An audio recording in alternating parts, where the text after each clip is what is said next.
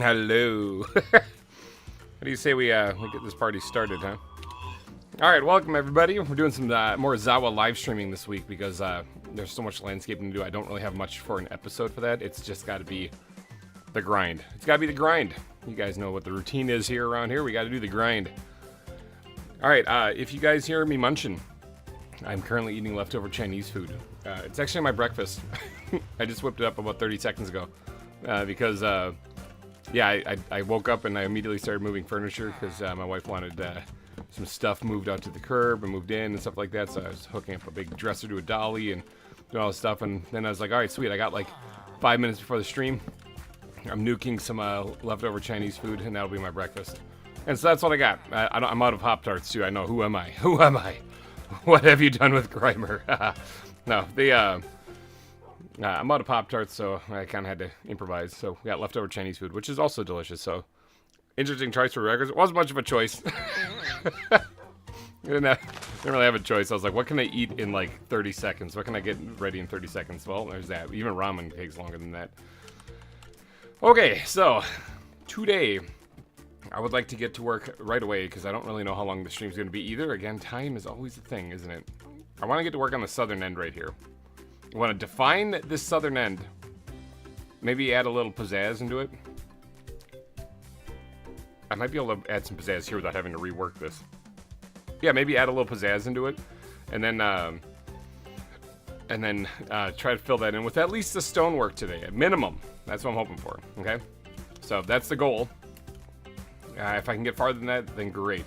I'm going to need stone, which I do have plenty of to get started at least, so that's good. There we go. Let's fly on over there and see what project we're working on today. Kithron, hello. Kithron's currently joining me in the game here. Yeah, Masik. I'm gonna butcher the name. Welcome to the stream. All right, this is where. Oh, there's totally an orca right there. This is the part we're working on now. Actually, I gotta fly over here a little bit. Right here, I have this part finished. It wouldn't be cool if I didn't have to rework this and undo the work that I put into it already. So if I did that, I'd have to create like a new cliff face kind of jutting off right here, which would look interesting. I guess instead of just like hugging the edge like right here, instead of just kind of just creating an outline of these exhibits, you know, I think it'd be more interesting to create like a unique kind of terrain right here that has multiple rocks like jutting off of it. I figured you'd tune in for once. Yeah, well, welcome. We do a lot of the landscaping and grindy parts here on stream to show the grind. That way nobody can point the fingers and say, oh, you did this in creative across 2 years. That'd be stupid to do anyway. All right, so let's get in the water here. Make sure there's no sharks or anything terrible going to eat me. And let's actually jut this off. Oh, we're going to create a line here.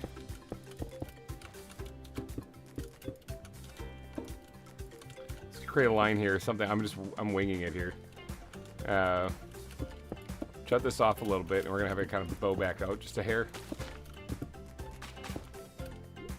Just a hair, like maybe only one block even. And there's the orca. I've got to kind of figure out where I'm gonna have this curve back around then.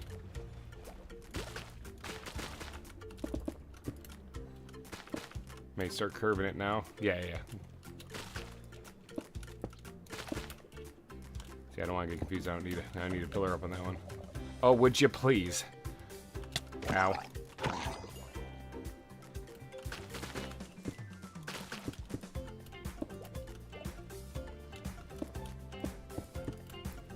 That good? That's not bad.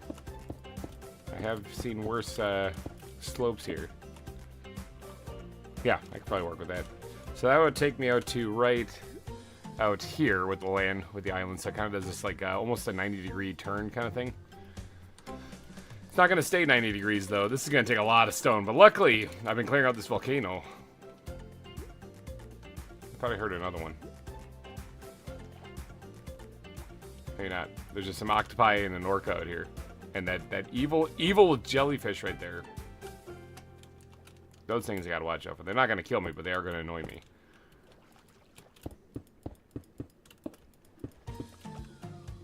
Alright, now the other exhibit is right here. Now, I do have, like, sandy beaches and stuff that I do want to add to this island eventually. Black Rose, hello, welcome. Simon Holmes, welcome. It's good old Cinnamon is in his house. Got a little Spice of Life joining us today. That's what you should rename your channel to, the Spice of Life. Alright, so I'm thinking about trying to bring it out to, like, right here if I can. And then leave that last little island of sand right there, and I'll redo it. Well, maybe not. Maybe not. Hold on. Wait. I could redo this whole area to be like a little mini sandbar. If I bring it out to like right, say here. Yeah. Stone. Need more stone. Yeah. So that's where it's gonna be. Redefining the southern end of the island now. The volcanoes are looking good. I do have to keep working on that grind. Hold on, Chinese food break for a second, real quick.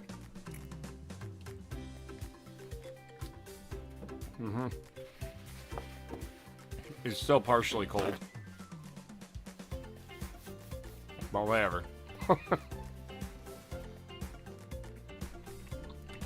Alright. Get rid of that guy.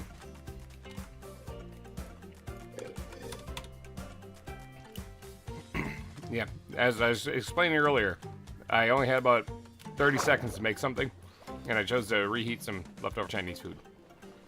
And we got puffer fish. Whoop.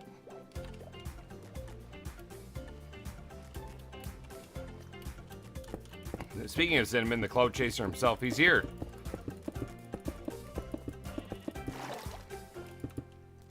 Let's give him a good old solid wave. Get rid of one of the locals here. Oh yeah, they still drop gold bars in this version. I was like, I thought they were copper. There's no copper in this. It's 116.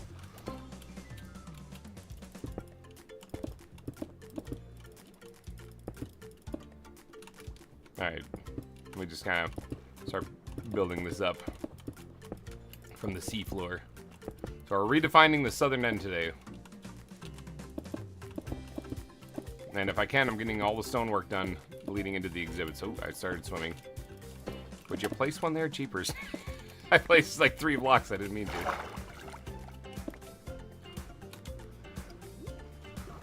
to. Hopefully you guys are having a good weekend. For those of you in the U.S., happy Labor Day weekend. A lot of people doing grilling and vacationing and stuff today. I am sitting in my basement playing Minecraft. Eating leftover Chinese food. It's the way of life.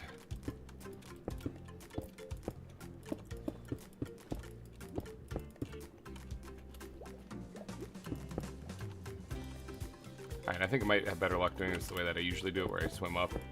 Because I can accidentally keep swimming, like, and I don't mean to. So I think this might work a little bit better. Blow through the stone faster. Basement dweller over here. Heck yeah! Shout out to all those basement dwellers. For those of you who are interested in Halloween stuff, just know that I have begun recording for this year's Week of Horror. So I am in a constant state of freaked out these days. Got some good games planned for you for this year's Week of Horror. There's a lot of good horror games out there. There's a lot of good indie games out there too. So, and some of them aren't super scary. They're more funny. So hopefully you guys get a kick out of it. I'll be on later to help dig out the volcano that been off on adventures far lands the server lately. That's alright, take your time. Ironically, that's what I call a channel when I start making animals documentaries, exactly.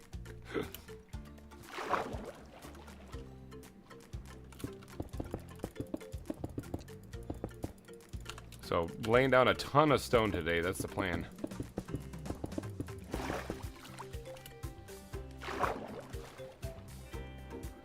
Eating Chinese food, laying down a bunch of stone. That's what we're doing today. Hopefully you guys like this kind of stuff. If you do, hit the like button. That always tells the YouTube algorithm what's going on. Every channel here on YouTube is at mercy of the YouTube algorithm.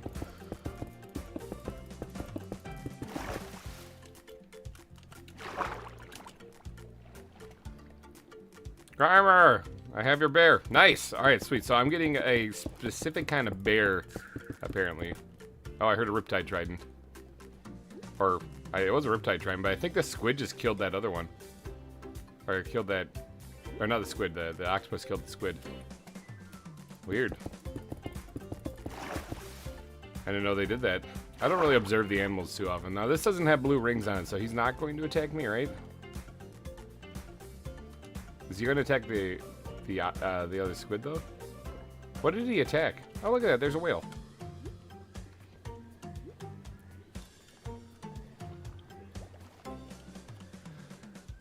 Am I only streaming on YouTube? I am currently only streaming on YouTube, yeah.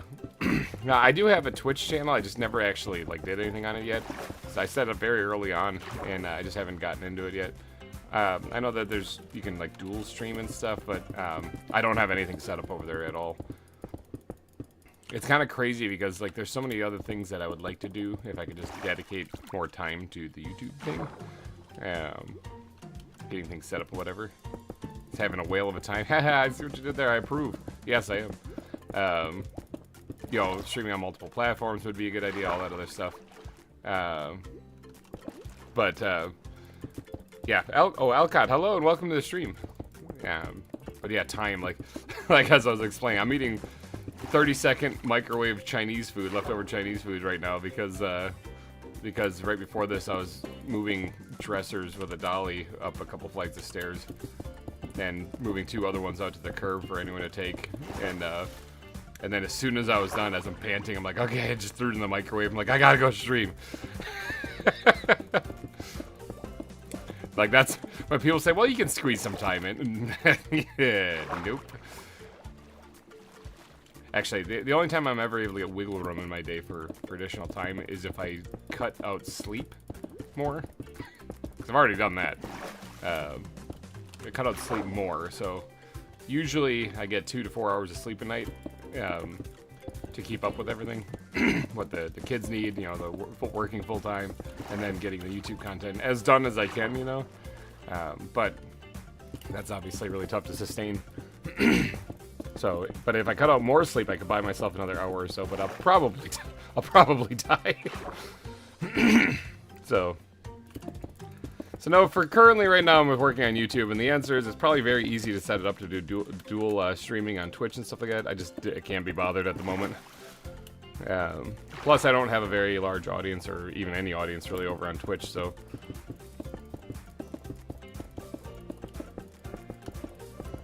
I'd have to start from square one, and that all takes time. Basically what I'm saying is I need somebody out there, if you guys could. It's crazy work, yeah, it is. It is. It's been going on for years now, ever since having kids, basically. But basically what I need is one of you guys out there listening, if you could, and I know this is simple to do, so if you guys could find it in your heart just to do this pro bono, could you guys make a cloning machine and just send it to me, please? Thanks. That'd be much appreciated. I need another one of me, basically, to do like editing and whatnot. Honestly, it does have to be me doing the editing too, because if you guys caught the last episode of Planet Crafter, the power ballad that was right near the end of that about me finding a worm on the ground, that inspiration came while I was editing. I was editing the episode, and I got there and I was like, I should do something with this. This is like the first worm of the year, you know, first larva, and oh, there's a cinnamon. I'm flying. I didn't mean to be. Okay, so he's got a bear, apparently. And this thing apparently will attack me. Oh. Ooh, is it a ZAWA bear? Was this added? Andean bear, nice. Well, I sense we're going to be making another bear exhibit coming up here soon. But yeah, the power ballad that was in there, I'll work on it. Thanks, Kithron.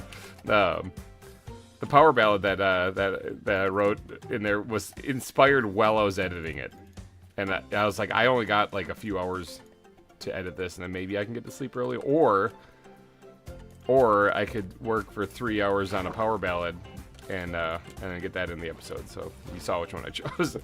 It's a bear from Ecoregion. Oh, nice. So I know that we have some type of bear in here, but I believe they are like Wonders of the World, or not Wonders of the World. The other one. The one with the animal mod that is kind of glitchy and causing things to despawn, whatever it was, that one is. Better Animals Plus, that's the one I'm trying to think of. So Eco Regions is a ZAWA add-on, so I'm thinking that one probably should be more stable. So hopefully that one doesn't despawn. I haven't actually had my bear despawn, so that's fine.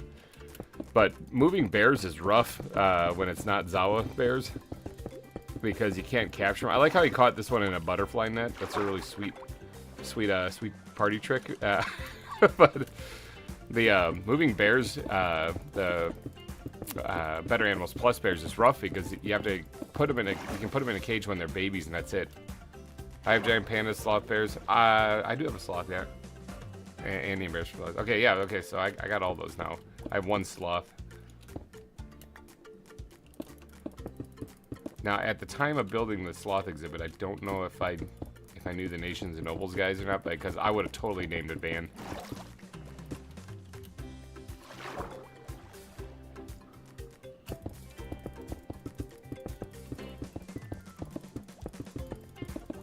Should be able to use the ZAWA cage to catch the other bears. No, we're not able to. They don't go in them. When they're fully grown, anyway. When they're babies, they do. I have a sloth. Is that the same thing as a sloth bear? I thought you were just being like fancy with it. If it's a different thing, then no, I don't. I have a sloth though. It's called Blue, I think. Why is that?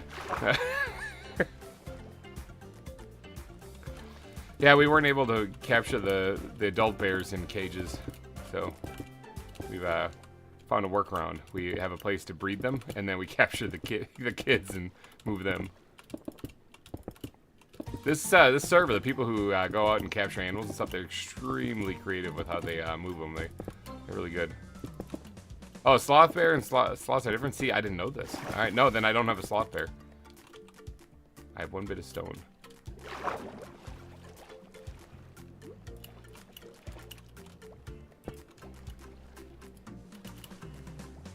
Alright, let's get back up here. Yeah, it's true. The moose don't stay in the cages either, so you have to get them to chase you all the way back to your zoo.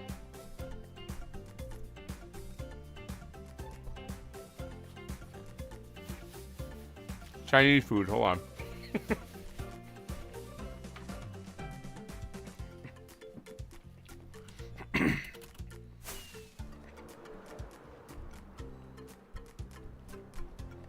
Yeah, but the moose will definitely attack you.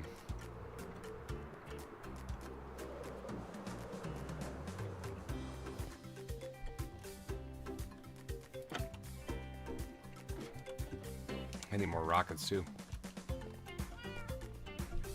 Oh, yeah, I don't have a sloth bear. That is news to me.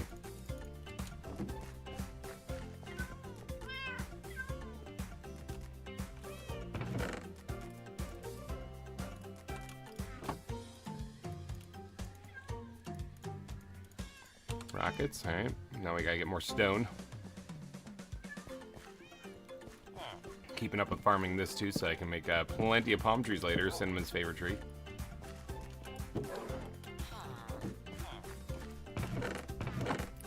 You can't hate on them too bad, Cinnamon. They're made with cocoa pods, and cocoa and cinnamon go together great.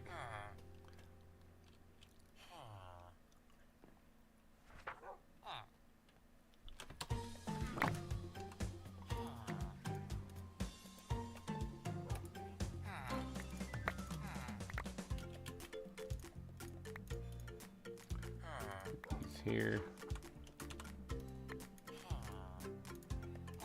Let's load this chest up too. Oh yeah, look at that. I have some in there. I already thought about doing that. How about that? Now I'll add Grizzly's Moose again, whatever that is. Yeah, they were in ZAWA rebuilt, I believe, weren't they? I think they're catching up. They're getting there. It was like a complete overhaul, so.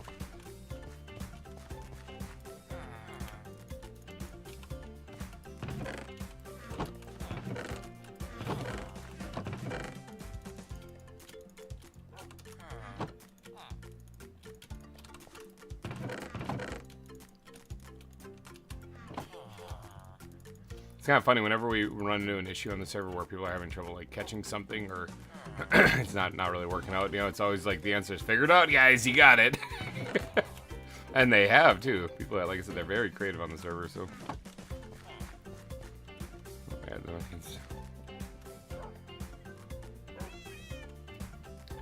Wither Rose, hello and welcome. Bam.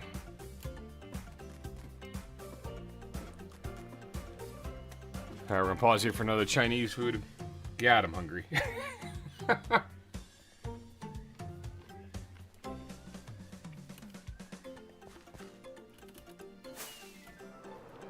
I'm eating chicken and broccoli, by the way, in case you're wondering.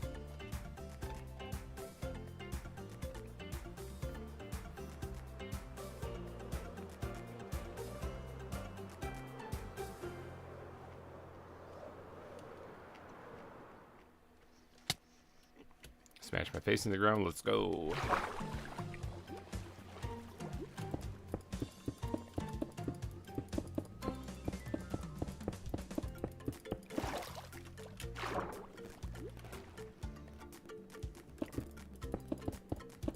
That sounds awful. It's delicious.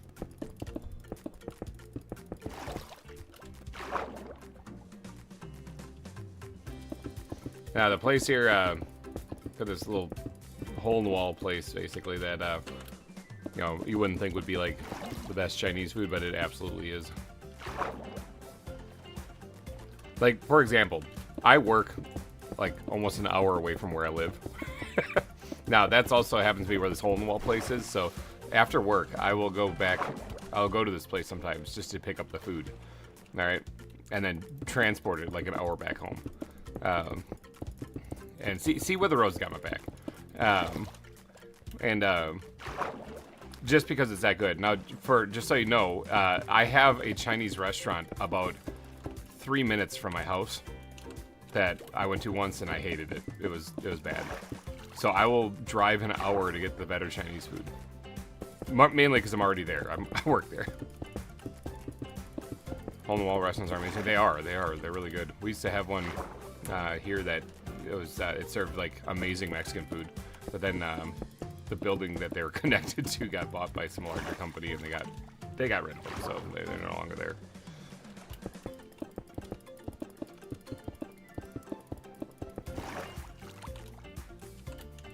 I know this polar bear's gonna be able to leave the water. Oh yeah, we do have polar bears that are stuck in water and they just don't go anywhere. Honestly, I don't care. It keeps them contained. Knowing my luck, they'd probably escape.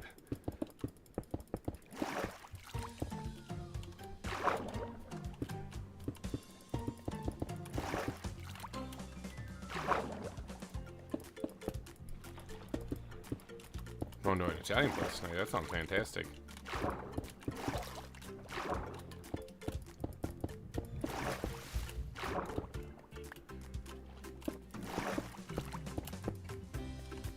Oh, it's nighttime. Look at that. Creepers be creeping and whatnot. Actually, in this case, it's more like spiders be biting.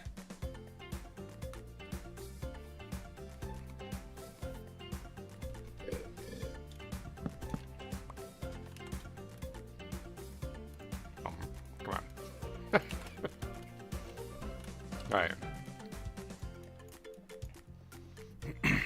Redefine that edge a little bit.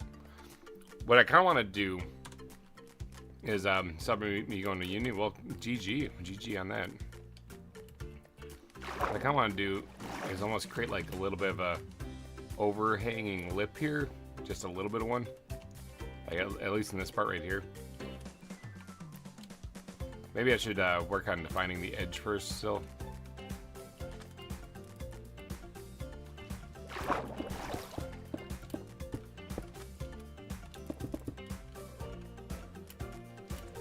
A little bit of a mini sandbar jutting out here. This amazing coral area is going to get kind of covered up a little bit. So I got to have some thickness here so that I can actually build the landscape, you know? I sense an Enderman. I no longer sense an Enderman.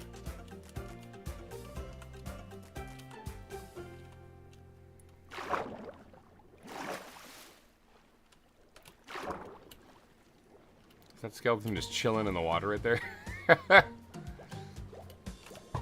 Oh, you gotta do better than that. Oh, you gotta do better than that. Oh, you did better than that.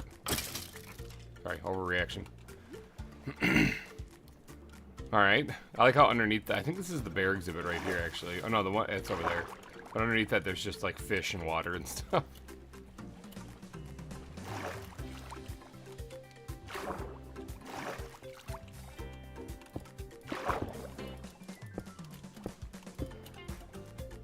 Oh my god, stop swimming.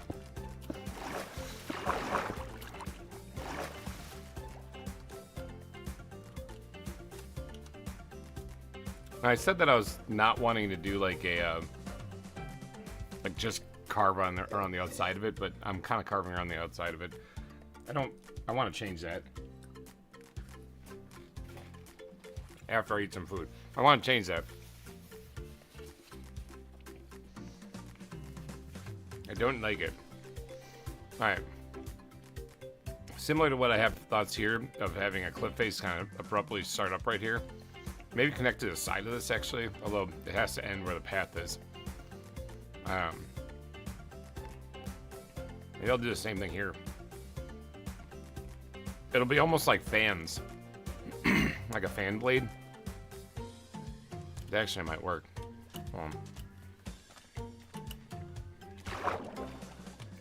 In which case, I have to redefine this again. Stop munching, I'm hungry. I can't, I'm so hungry too.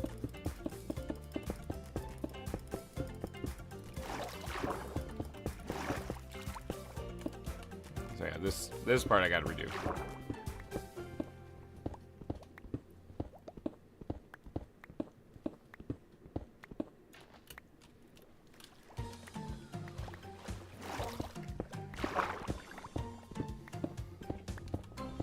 I know I didn't explain that very well as far as what I'm planning on doing for the train, but you'll see.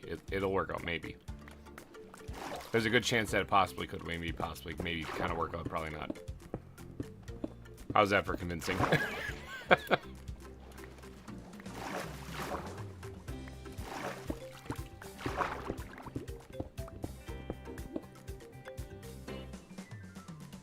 What else? The safety person made my tunnels. Wasn't me, I can guarantee you that. Me personally, I like to live on the wild side when it comes to traveling in the nether, so sometimes ghasts appear in the orange tunnel. You know, the tunnel that only has a glass floor, and if it breaks, you fall into lava. That's the one that, like, let's say a ghast were to shoot it, for example. That's my tunnel. Alright, so we're gonna make this come at it a little bit more straight on, and then do like a 90-degree turn then.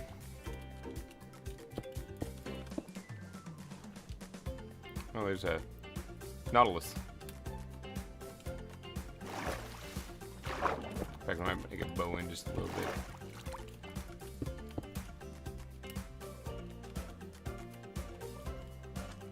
Needs to be just a walkway. Yeah, yeah. Actually, let's have this start right here.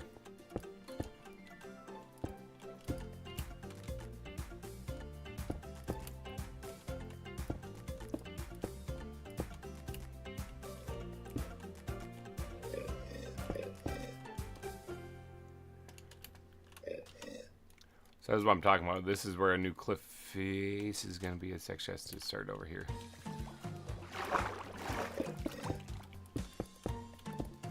Now this part's all going to be underground, so this part isn't super important. It just gives me an idea. Gives me an idea of where to start it up there. So I can actually kind of leave this the way it is. Imagine, I can't imagine. I have kids.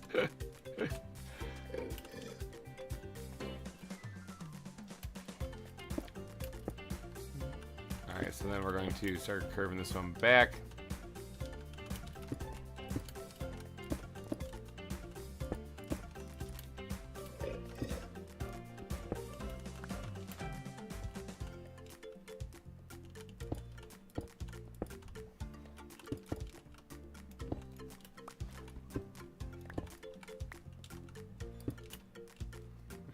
that good? Is that good or terrible or really bad or totally sucks or what is it?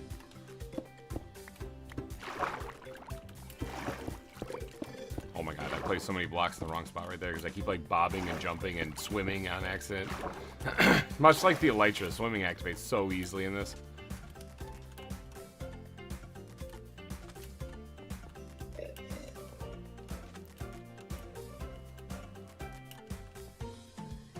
Sandbar's gonna look a little weird, but I guess it's fine.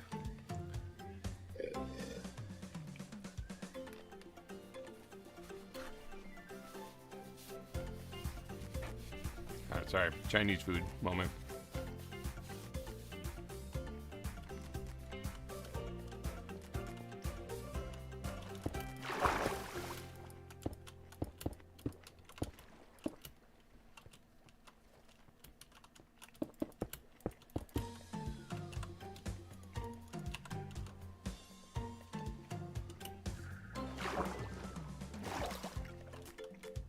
I just heard that Riptide thing again. Is there a creeper in this exhibit? Something not burning up in there that I see a red dot.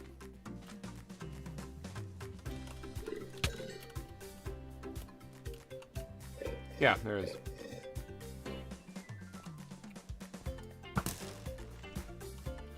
Dealt with handily with a vengeance.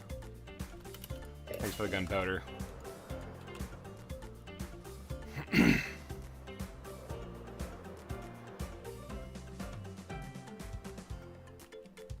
Alright, so then this one, the rest of this, please stop flying. Just for the love of God, stop flying for a second. Speaking of flying, there's a flying fish. This one will continue on this way then. Oh, there's sharks right there. Hello, sharks. Oh, there's a blue ring octopus. Those are the dangerous ones, I think. At least that's what people keep telling me. I don't know if that's true. Now this one I think I can just kind of curve along the back side of the island. I don't have to get as fancy with it.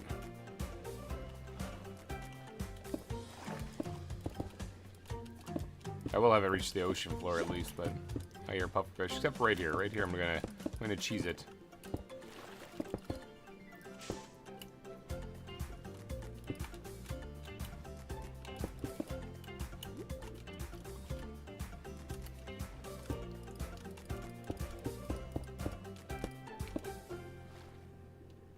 This will leave a nice big open area right here for me to do a lot of landscaping on. Maybe put some ruins in. Definitely put some palm trees in, Cinnamon.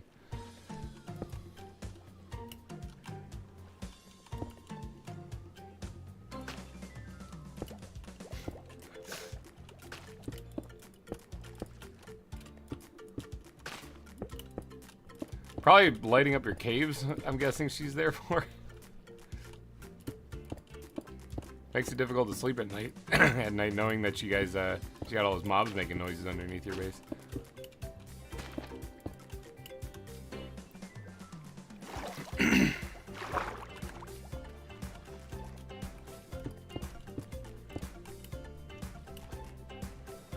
Torches, yep, there it is. Alright, I think we can start curving it kind of this way. Oh my gosh.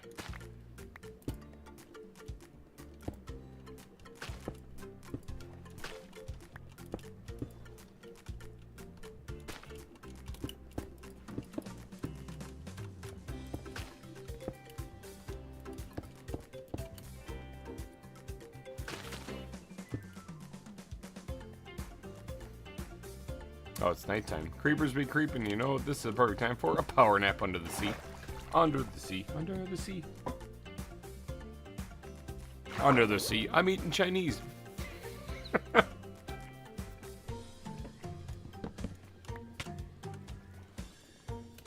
think the shark just killed something. Was it delicious? Did it taste good? Was it yummy? Yum yum.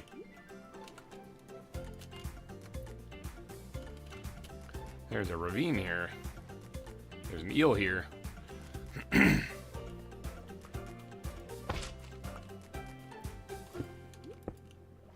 just gonna kind of build this into the coral that's here.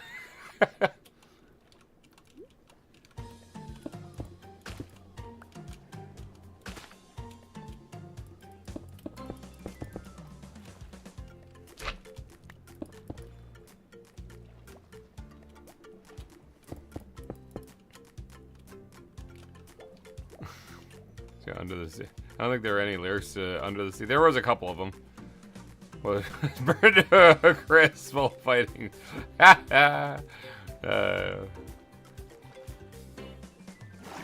Shit. Oh, nice. I'm back at GReimer's. Welcome to the best place. Welcome, Cinnamon. I do. Enjoy your hike back.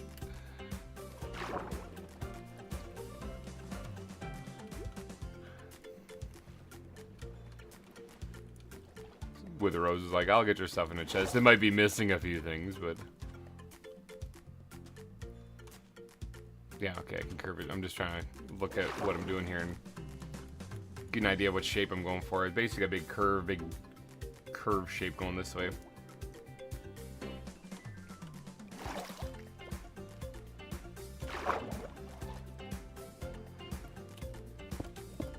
Hey, just because she murdered you, it doesn't.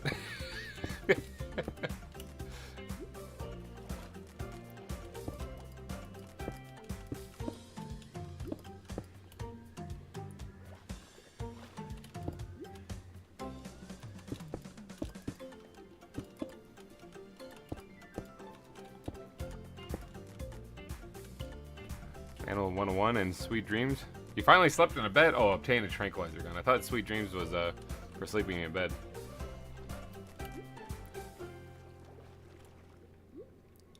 I slapped her once. Well, see, that's self-defense now. It will hold up in court.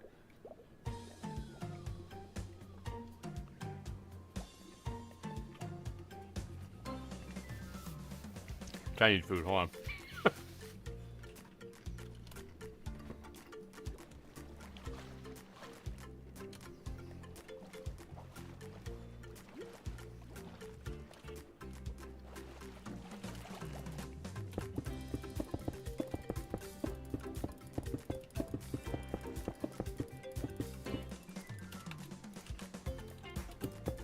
Cinnamon's over there tugging at the jury's heartstrings like, I was so young.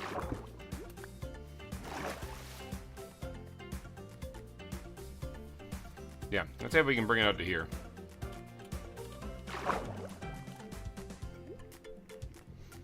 Now, I don't necessarily want it to be a very curved shape. Like, I'm okay with it being a little deformed, you know? Because then that way it doesn't look like a semicircle.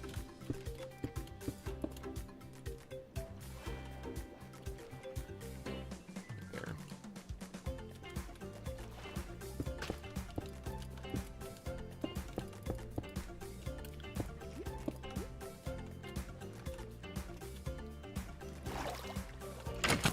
Ow. The cool technique I'm going to teach Cinnamon one day. You put down torches underneath your place and you don't have mobs spawning underneath them.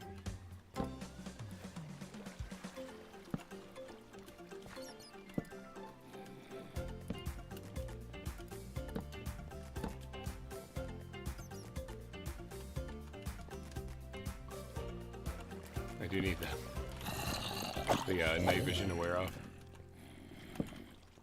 The big cave.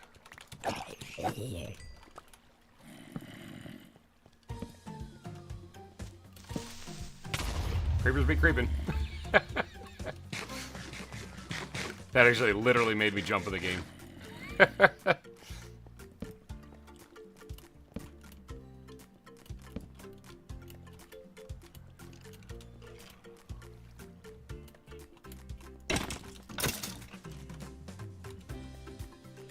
Oh, there are creepers up there.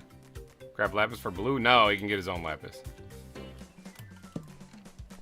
There's one. He sees me finally.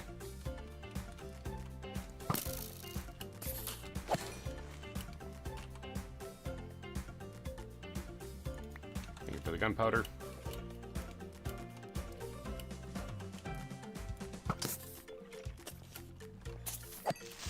Thank you for the gunpowder.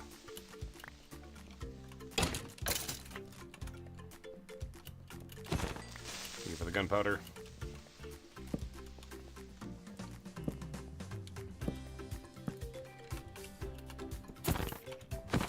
For the gunpowder. Didn't expect to do some caving, but this was kind of an impromptu caving session.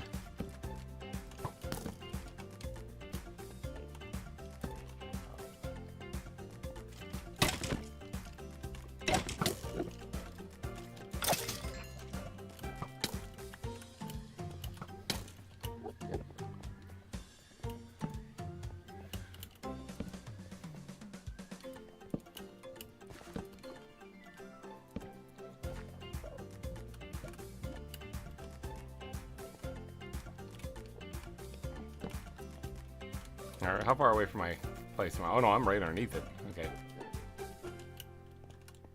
So I do want to light this up here. Bears aren't able to sleep because there's so much, so much noise. Fine, I'll grab the lapis. Oh, I need room. I'm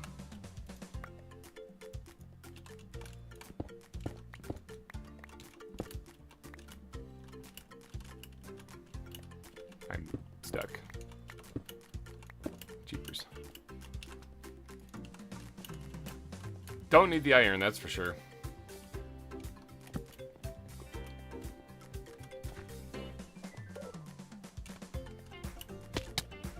And I'm down here now.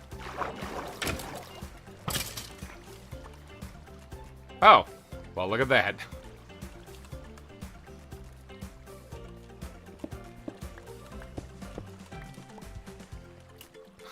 I just fell down here and there's diamonds. Didn't really want to go caving. This was not the purpose of me being down here. Just wanted to light up. And I don't really need to light up down here. It's mainly the mobs up here on the surface that are the more annoying ones. Natural cobblestone generator there. This looks like an underwater cave. I hear a baby zombie. Even amidst the music, I hear a baby zombie.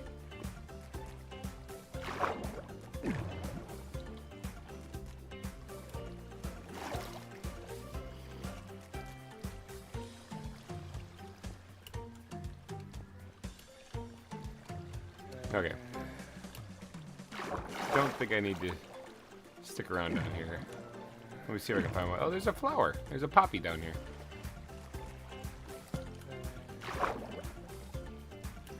Alright, now how did I get in here? Is it this way? Yeah, there's torches. Okay.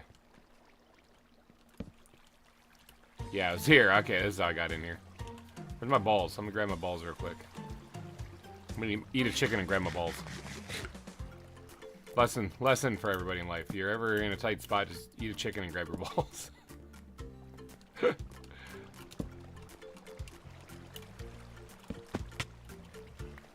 And then you can eat your balls up there to get out of the said tight spot.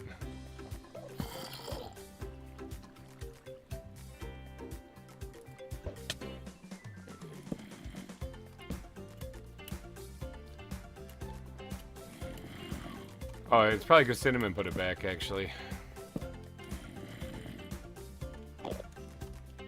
He was so thankful for you clearing out all those trees, they put a couple of the floating trees back.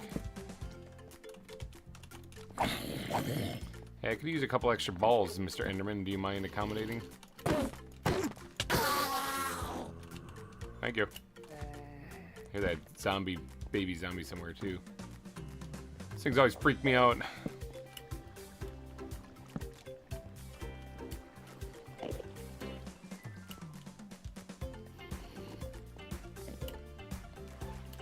I see a creeper.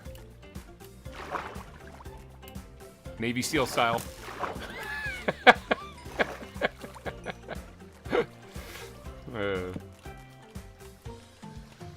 Alright, should be good.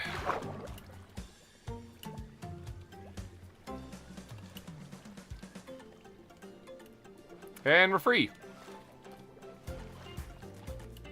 Sorry, I got distracted there. A little caving adventure. Where am I? I'm on the southern end. Where's my line I'm working on? Right here.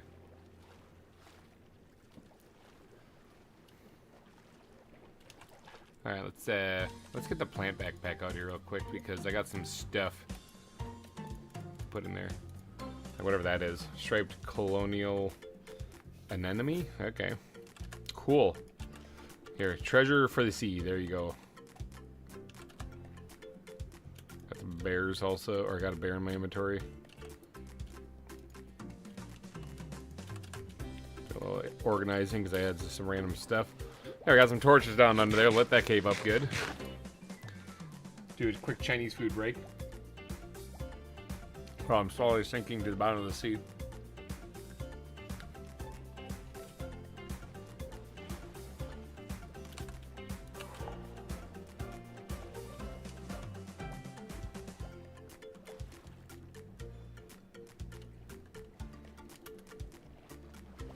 Oh, there's a hammerhead.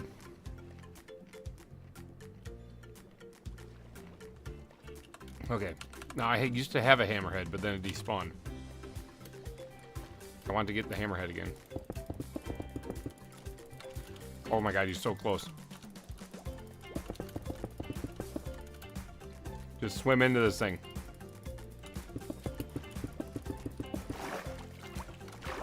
Come on, come on, come on, come on. Oh, so close. Got him! I got him! Where is he? He got in there. He's in a net somewhere. Alright, let's start breaking these and see if I pick him up.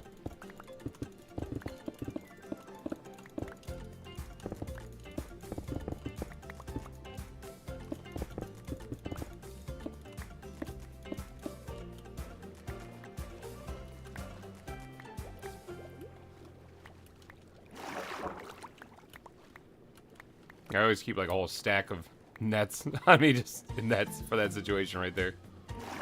I got 59, so that means shark. Yes, we got the hammerhead. Awesome.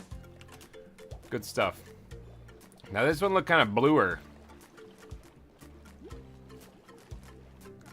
I noticed this one was kind of bluer. This isn't like the great white variant, is it? I don't really know. I don't think it is, because the great white really does look like a great white. Like, it's ridiculous. I don't know. If Orskull's out there watching, you know, let me know if that's a great white variant. I don't think it is. I do realize that that was definitely the hammerhead, though. Awesome. Well, that was cool. I like getting little treats like that while I'm building. But I'm not on the server. It's been quite a while since that's happened, actually. Like, I'd say it's been like a month and a half for me. That's kind of nuts. I kind of forgot what that was like. We had our first crash. It has been months actually since this happened, so I kind of forgot about that. Hopefully it doesn't roll back and I lose the hammerhead. I will cry. Yeah, give me a second. I'll get this up and running. I'm just gonna wolf down some shinies in the meantime. I gotta wait for the server to realize I'm not there.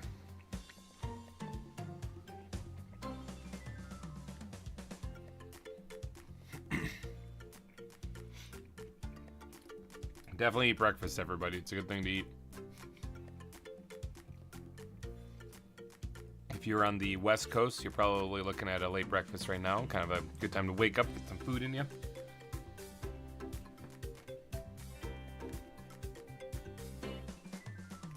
If you're on the East Coast, then think about lunch.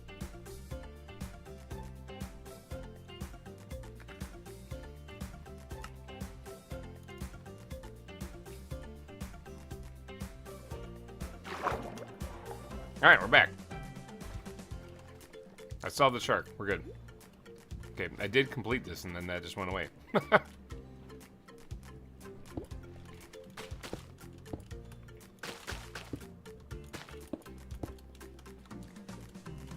think I had this actually go for a little bit longer.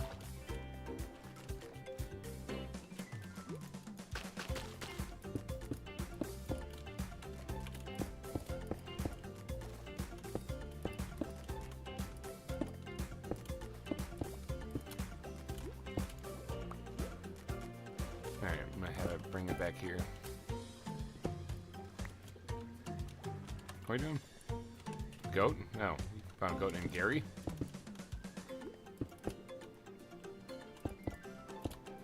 Isn't that like the snail from SpongeBob?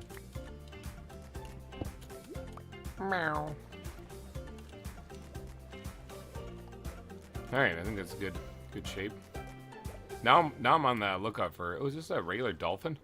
A regular dolphin! Whee! Now I'm on the lookout for like a great white.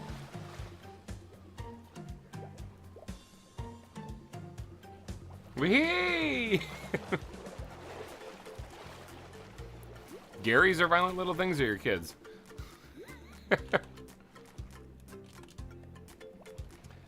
Alright, well now we gotta raise all of this up out of the sea. Ugh, that's gonna take a little bit.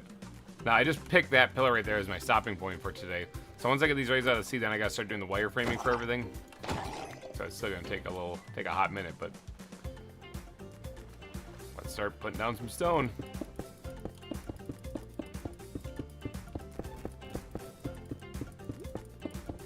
There are squid in the area too, or jellyfish rather. So these little buggers, those things cause poison and blindness if I touch them, and some of them are really small and hard to see.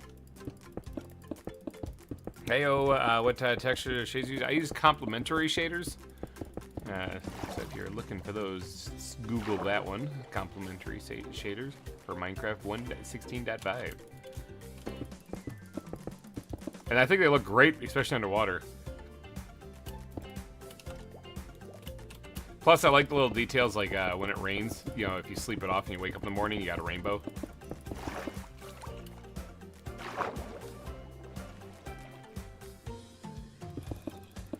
Oh, I heard zombies down there. I don't think anyone's gonna be down there though when they're walking around the zoo. So.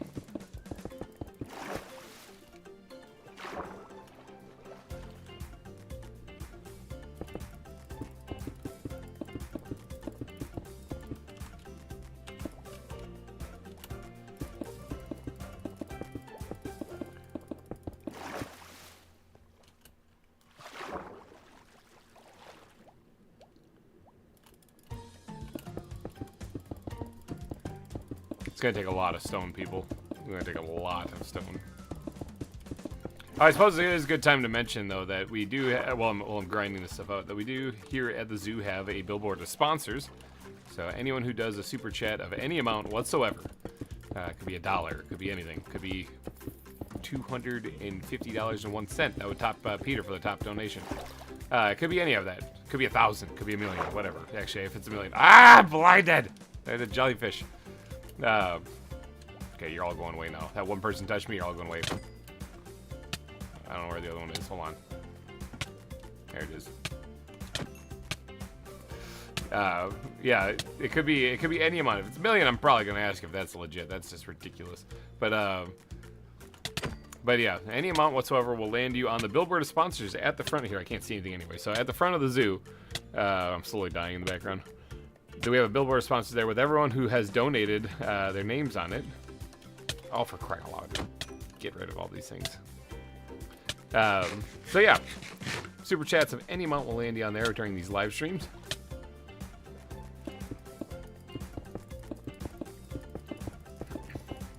And then you'll be immortalized. Your name will forever be there. And once the zoo goes up for, well, once the world goes up for download, the world download, you'll be there.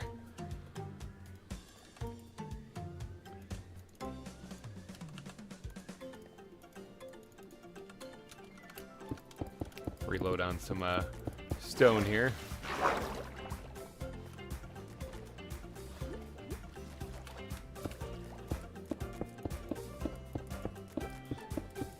And yes, whoever does have the top super chat this season, which currently is Peter, gets to decide what we're doing for next season. Whether we're doing ZAWA Season 4 or whether we're doing Jurassic Craft Season 1.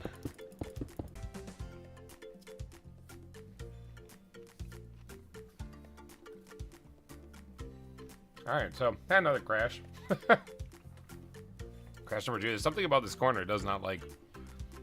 I was saying, I don't know if it went through, but whoever does the top super chat this season gets to decide whether we do ZAWA Season 4 or Jurassic Craft Season 1. Your choice. It's ZAWA with dinosaurs, basically. GReimer, did you fix the issue with waypoints? Because my shades can't see waypoints. I don't think that is an issue with... I think that's something on your end, actually, because I didn't know there was an issue with waypoints. They were working fine for everybody.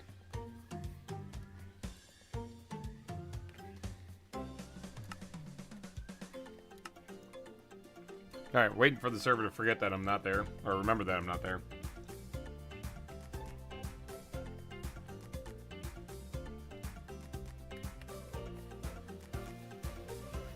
In the meantime, wolfing out as much Chinese food as possible.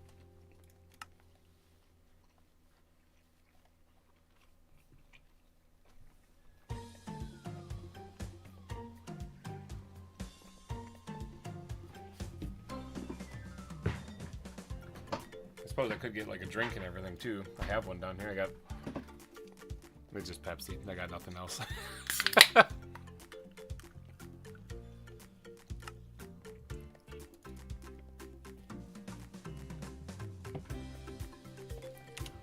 All right, we're back. Yeah, I went to go kill that thing right there, and it wouldn't let me. It wouldn't let me. Look at all these clowns.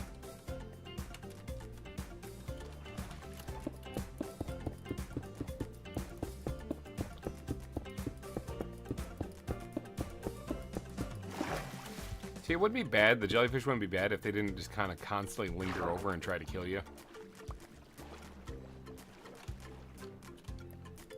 Yeah, if you do notice the stream freeze up and, you know, like you're wondering if what happened or whatever, it's probably on my end. Just give it a second. It'll sort itself out. It's been an ongoing issue for me, and I don't know why it's happening, but we're powering through it.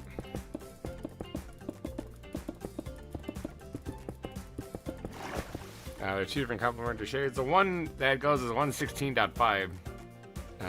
And you might just have to experiment and try to figure out which one works for you.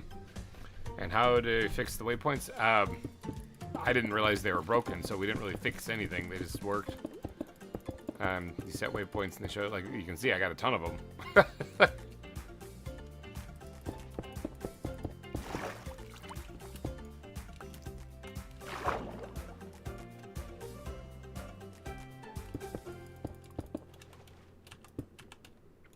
I do know that on the settings in here, you can actually go to waypoints right here, and there's options and stuff that you can change things in here, so you can try to get them to work however they work for you. Do you know the season of ZAWA? Ow! God. Where is it? Rachel! Here's a where. Oh my gosh! Look at this little guy. Goodbye, Squidge. If you do know the season of ZAWA, will you be going to 1.20.1? Yes, absolutely. In fact, the goal is after the season, because of the whole land generation stuff for the season on the server and stuff, once we close down the server, we'll probably be updating the mod pack, actually, to be up to date with everything. Assuming it doesn't destroy everything, because the Traveler's Backpacks, for example, I need them. I need them in my life. So I definitely need them whenever I'm playing ZAWA, because they're so handy.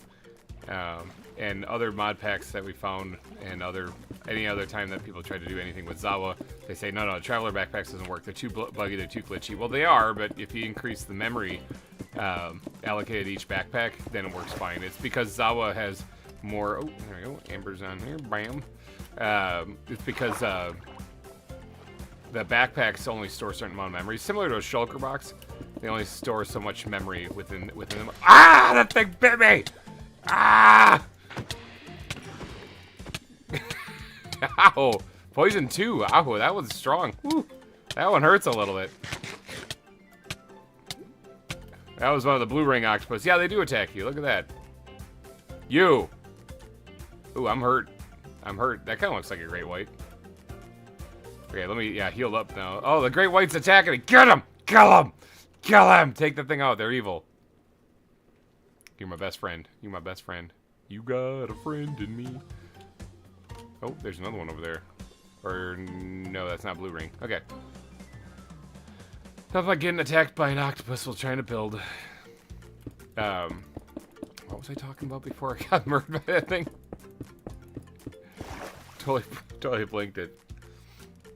Oh, the Traveler Backpack, yeah. You gotta modify the mod. You gotta adjust it. Thanks to Bayfish for figuring this one out. The reason why it crashes and causes so many issues and corrupts chunks and stuff like that is it's a memory loss issue. It's a memory issue where you smashing too much stuff inside of the backpack. And it can only hold so much stuff at a time. And so by increasing that number of how much it can store, then it doesn't crash anymore. There. In case anyone wants to know, any mod developers out there kind of making packs and stuff like that, that's the problem. That's the issue with it. It works fine. You just got to increase the memory for these things. Look at this guy. Look at this morose, glowing guy over here. Wait, does that mean it's nighttime? No, it's not. Adios.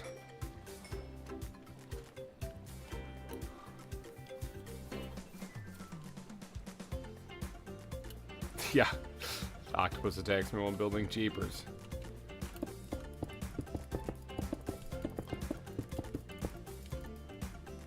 Maybe the mod should do that? Well, I mean, it should, but the mod was designed to be used with vanilla Minecraft or even other mods. The reason why ZAWA is unique is because ZAWA creates things like this, where there is a net that is a bit of memory, and then there's a bear that is another bit of memory, but they're also stored on one spot. So you can do things like capture cages, which are so big, and then capture cages with animals in them, which are bigger. You know, so then you start smashing those into a backpack, and it exceeds the limit. So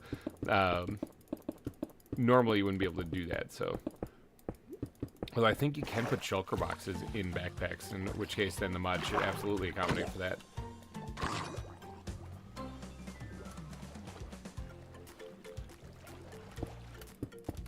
And maybe it already has. Maybe there's an updated version of the mod that's out there that we just need to look into. Sophisticated Backpacks doesn't have this issue. I have never played with Sophisticated Backpacks. I'll have to try that out, actually.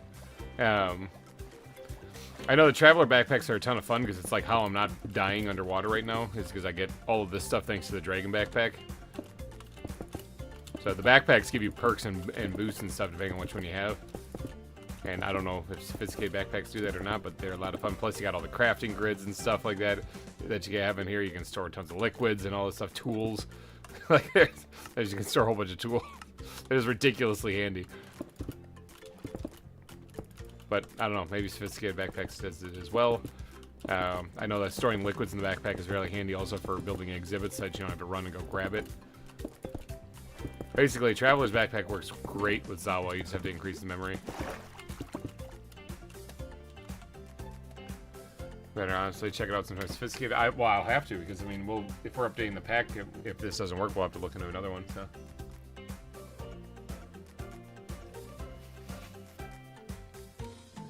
Chinese food. I thought that was a missing texture fish, but it looks like it's totally normal.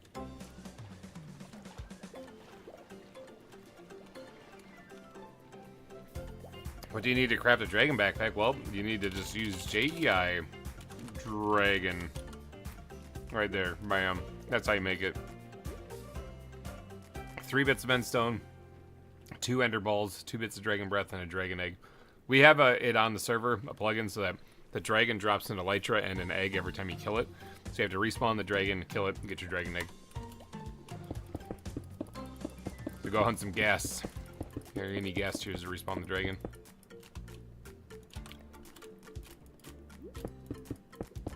That is how you get it.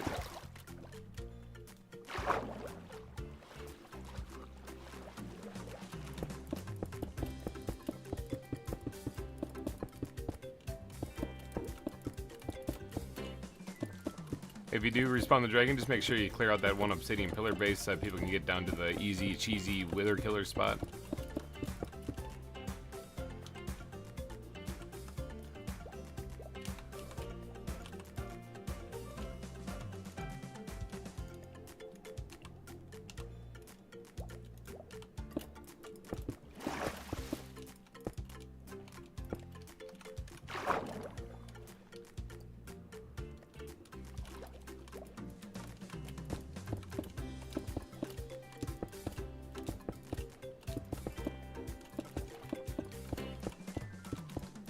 Oop.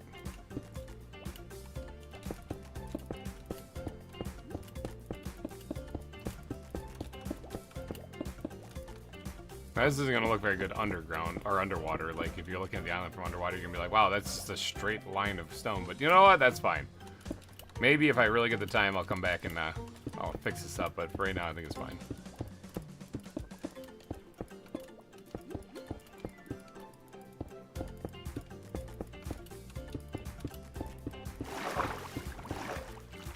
Oh, it's getting nighttime. Look at that beautiful sunset.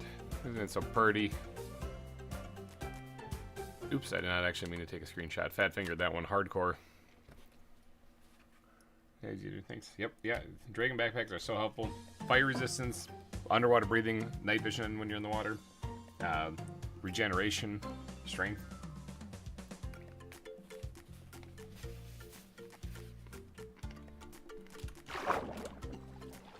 Just make sure you take it off when you're trying to capture a small animal that has only a little bit of health. Or just check this. Deselect ability enabled, ability disabled. So, because you don't want the strength to murk your animal when you hit it with the net.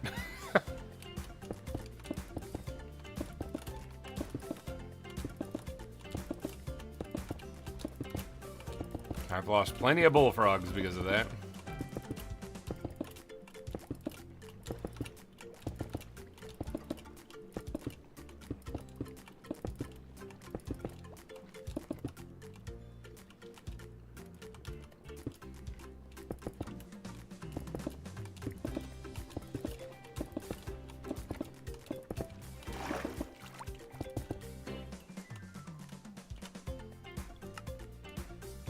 Oh yeah. It's gonna add a huge chunk of land on down here.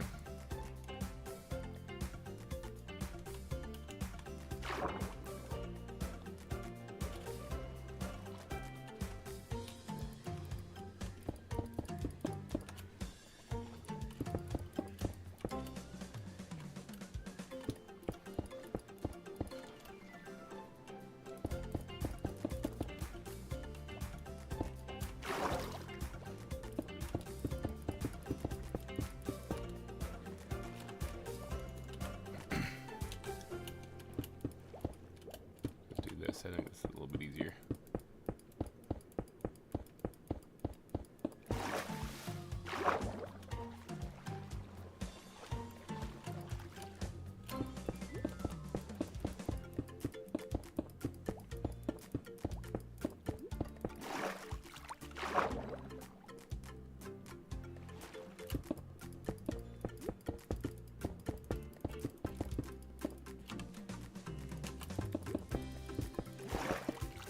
But yeah. Todd, welcome to the stream. How's everyone's weekend so far? So far, so good. Building, doing some building, eating some leftover Chinese food while I'm building. So, not bad. I hear a local coming. Gotta build fast. Gotta build fast in this. Oh, there's Amber. Hello.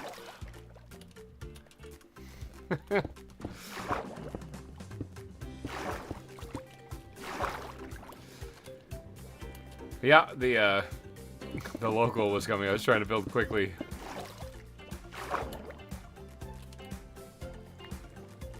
No, I'm good. I'm good. No, this is all part of the fun, is constructing this place.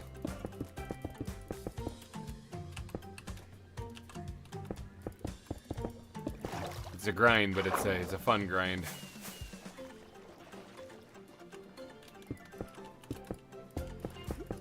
It's why we play.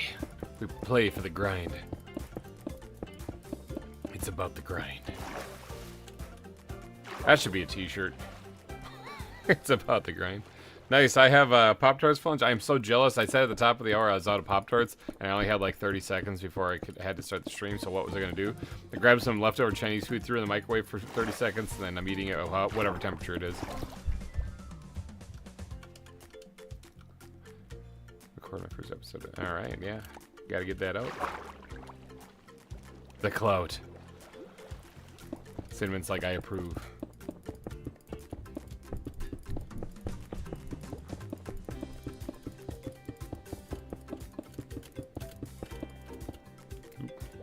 Doing so good there. What are you doing? What are you writing? What is that?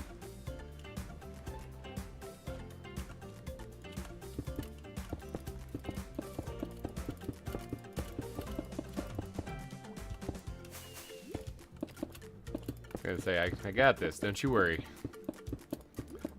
This is my project. This is my zoo. This is what I'm doing.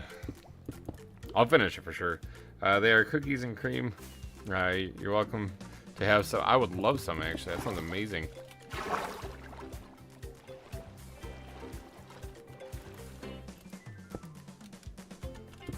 Actually, it sounds delicious. Although chicken and broccoli is pretty dang good. Cookies and cream sounds a little bit better. I don't know why. That does sound delicious. Get that there just to get out of my inventory. I need more blocks.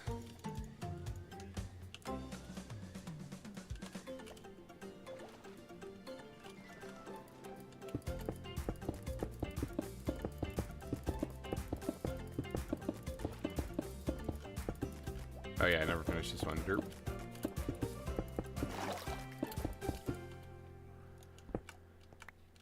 Hey ho. Not too far to go still.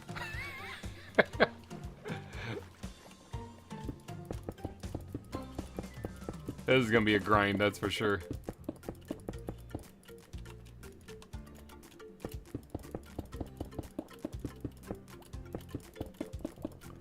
A combination of fried rice for dinner last night. That sounds delicious too. I had Chinese food for dinner last night. This is just leftovers. I don't think there's any real ramifications for eating too much Chinese food other than it maybe getting a little pudgy. It's not like Taco Bell where if you eat too much Taco Bell you just destroy a toilet later. So I think I'm okay. I mean, chicken and broccoli, that's all safe, healthy food anyway, so I'm told, right? Vegetables and chicken. Get out of the way.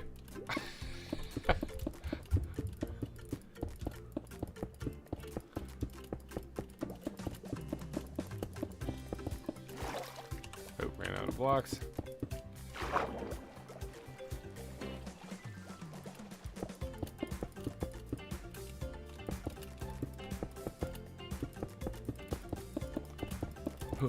Build.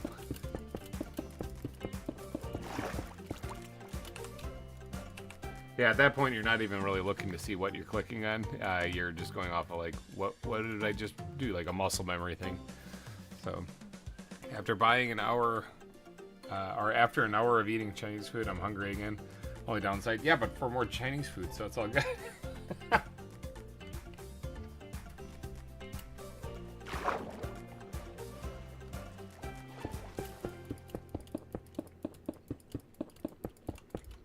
Actually, an hour after stuffing my face with Chinese food, I'm usually asleep.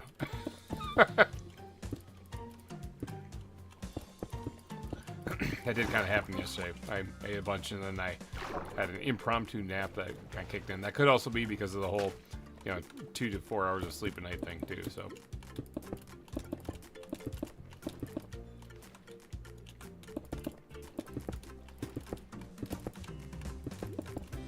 Don't do that, people. Get more sleep than what I do. Holy cow. It is not good.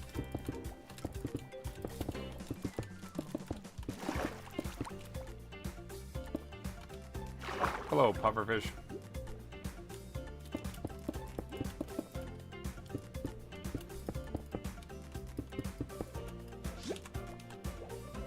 You're really kind of freaking me out. We're going to do a little relocation process here.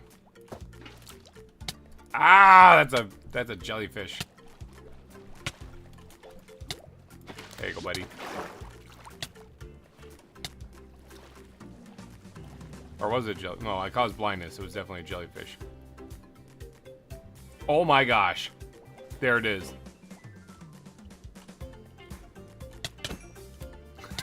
Jeepers. It was that little guy.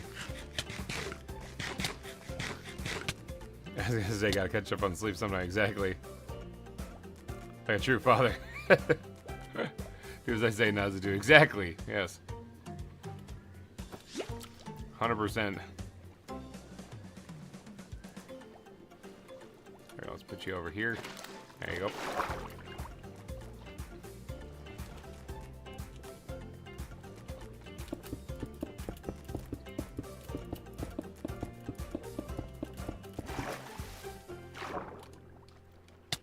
Ow! Where?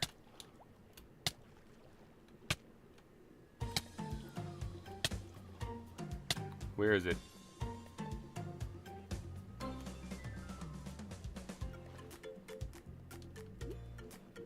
Ah! Oh, there it is. Got it. Little guy.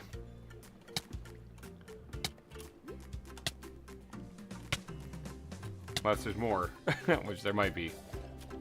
Oh, for crying out loud. Local, I don't got time for your crap. Get out of here. Get out of here. Here, take your guts with you. Alright, sorry, back to building there.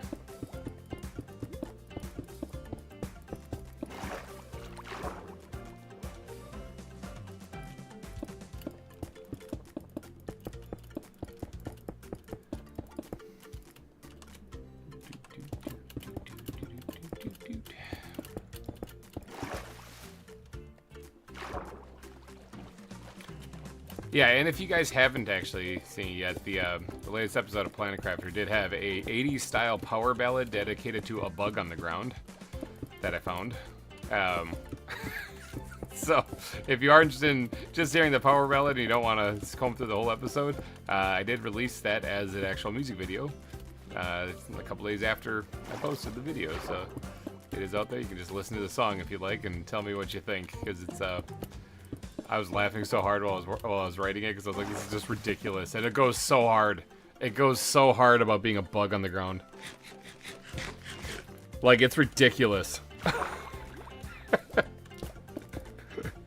That was awesome. Yeah, I know. Okay, yeah, Todd listened to it. It really was. Like, there's an ongoing joke in Planet Crafter, if you guys don't watch that series, where every time I come across the uncommon larva on the ground, I always refer to it as beautiful. Now, it is not. It is everything but. It's an oxymoron, because the thing is really ugly. But every time I see him, I'm like, oh, hello, beautiful, every time I see the thing. So I wrote a song called Hello, Beautiful, and turned it into an 80s power ballad using Suno. And it was awesome. So Suno is an interesting program. People sometimes get mad at you're using an AI. Yeah, I don't know how to play instruments, dude. I don't know what to tell you. It's like my only option I got, really. They're like, well, just get a real person to do it. It's like, do you have any idea how much money that takes? Because even freelancer stuff took hundreds of dollars per song. And so I just couldn't keep going with that. Like, I just did not have the funds for that. As a small YouTuber, if I get bigger, if I make a lot of money, then yeah, that'd be different. But then I'd gladly hire somebody to do it. But I can't. I don't have the funds for that. So another thing, hey, if you guys have any super chats, get added to the billboard of sponsors. Remember, speaking of funds, but the no, I don't have enough money to do that kind of stuff. So either I just don't do it at all, and you guys never get those good laughs, or I use Suno to generate the song to my specifications. That's the other thing. The other thing I gotta say, I gotta give mad props to Suno though, because unlike actually going through a freelancer I can tell them what I'm looking for, and they get an idea of what I want, and then they just kind of make it that way. But if I don't like it, the answer is tough luck, because that's what you specified. So by going through Suno, if I generate the song through there and I don't like it, I can just start over. I write my own lyrics, so I have the creative control over what is said actually in the lyrics. So it's not like I'm limited to whatever they provide or whatever they give me. So basically, going through the freelancer way, having an actual artist perform it and stuff like that, is less creative on my part and more creative. It's just less creative on my part. And it's basically them doing it, not me. Whereas using Suno, it's me doing it, and then I'm just generating it in a program to actually sound like the style. And boy, does it ever, holy cow.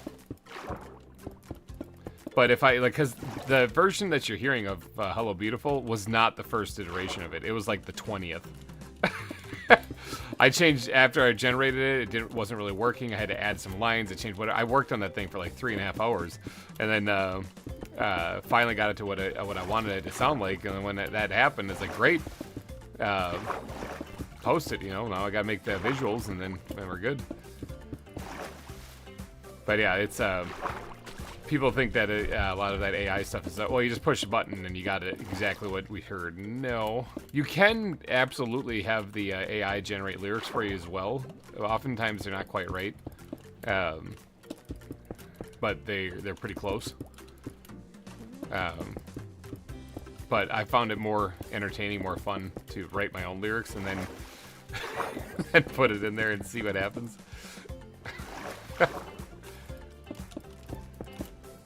The line in the Hello Beautiful that always makes me chuckle is when I'm in the first verse when I'm describing the bug about how your face is slimy and gross. You wiggle in dirt and you smell like crap. Smell like crap. But it's good to see you. But seeing you again is such a treat. Yeah.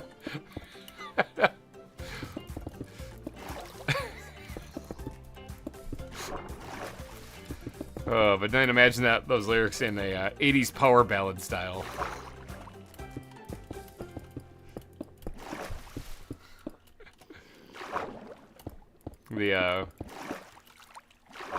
But then the chorus actually says "Hello, beautiful." You know, that's like the thing I always say whenever I spot them.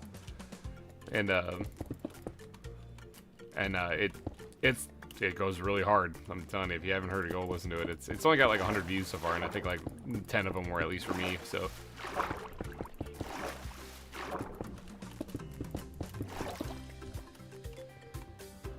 Oh, we're almost there. Almost connected. Again, I got off on a little rant about Suno there, and just stuff gets built. You guys gotta get me ranting more often. Oh, I accidentally just threw that out of my inventory. Fat fingered again.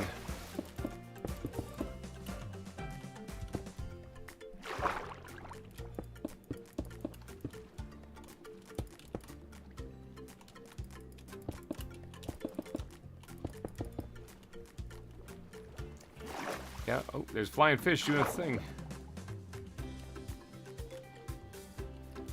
What color do you have? Blue rings, or are you just a cool one? You're a cool one.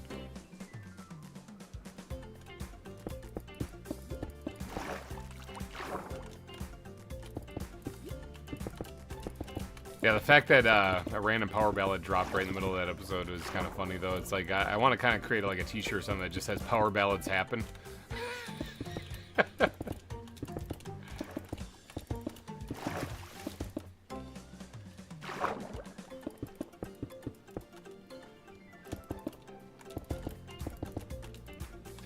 And it might actually be one of my, if not my favorite, it's one of my favorite Planet Crafter songs that I've got so far. Somebody pointed out in the comment section that, that I'm getting so many Planet Crafter custom songs made that I could probably release an album.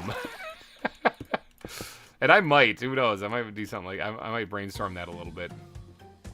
Workshop it, so to speak, and see what I can come up with as far as whether or not that's a thing. That would be really funny, though, if I could. Alright. Big stretch!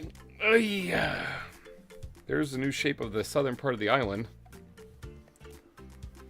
Similar to how we redesigned this whole section up here, because this just kind of came down like right along the edge here. So this whole chunk was added. We've now redefined the bottom here. If I have this jut out more and connect over here, then I might be able to squeeze another exhibit in here too. Originally, I wasn't going to try to squeeze as many exhibits in here as possible. If you remember, the island over here, it only has 1, 2, 3, 4, there's one there, 5, 6, 7, 8, 9. 9 exhibits. There's a lot of land for just 9 exhibits.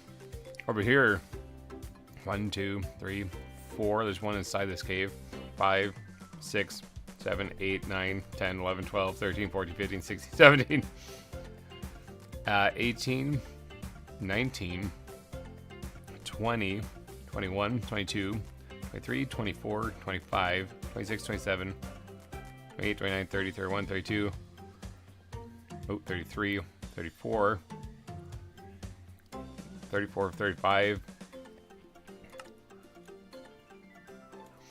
36, 37, 38, 39, 40, 41, 42, 43, 44, 45, 46, 47, 48, 49, 50, 51 exhibits. So yeah. Originally I was not going to go nuts with this, but it seems like I kind of have. Alright, well we got the outline of the coast done. I think I'll start I'll start right here where this connects, and I'll try to wire it up that way.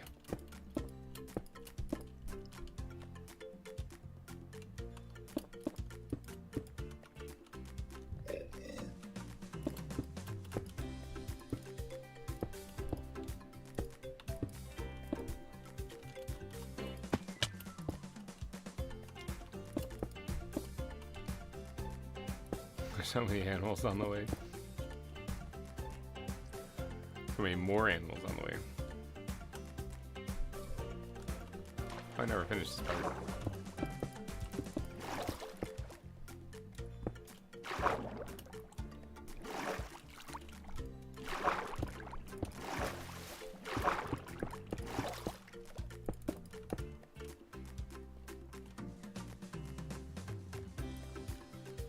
Alright, yeah, something like that.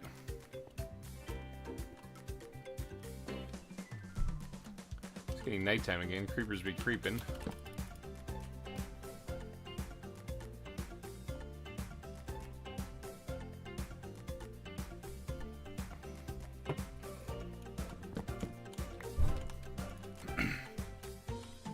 Just heard what sounded like a kid just hit the ground upstairs, so hopefully they're all good.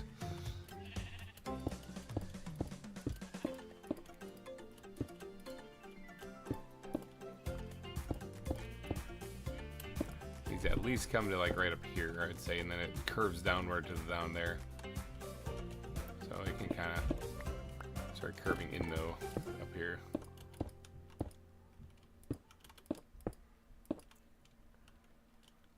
Okay. Yeet.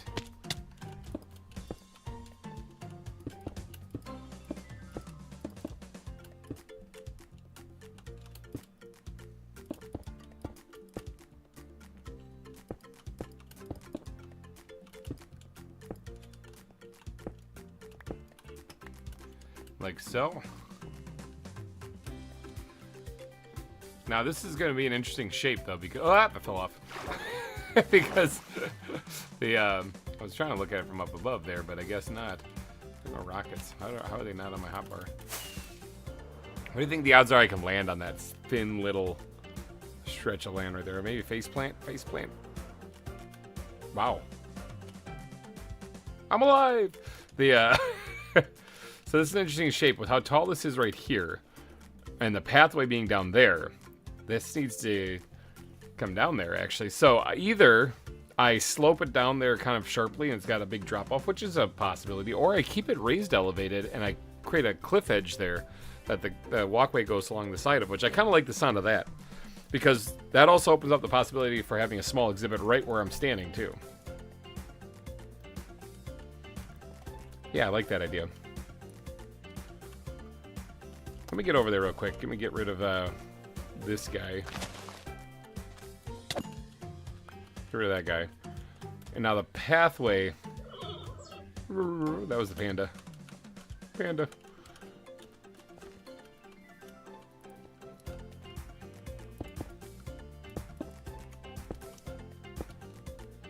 The pathway is going to go this way.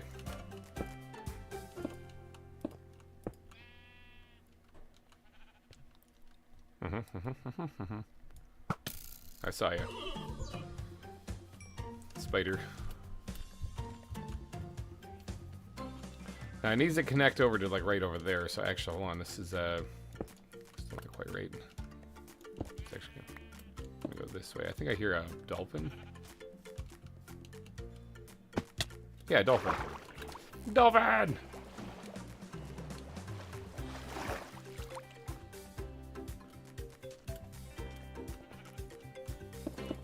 This is actually going to continue this way. And then right here is where it's going to start to curve and hug the cliff edge here until it gets over there.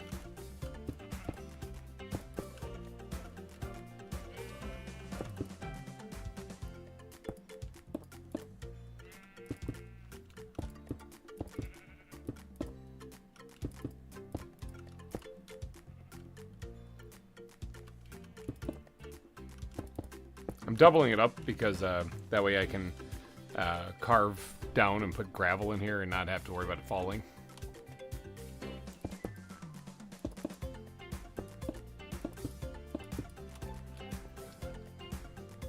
is where the walkway is going to go. I'm trying to keep it back from the mountain a little bit so that either we can design the mountain to kind of go up to the other side of it, or I can add an exhibit if I want to.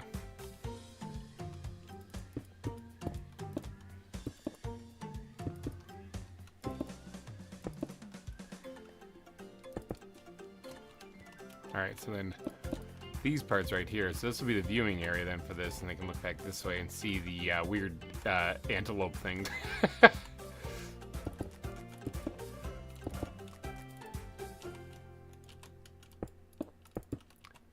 need more stone. Oh, we are out of that backpack. Alright. Making good progress. I'm blowing through the stone that we took off the volcano. Am I storing these things? Let's just yeet them. Just yeet them. If all else fails, yeet.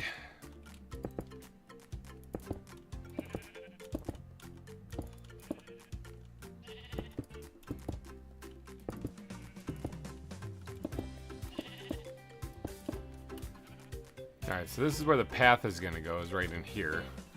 Which means this cliff face here has to get up to that elevation. And let's go like right in the center of this thing here. And we'll start building that up. And it's going to overhang a little bit too, I think. A little bit more actually. And start curving it back. Right here, bam. So as you're walking, you're gonna see you're gonna have this looming cliff edge there, and you're gonna have the mountain on the other side. So should look really cool. Welcome back.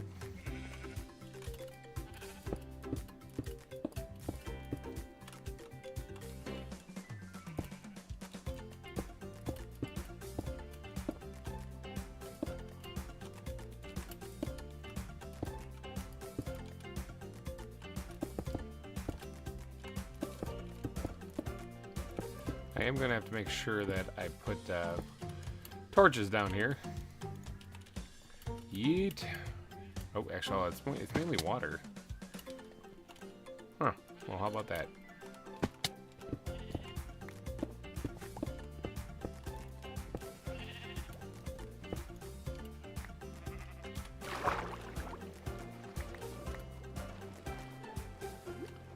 Grab every block.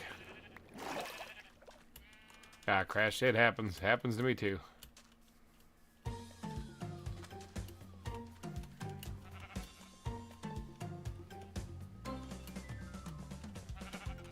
Goats, and there's also Boobies, the pink sheep.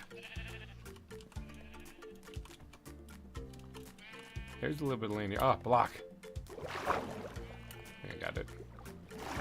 There's a little bit of land here, though, so I might want to get some torches down on this so we don't have some growls and snarls. Need more torches. Wood backpack, help me out here. Do we have any? I do have a piece of coal. Look at me go. Dang, I am prepared.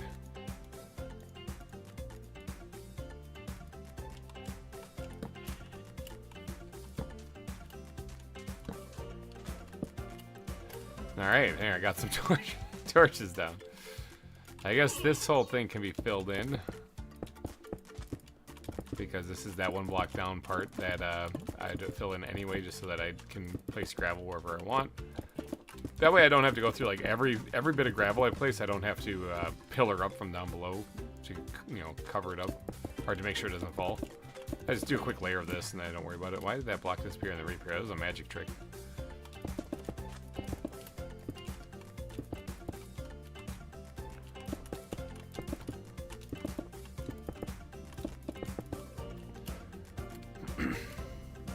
Same thing for here.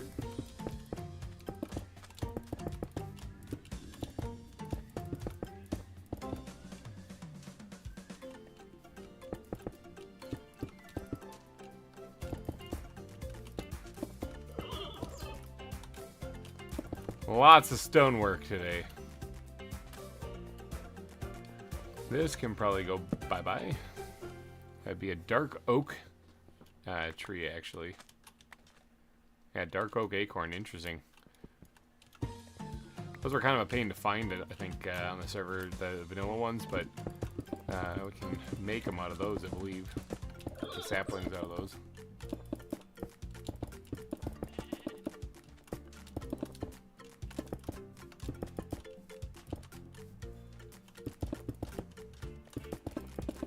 Now, a lot of the stone is going to get removed when I actually do mark out the path in here, you know, when I do this work on it.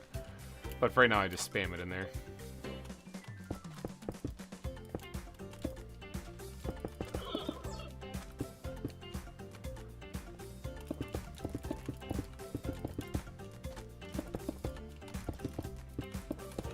The southern end of the zoo. I am slowly creeping my way over to the other side. So the reason why I'm having trouble getting these episodes out is because I don't have room to build the exhibits right now. I built so many exhibits in the open spaces that I had that I have to do the landscaping now to get that. So that's why I've been focusing on doing more live streams lately, is to try to get as much of this stuff done on stream so you guys can see the whole zoo get built. There is land over here. I do intend on putting the large cats over here. That's why we have the snow leopards over here too. I want to put the lions and everything over here as well. But that's about it. That's like the only space we have left. The rest of it is all going to have to be smashed in here. So I have to get the volcanoes dug out so I can see what I can tuck up against the sides of them. And other little spots where I can hide little nooks and crannies and put other exhibits. But then I don't think I'm going to get every animal. Like I remember last season I was trying to get every animal and I fell short by like 2, I think it was. I think there's like some Japanese salamanders and the polar bears actually were the ones I couldn't find. But I got everything else. This zoo, I don't think I'm going to get everything.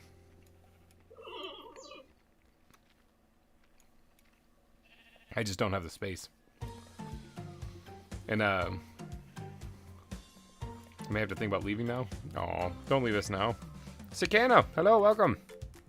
Don't forget to like and subscribe and smash that like button. Yes, that would be much appreciated.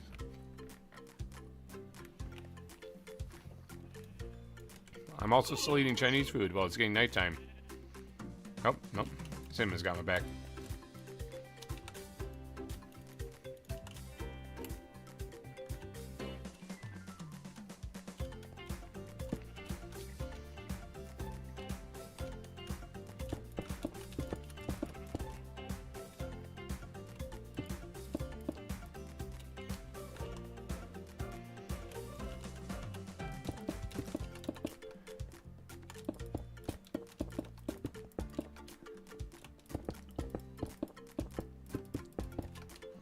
Alright.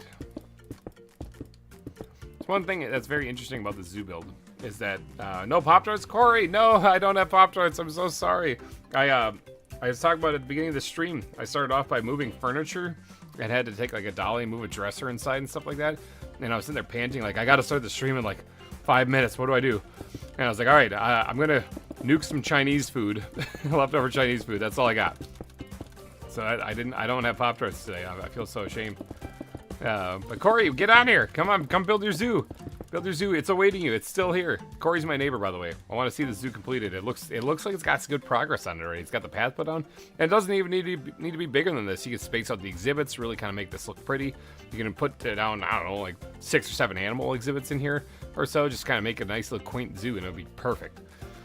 You don't have to go nuts. I got like 80 animals in mine. Now I want Panda Express. That sounds good. Not sponsored, missed opportunity. Oh, dang it.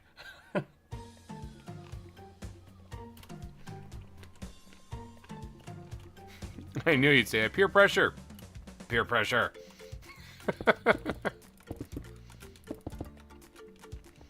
Yeah, you got a nice looking area over there. And it can make for like an excellent like small zoo. It doesn't have to be like a full-blown massive nothing. Focus more on the landscaping, the terrain and stuff like that, and then throwing in a few exhibits and bam, it's done. Most of the landscape you don't have to do anything with.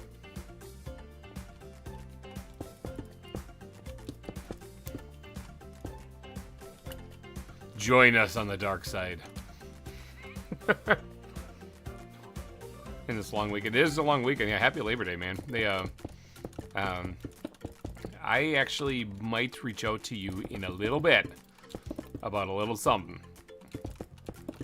A little something something. A little week of horror something something. So trying to find a few people that a few other YouTube channels out there that might be interested in doing a little collab for the week of horror. And I know you did last or not last season, it was a couple seasons ago. during my one that I went all out on. I went hard on that one. I was trying to do as much fun stuff as possible, and the viewership was horrible, so it's not worth the effort. But it was a lot of fun. Corey, thank you for the 5 or the 10 GReimer Gaming gift sub or gift memberships. Congrats to everybody who's receiving a GReimer Gaming membership now. You get yourself some fun little emojis in the chat, as well as check to see if you're going to buy anything off the store, there's a sweet discount in there. So I'll be here and available this year. Nice. Awesome. Yeah, I started recording the Week of Horror stuff this month, so I got a couple videos already down, and I got some more going. But thank you for the 10 gifted subs. That's awesome. I'm up for the Week of Horror. Are you sure you can handle it? This is where the big scary stuff is. Bonkers. That's right. I just realized this actually has to drop down. Or I put a layer right here, elevating it. I could possibly do that. Especially since I don't actually have the blocks. I don't have the blocks on top of it yet. I don't have any of them here. Let's just do this. Great. Oh, that was Amber joined back in. I was like, did Corey just join?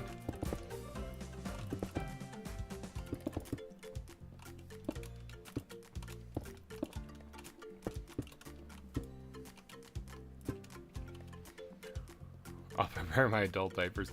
Actually, the one I have in mind, I think you're going to have a blast with, actually. It's not, I don't want to say it here on stream, but, oh, I just dumped water there. It's not, it's classified as a horror funny game. So, I think you'll really enjoy it. I think a lot of people will. So, I'm going to be reaching out to a few people on that one, because it's up to 8 players. So, it's not like Pacifier or something like that where it's scary as balls and they say, no, it's good. No, it literally is supposed to be like pretty funny too, so. Because that's what it's advertised as.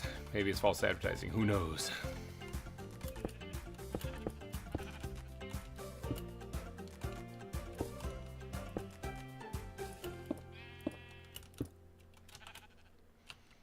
But yeah, we got some fun stuff in store for the Week of Horror this year. I got my list of games I'm going to try to play and see how far I can get into them.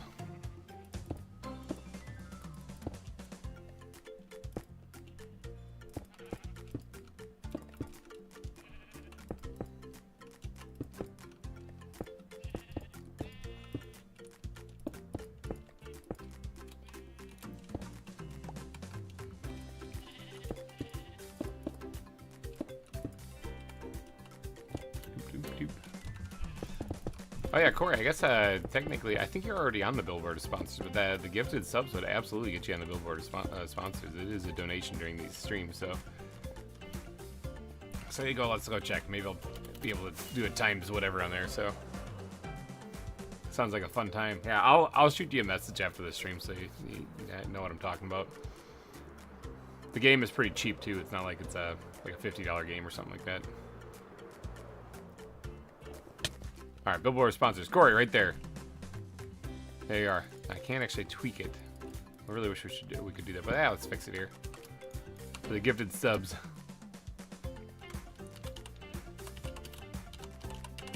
Spelled that right?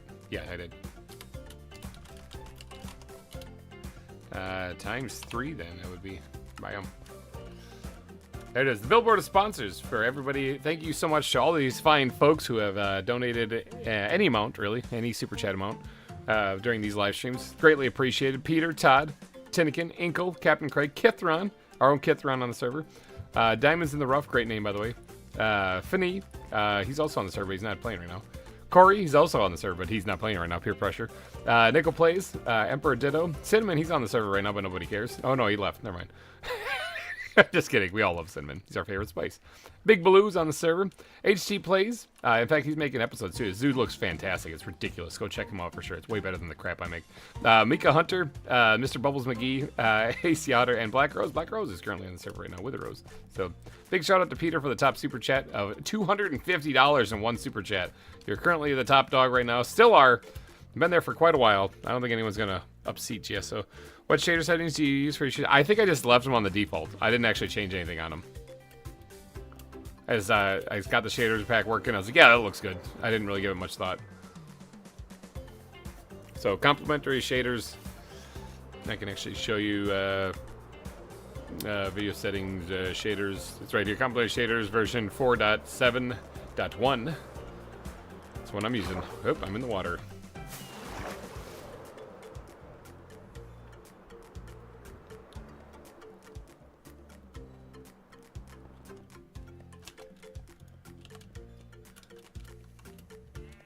Let's try to get this part closed up here at least.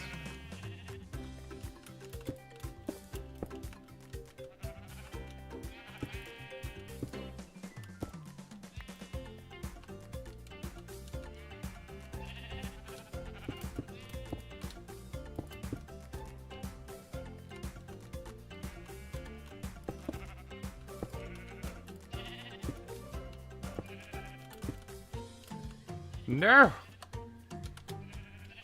Excellent chat. Amber has been shot by a skeleton. Remember, we do X in chat. We don't do F in chat around here, because if any letter's going to give you respect, X is going to give it to you.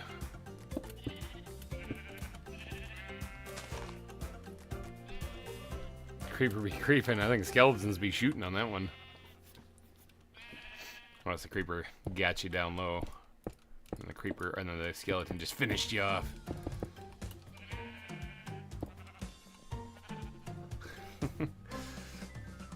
Bring Amber back.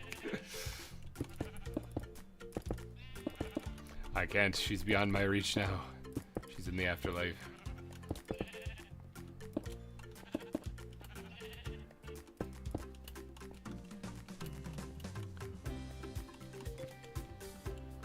It's getting nighttime again. Cheapers. Sunset looks so cool. It's just that it's amazing how quick time goes by when you're building in this.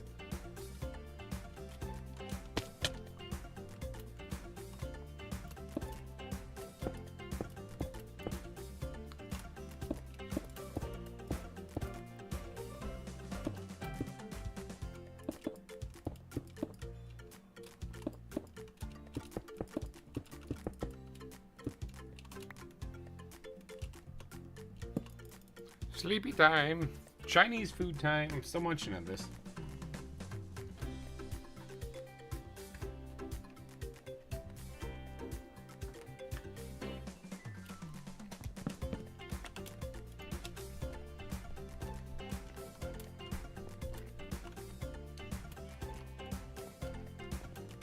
Oh yes, Corey, I believe, was in last year's Week of Horror when we played, or was it last year or was it 2 years ago? When we played the back rooms. Corey, Fuzzy, and myself. I think we did all right.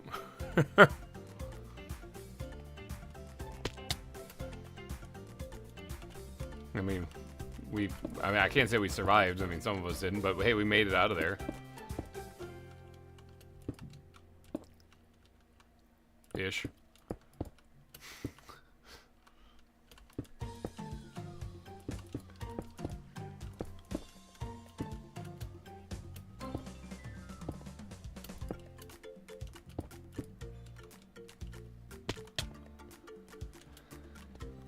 Alright, yeah, I'm gonna have it kind of come down to here though and connect.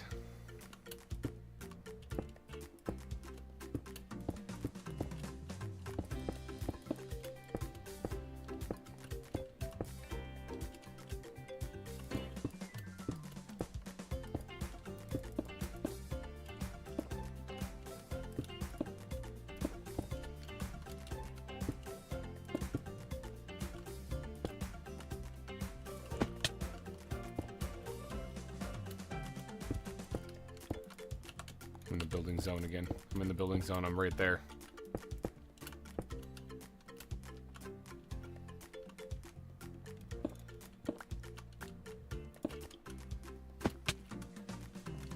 Yeah. Oh, there's almost. I was like, yeah, absolutely. Nope, it's not right.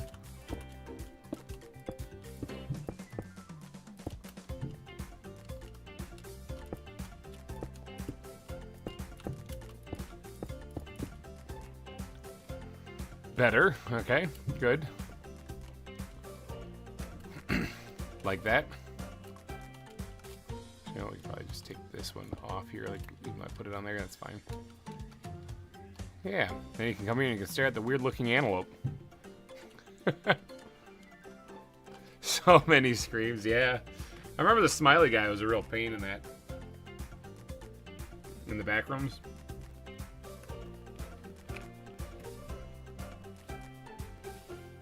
Yeah, the smiley guy kept killing Fuzzy.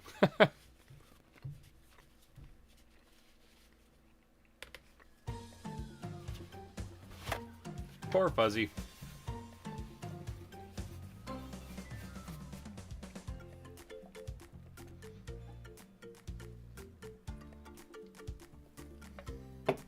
Okay. I'm almost done with my Chinese foods. There's not much more eating I gotta do.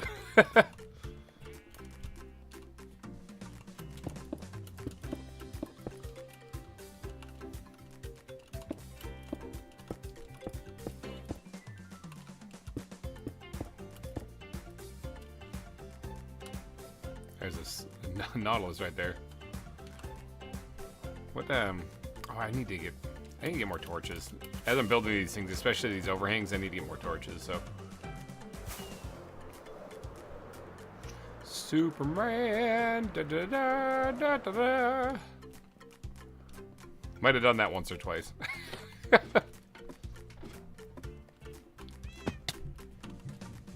Yeah, that was a couple years ago, because that made it in the sweet trailer I made for that week of horror. That was crazy.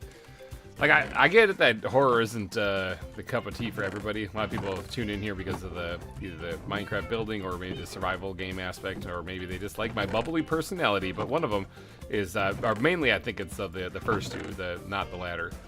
And so as a result, I don't get very good viewership during the week of horror, but that's okay because I still do it anyway, because this channel isn't about just appeasing the algorithm. This is gonna sound crazy, okay? It's gonna sound crazy, but this channel is actually genuinely just some dude playing video games. It's not about hooking the algorithm. You're looking at an authentic person playing a video game. Weird. So sometimes I do things that I just would like to do rather than what YouTube would like me to do. So the week of horror is one of them. It's always going to be something that kind of is a thorn in my side, though, because it's always going to hold the channel back. But I don't care, because I like it. So if you guys do support that mentality of having authentic YouTubers, actually, real people doing stuff, then get the crap scared out of you during the week of horror and watch that stuff. Because it helps out a lot. Your pain helps me out a lot. Your pain is also my pain, because I had to record that stuff and it was horrifying. So, but yeah, authentic YouTubers, they're hard to find these days. They're on there. I'm not even saying that there's not a lot of them. You mean high octane robot playing video games? Yeah, really, exactly. Wait, GReimer's real? You're kidding me. Yeah, there are. I'm not going to sit here and say that there's not authentic people on YouTube. There absolutely is. The problem is that it's really difficult to get. Oh, gotta go be back on later. Okay, I'll give her a wave even though she's gone already. The problem is that they're hard to find because YouTube, it doesn't mesh very well with the algorithm. It doesn't seem. It's like, well, you're just a normal person. Nobody cares. You got to be like some crazy authentic, or not crazy authentic. Yeah, you got to be like some crazy, boosted money behind you kind of person these days, it would seem. So, and me, I still work at that same factory. I did get a new job, but it's at the same factory. So I'm not rolling in the Benjamins to be able to afford a whole bunch of stuff to help out, get a channel boosted off the ground right away. So that's why I've been doing this for years. I've been doing this for years. I'm only decided there's that, or I'm really not that interesting. that could be the other thing. Maybe I'm just boring. Maybe people don't like this stuff. I'm not gonna rule that out. I'm not gonna sit here and be like, well, no, I'm perfect. Everything's fine. No, I could also just be boring. There could be that. So I'm not gonna rule that out. I can be humble and admit that maybe this is just not very interesting stuff. Alright, that shape looks okay. I need to get up here a little bit, though, and do a little doodad. Ooh, I fell right off my pillar. That was no one's fault but my own right there, too.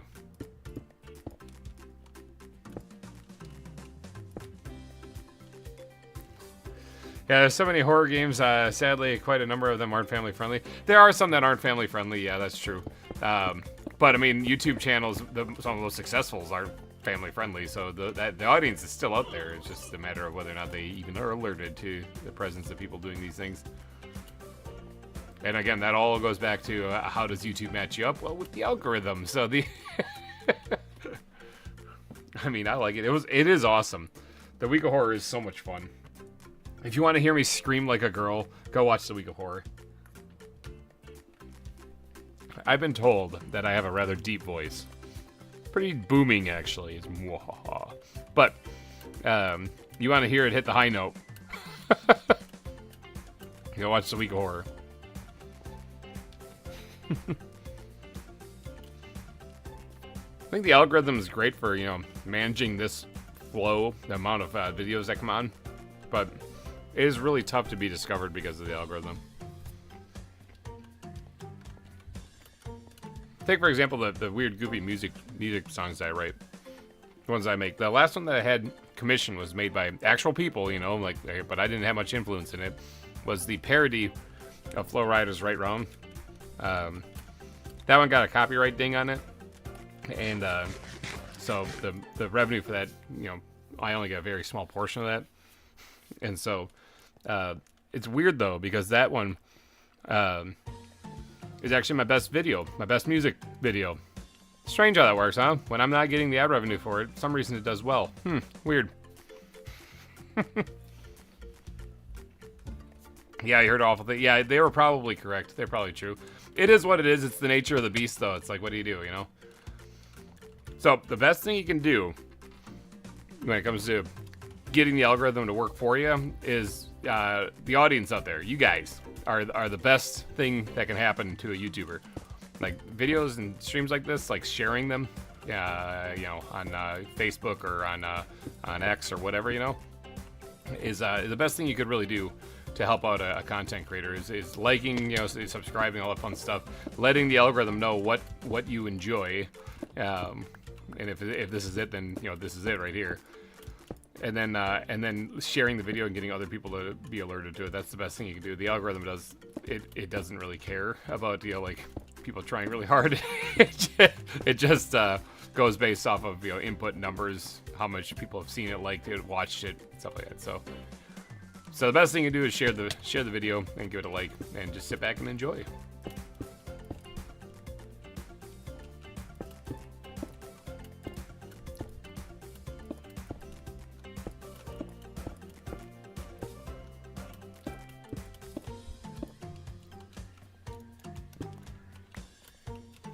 It is what it is. Like I said, I don't even bash it. I don't even think it's a bad thing. It's they have a massive influx of videos coming in, tons of data. Obviously, they're gonna need to have some kind of computer program to manage all that. So.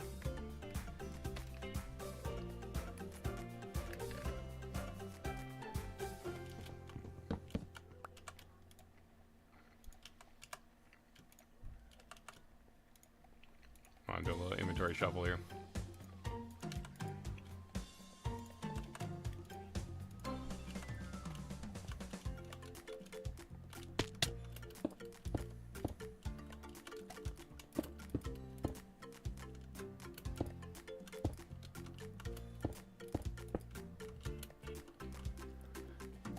Hey, I guess they're lowering it down a little bit there, though.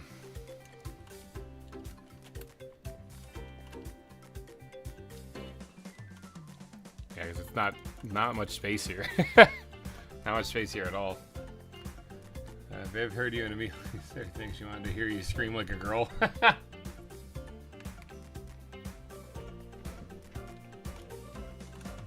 Watch Pacify episode 1.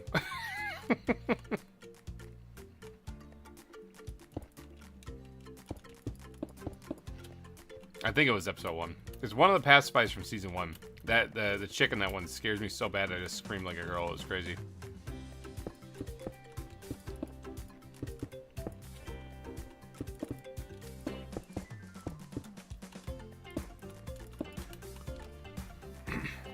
It's one where I see her actually coming, so I take off running, and she catches up to me. She's going so fast.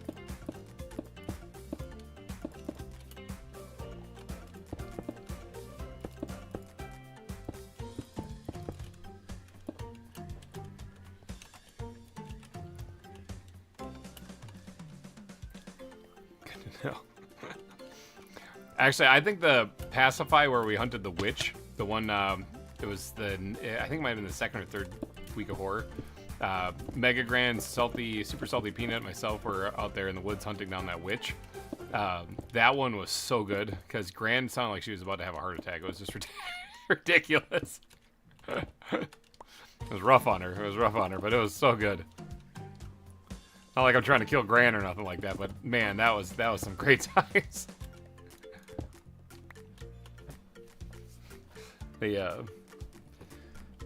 And despite the freakiness of it all, we did succeed. Spoiler, we did succeed. We captured the witch.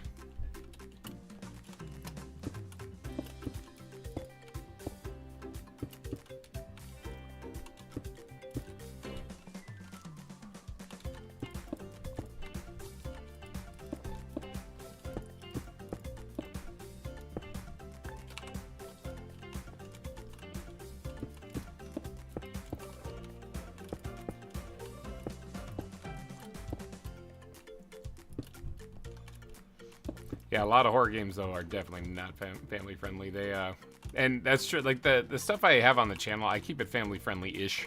I always say ish on there because I think parents should probably use their common sense. You know, you're watching a Resident Evil playthrough. It's probably not going to be family friendly because it's Resident Evil, you know. So I don't think that you know, and I leave that entirely up to the parents to make the decisions of what their kids watch. I don't really care; it's up to them. But they, you know, use some common sense on the thing. So if I'm playing horror games, well, you know, maybe that's not great for kids. You know, it's a crazy thought. There's plenty of games I play on the channel that are absolutely family friendly. Minecraft being one of them here. There's also the goofy games I play. I was talking with Omnishade the other day, actually. I haven't talked to him in a while, but I was talking to Omnishade, and I was reminiscing, thinking about he and I did that video in the game Ember a while back, and we had a blast doing that. And that one's family friendly. It's goofy, but it's family friendly. You're like a contracted fire department or firefighting service. But what we kept doing was we just kept stealing people's stuff while their house burned down. So, but it's funny though, because you can actually play it like legit and try to like rescue people and all that stuff, or you could be us. we're just robbing people blind. So he made it off the island. Apparently, Corey, he did. Apparently, no, he's still alive. He has an extra arm and legs, so now he's armsy legsy.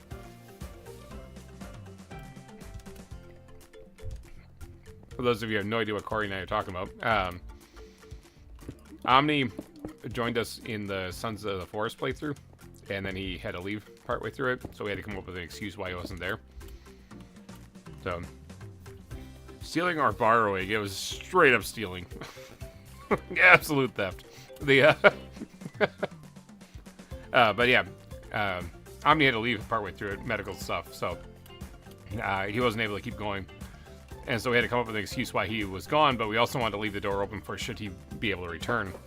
Well, he never did return for the rest of the series, so we assumed he got killed by the weird magical blast. Now that happened at the end of it.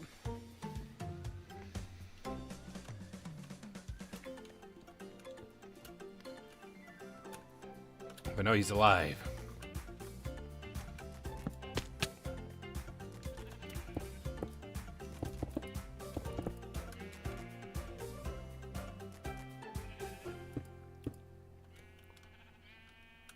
Came crawling out of the island like, you think that's gonna kill me?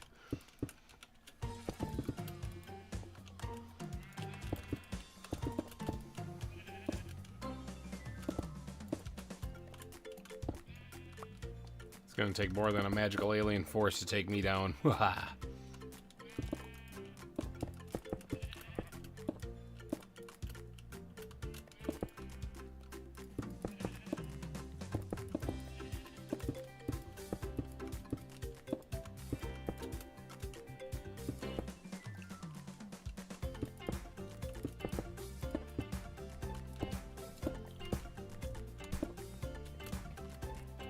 Actually, Sons of the Forest has updated quite a bit.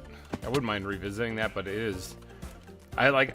nothing's really changed. It's just like there's a different ending to it now and stuff, and it's not like it's super necessary to revisit it though, so I probably won't in the end, but it is kind of fun because that game was a blast.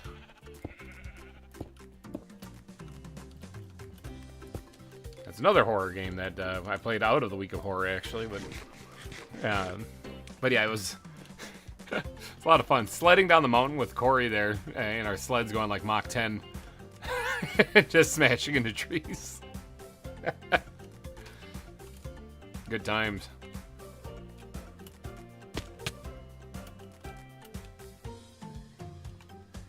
I've yet to play Sons of the Forest, but I love the first game. I played a little bit of the first game. I didn't really play a whole lot of it. And Sons of the Forest, though, we played through the entire thing. So I was able to get into that just fine.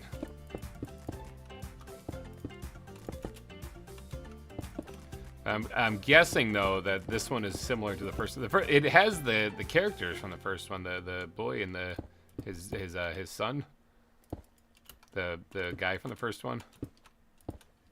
Yeah, they're in Sons of the Forest.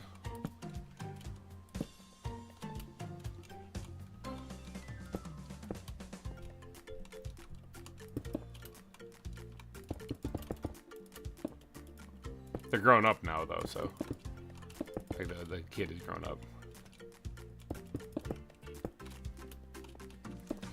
And people would be like, "Well, what's up with that? Because it wasn't at the end of the first one, didn't he like mutate into some crazy thing that like the son did?" And the answer is yeah. Yep, that's true. So when Corey and I beat the game, the ending that's on there now wasn't there, so unfortunately we didn't get to see it. But there is some really cool thing involving the kid from the first one at the end of Sons of the Forest. And yeah, he did mutate into something.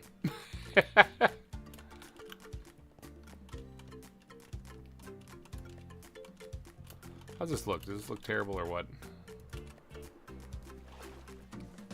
Not as terrible as I thought it would. Got a shark in the water here. Just landed next to. Probably scared the crap out of him.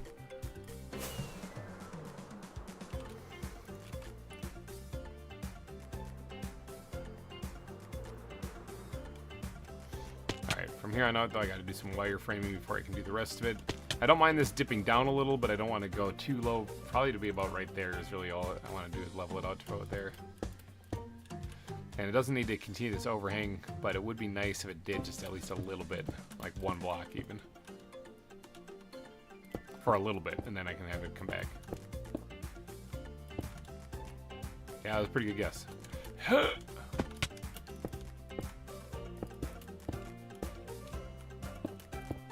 Oh, too high.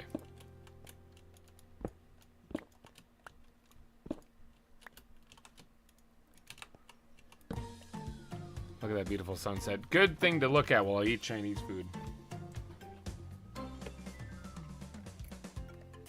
I really don't have a lot left.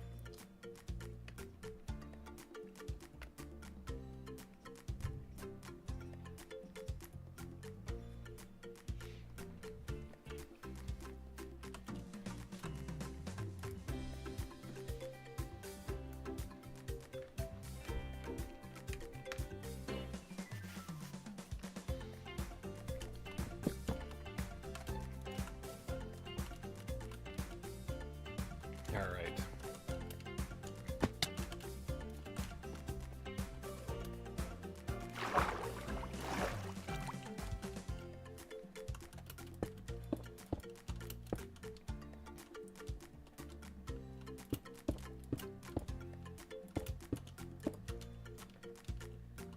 Nope, a little bit more.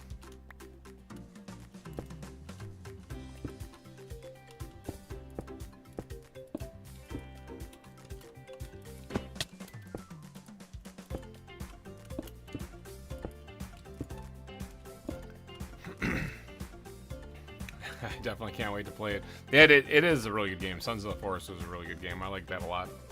And I think the first one was good too. I just never got into it. Just, again, time, I think it was. And I wouldn't have played Sons of the Forest, but Omni actually was the one who asked me if I wanted to do a collab. And I was like, sure.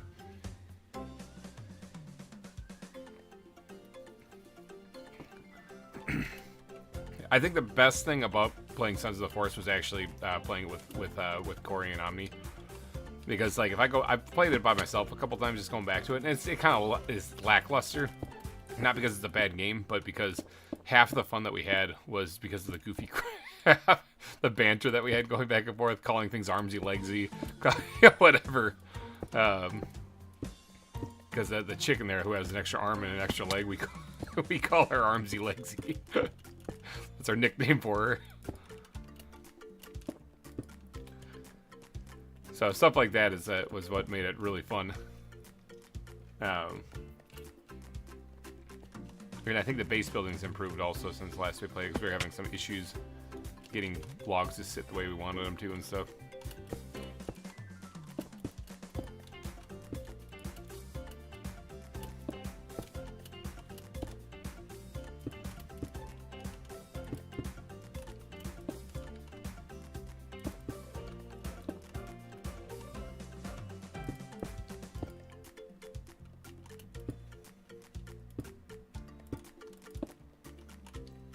Oop,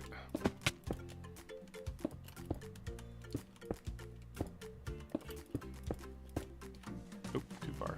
Too much.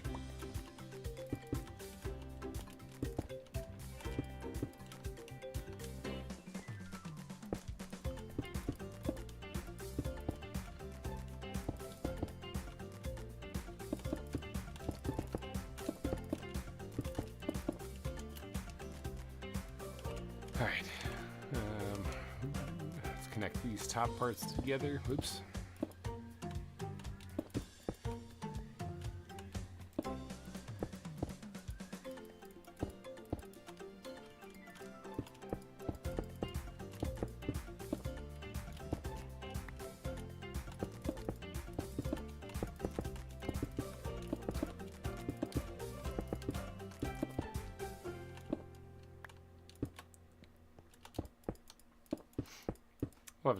We'll have to do another kind of game like that sometime or another. I do want to expand outward and play a couple different games and stuff. My butt still hurts from that. Yeah, exactly. That was a rough game. But yeah, I do want to bring more different types of games to the channel, because there's a bunch of different games that even fit into the genre of like survival that I could play. It's a time thing again. That's my whole issue. I know they just came out with like Grounded 2, and I didn't even get around to playing Grounded. Like, time again is always the issue. If I could do this full time, I'd have a whole lot more time. So if you guys really do want to see that happen, definitely do the like, subscribe, and share thing. That would be huge. Like Vault Hunters, exactly like Vault Hunters. That's one actually that I do want to get into and play. I would love to join Vault Hunters and do that. Again, time was always my issue. It wasn't so much about not wanting to do it. It was a time thing. Because, certain things, this, for example, is like a huge time sink that I'm this far into it. I can't not finish it now. Look at how I got over half the zoo done. And yeah, it's taken years, but, whatever.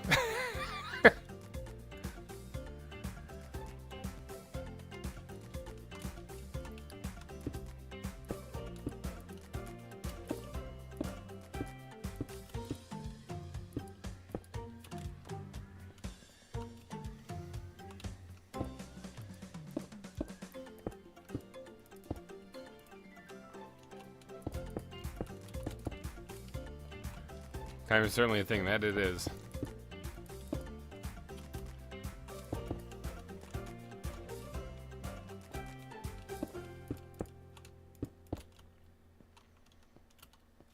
That it is.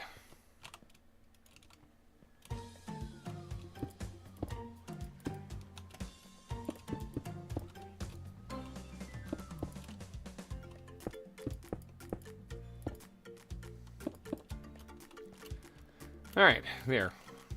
Got that part, the top part connected at least. I just gotta make sure I don't forget to go back and fill in the holes like that. In fact, I can probably do that one right now.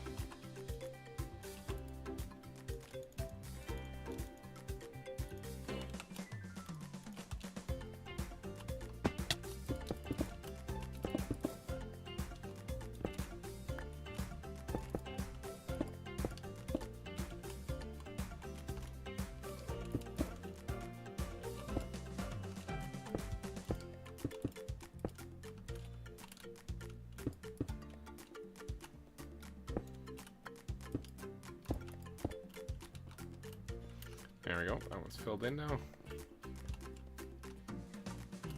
Good, good.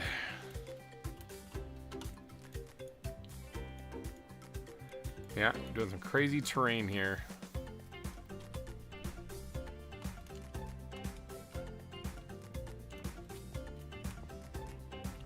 This is really flat here. When I come back through and I do the grass, though, I might add a patch of it on the side of this.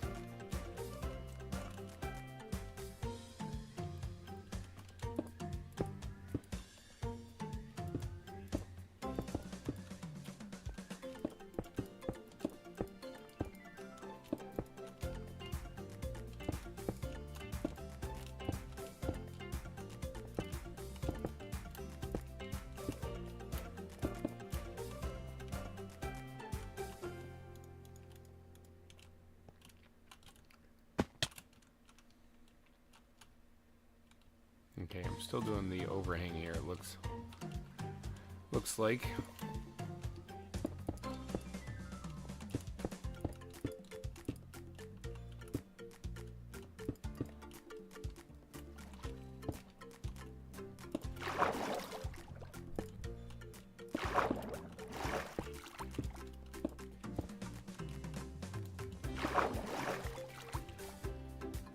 Will we have ZAWA Season 4? That is up to currently Peter. It's currently up to Peter. Whoever does the top super chat this season actually is the one who gets to decide that. Either we're doing ZAWA Season 4 or we're doing Jurassic Craft Season 1.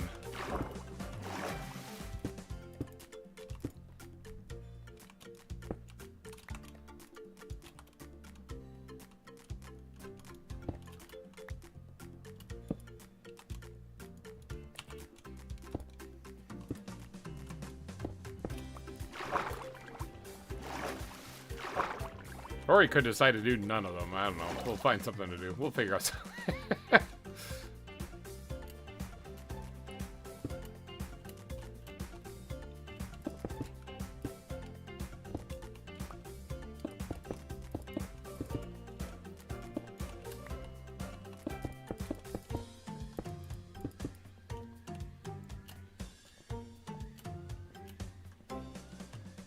Make sure this is all lit up down here.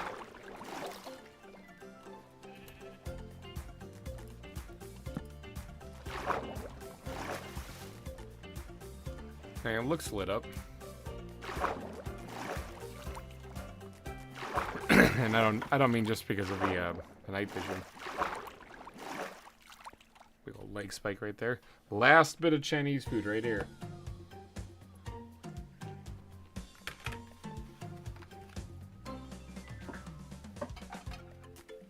The last bit of broccoli. You're right, Todd. I'm hungry now.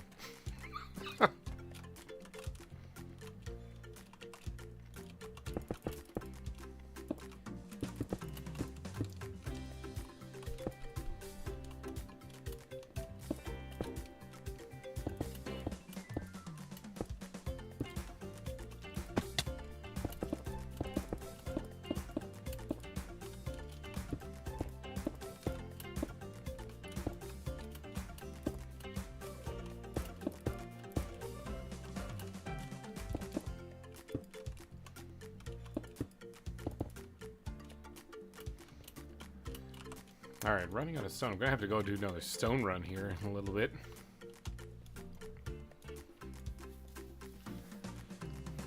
Man, oh man, that's a lot of work to do in there. Holy cow. Oh, what are we? We're 2.5 hours into the stream. That's not bad. I can at least get a lot of this wireframing done here.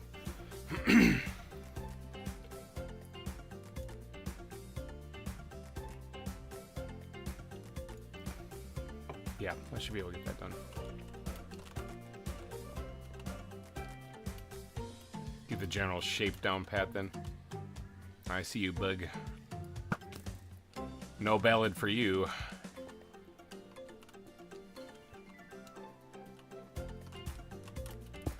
Whoop, I didn't mean to fall off there.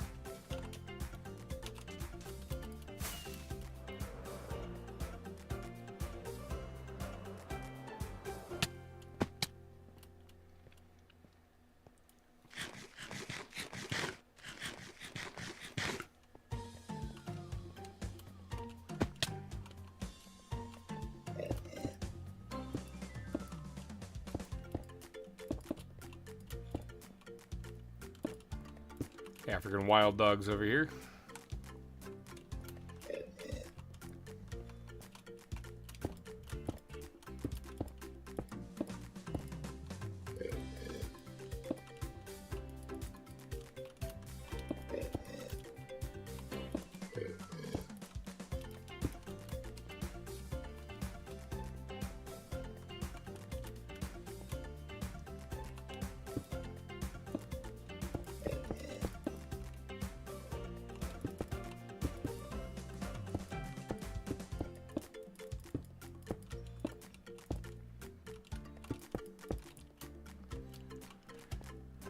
Alright, this part down here is going to need a lot of torches. There you go, rest in peace.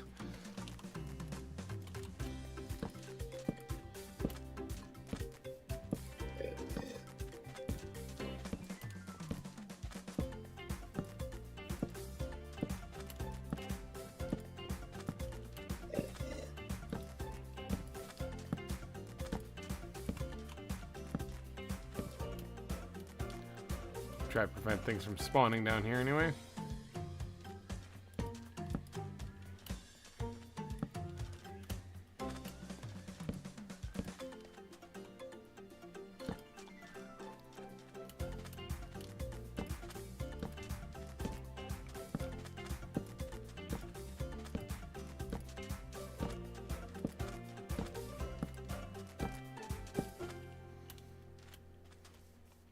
I heard you.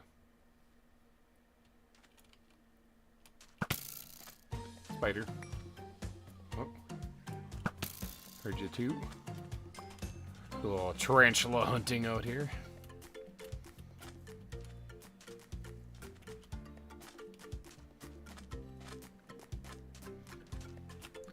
There you go, join your friend.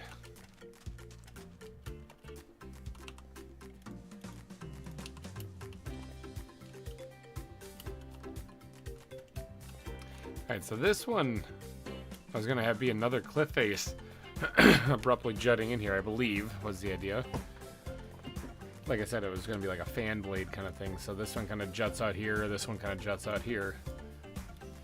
And then it curves all the way around. As the villagers say, I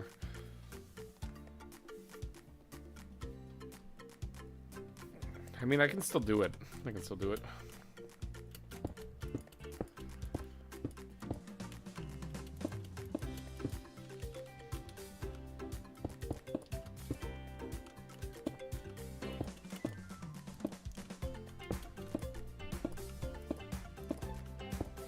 Just gotta be real up here.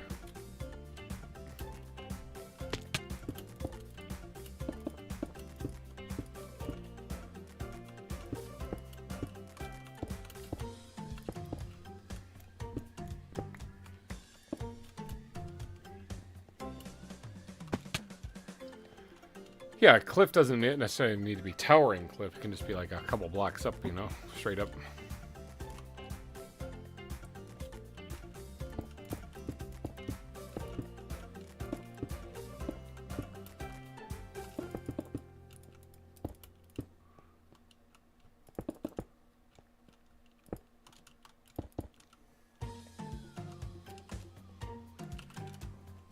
Oh, that's it. We're out of stone.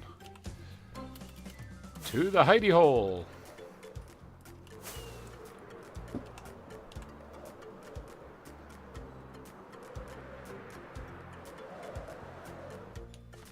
Smooth.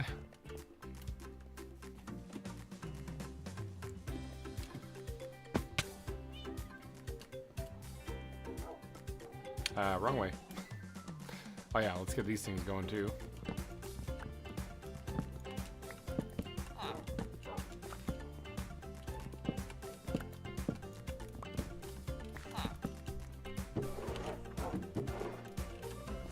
There we go.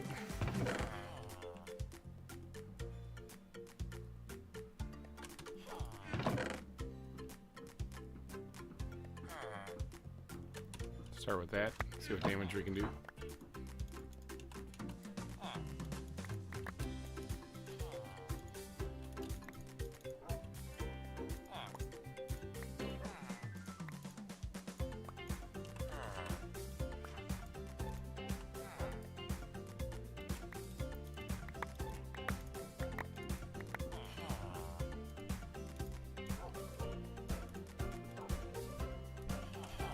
Alright, there's some.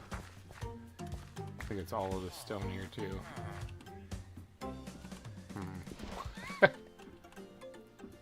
Wondering where that is. That must have been like a zombified piglin came out or whatever. A zombie pigman came out and jumped on that or something.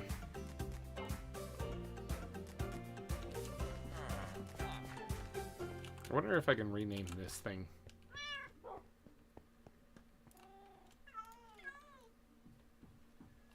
To say hammerhead.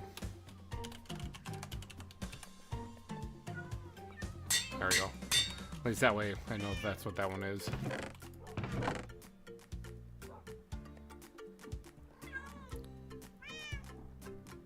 Because like these ones just say shark. I don't know what those are. Put that right there. And then the bear. I'm going to keep the bear in my inventory. I have a feeling I'll be probably building an exhibit for that sooner rather than later.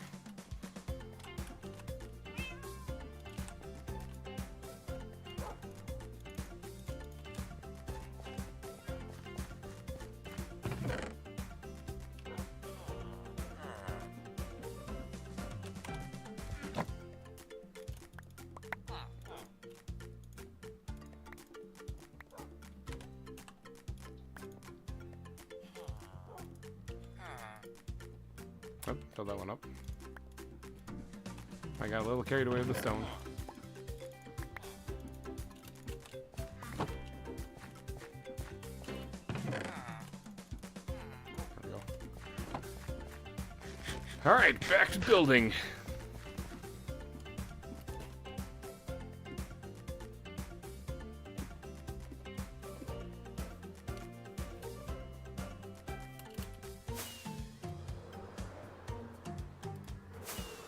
This whole place is crazy. Keep in mind, remember, flat area. None of this was here.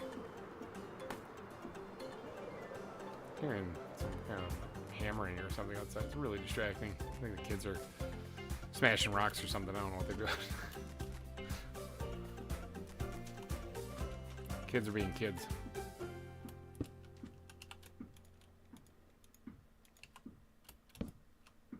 What are they doing? 1 second. Let me go figure that out.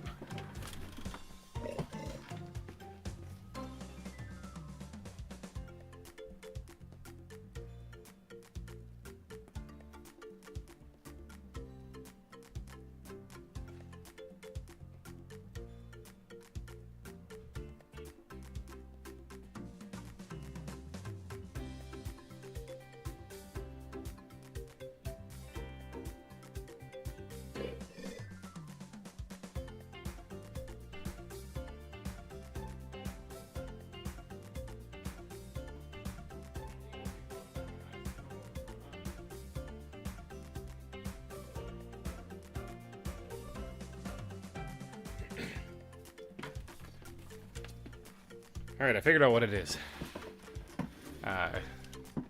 Jacob is outside hanging up a bird feeder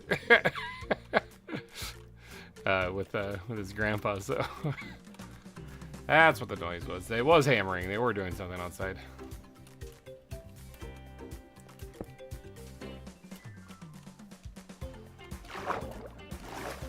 Okay, so this looks a little weird, but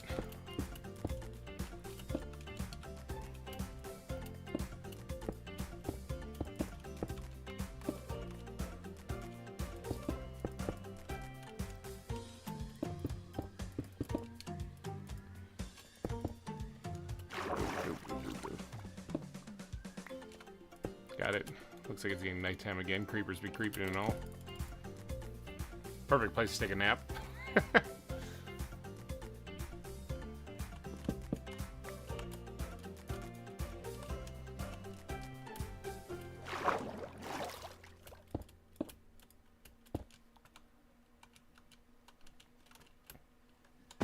want to at least fill this part in so that we can see how the conjoining cliffs actually look.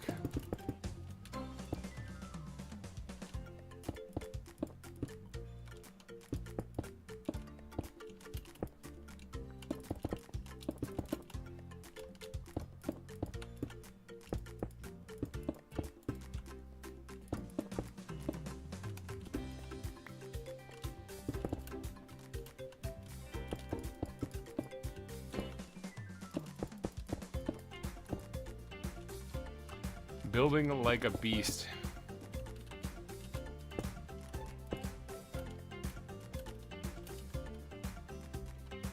Okay, so how does this look on the side? Yeah, I mean that'll work. Honestly, the black sand here is a little distracting, so let's do that. Yeah, that'll work.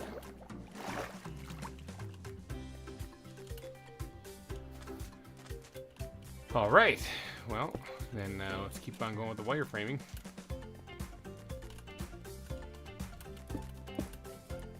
These are like the ribs, basically, of the entire structure.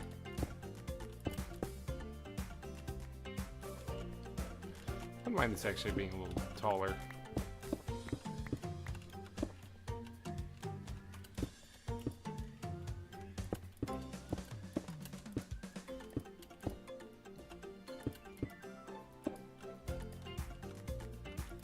Yeah, that's fine.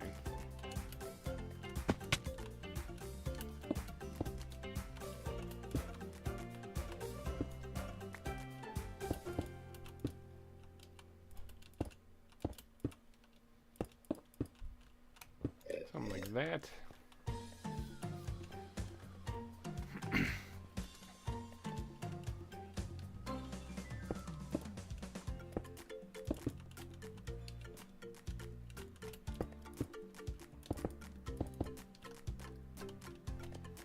Good, good. Need to get a diagonal one in here.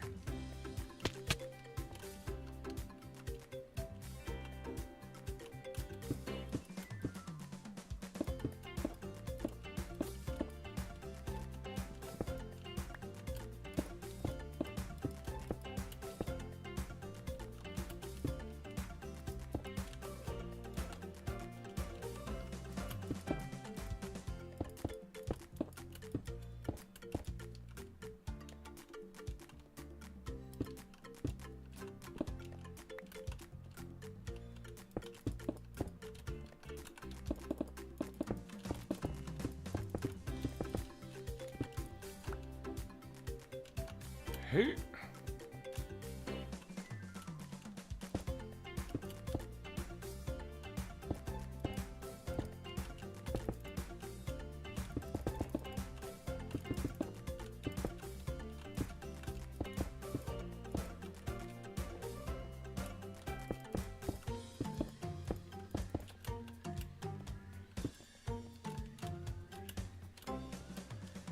All right, there we go. So that should create the corner shape, all right. I can fill all this stuff in then. Fill all this stuff in then later. And this part needs to, needs a little TLC.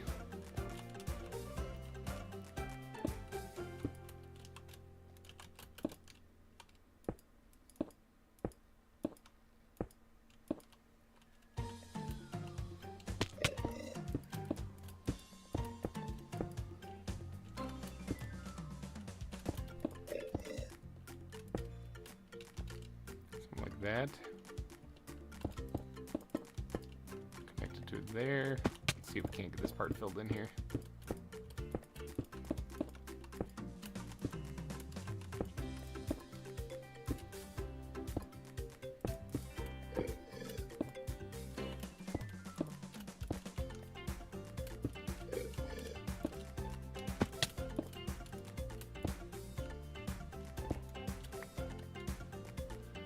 All right.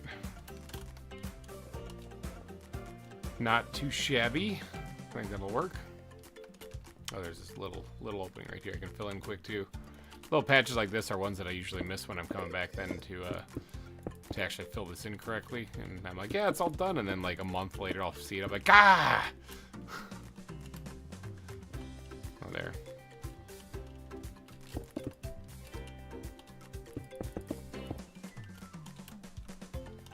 Yeah, there we go. Now this needs to go upwards, it would seem.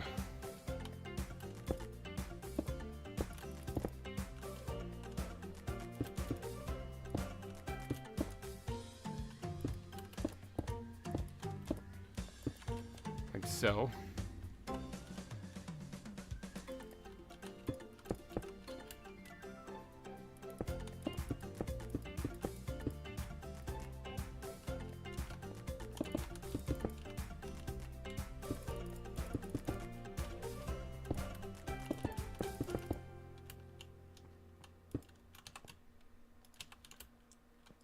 Alright, and then this part has to connect. Still, this is not done yet.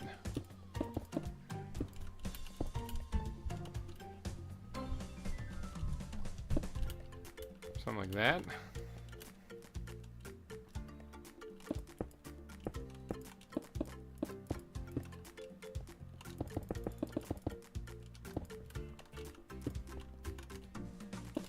I think it's funny how I said I was going to do the wireframing, and here I am, like, not doing the wireframing. I'm working on actually just building and filling it in. It's just like, I don't know where my mind goes sometimes with this.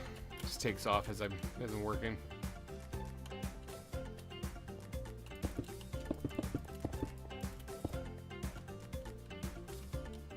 Just have a little fun with this here, and we'll do a little bit of an overhang kind of thing here.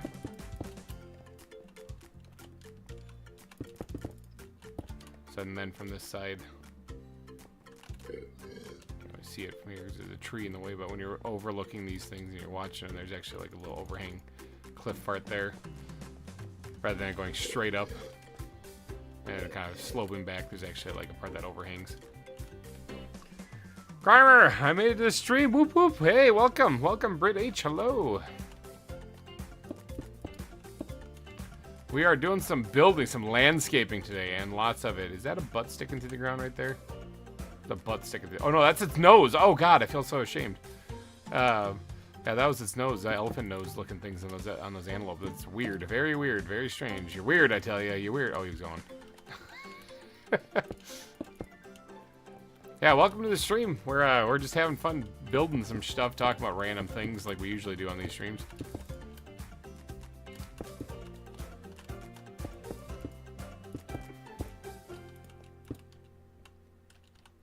Yep, doing some building. There's an African wild dog looking at me hungrily, wanting me to come down and have a bite. Actually, I don't think those things are aggressive, to be honest. Like, not in the pack. In real life, maybe they are, but not in the pack.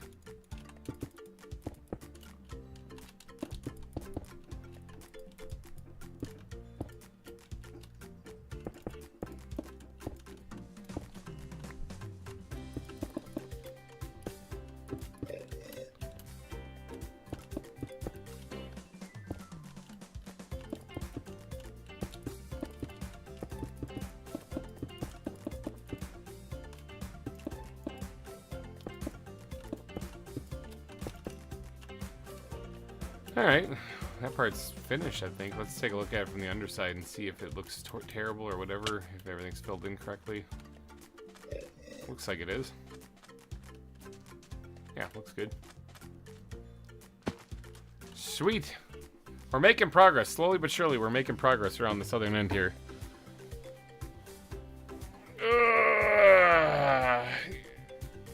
Minecraft sounds are one of my favorite things about the game. Watching videos. Nice. Oh, I'm stretching. It's a big one, too. Holy cow. Okay, that was a doozy of a stretch. So this land here obviously needs to come back over here, and this is where the path is going to be kind of curving and snaking around. But I'll hold off on that for a second. I'll continue just on the shoreline here. I mean, hopefully this blends in nicely with the rest of the island. This all needs the vegetation done on it, still in the northern part. Maybe next stream will be the northern part of the island. Southern part for this one, northern part of the next one. There's clearly a cave I didn't light up here. You can see it there because there's a lot of mobs. Big stretch, exactly.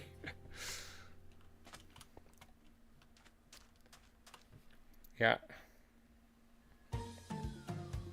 Beautiful sunset. Let's cover that up with stone.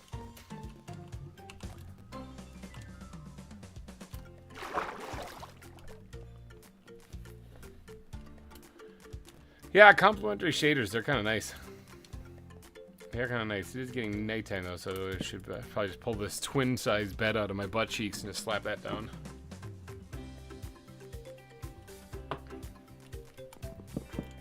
What I want to know is every time you place a bed like that, instead of making the normal Minecraft sound, I want to hear it say, like, where'd you pull that out of?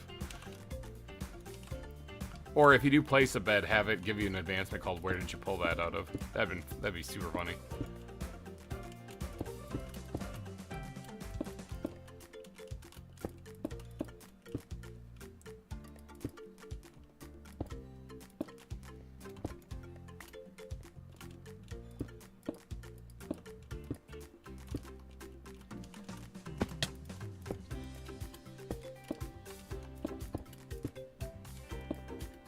By alternating streams of working on the volcano and then working on landscaping here, I can get a ton of resources from digging up the volcano that I can then use to build the landscape here for the zoo. It's coming along slowly. God, this is gonna take so long. I say that having already worked on it for like 2 years. It's all right. Just think of the collab video, or the compilation video at the end where I say, you know, I spent 2 years building a zoo in Minecraft, and this is what happened. 2 IRL years building a zoo in Minecraft, and this is what happened.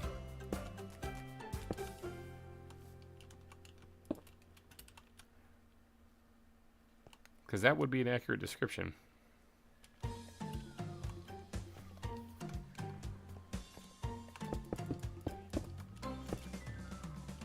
There's a guy at work that plays Minecraft, but he just uses like commands and stuff. He just does what he doesn't actually like do things in survival because he thinks that's a waste of time. But I tell him what I'm doing too, and he uses that work smarter not harder thing. He says just use commands, just, you know, cheat, just use MC edit, just use whatever. And I'm like, okay, that's not the point. That's not the point at all of what I'm doing here.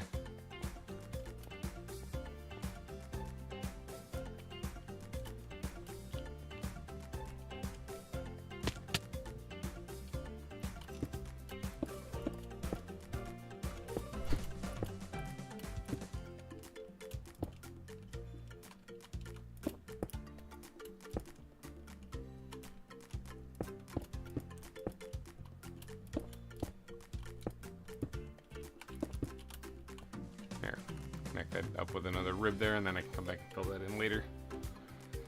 It looks daunting, like there's a lot to do there, but don't worry, we got some time. We got some time, we can do that.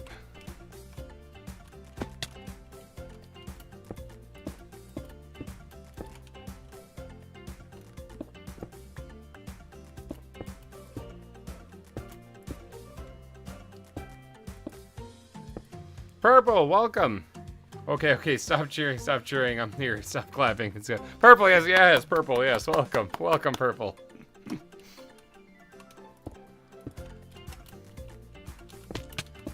Yeah, the building continues.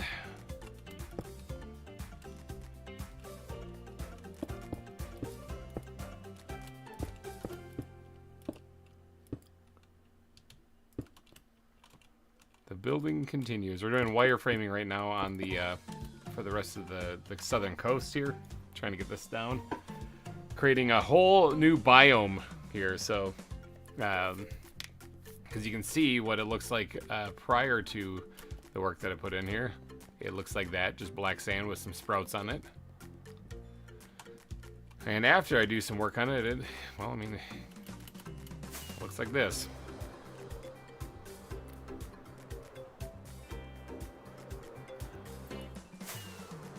Yeah, wow. I'm in a tree. Yeah, it looks like this. Just a little bit of work, though, it takes.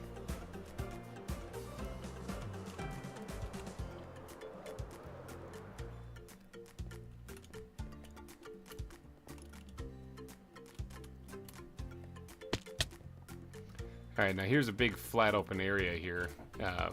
Where I'm planning on putting probably some ruins. I think would go in great here. I do intend on having those dotted around the entire volcano all over the place. But we gotta get to this elevation, so let's connect a rib over to there. Oh, my dog's barking now too. Everybody, there's a lot of noise going on in the house right now, so sorry if you hear that.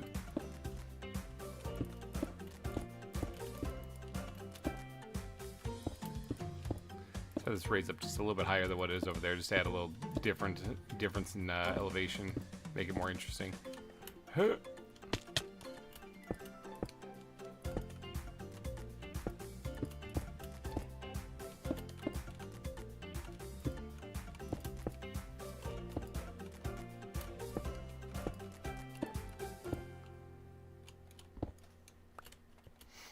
All right, that's connected up. Now this is, I think, one block higher. So this is where we grab our balls and throw them as hard as we can against that rock.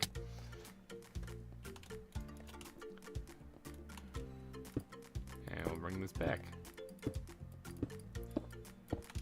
Like so.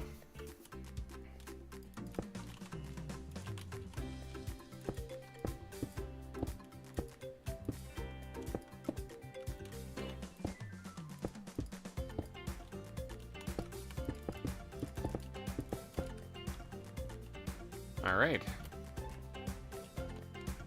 This part can connect over here.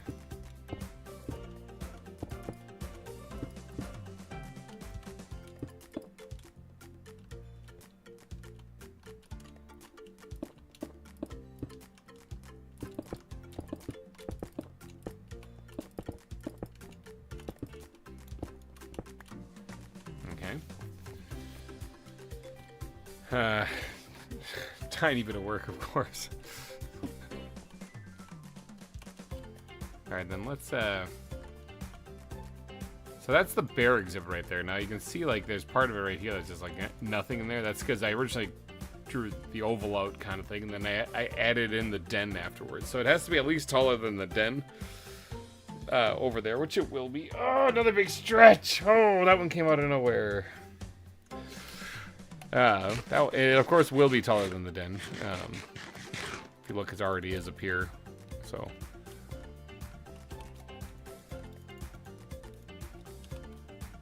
let's try to bridge this over here.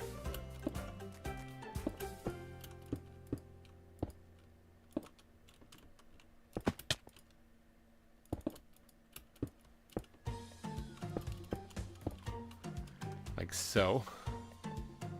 Now this elevation will have to go up this way. So if we do another couple of ribs like that, yeah, this is gonna be an interesting one.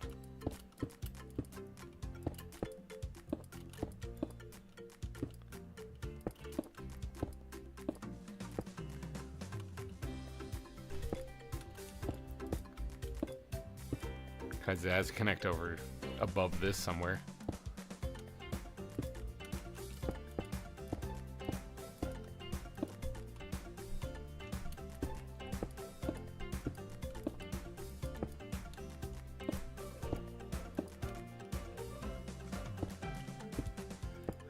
Yeah, let's hop down here onto the bear exhibit.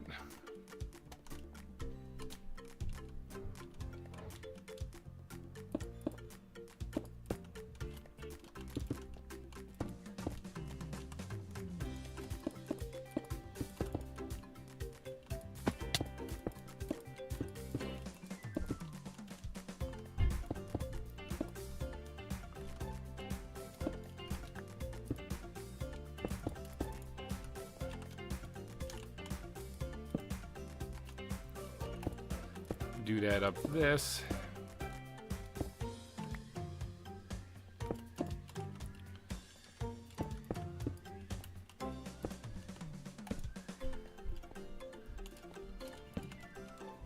Yeah, you can hear the bear in there. He's growling and snarling. Hopefully it's not like Cocaine Bear.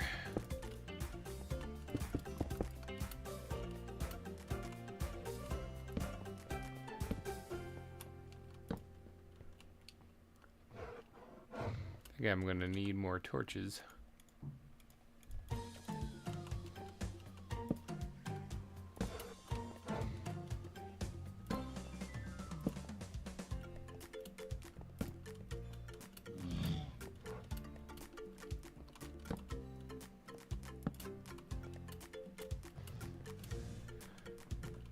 All right. There we go. Hopefully mobs don't spawn on top of the bear then.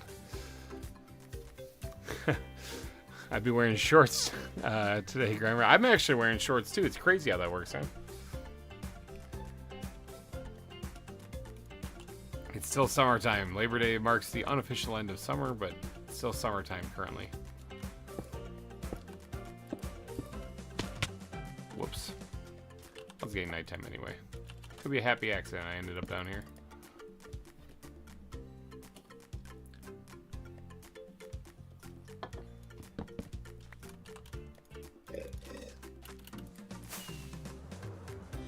Volcano.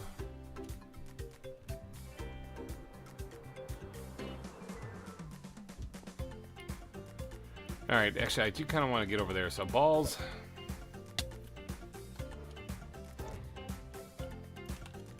So, I want to connect this.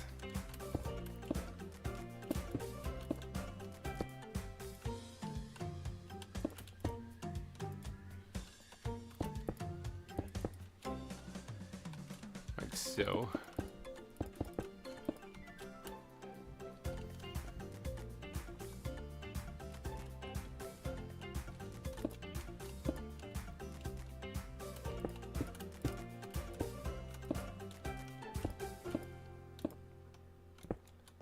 Yeah, like so. Weird shape, but it should work out fine. The way the cliff edge, the whole terrain is here, and it looks like this den has been built back into the exhibit, or into the cliff edge, rather than just kind of standalone thing.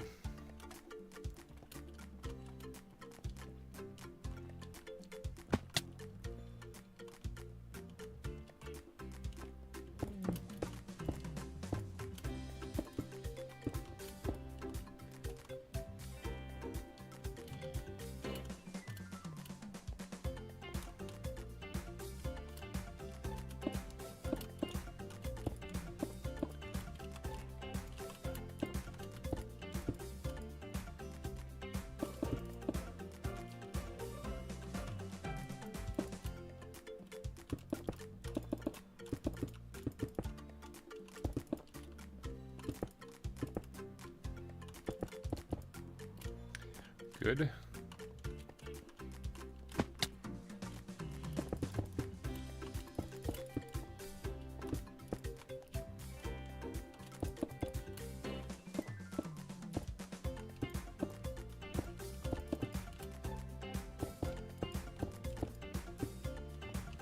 Good. Connect that up. Same thing here.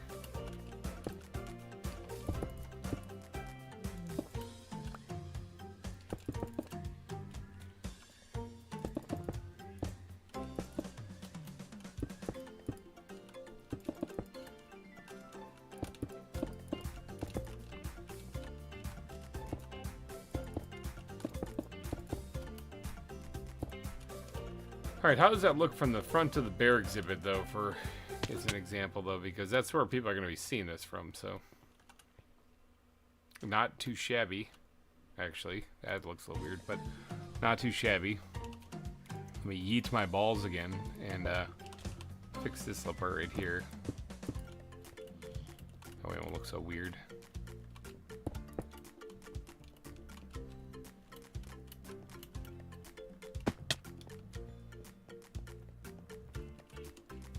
Yeah, that's not bad. And there's the bear.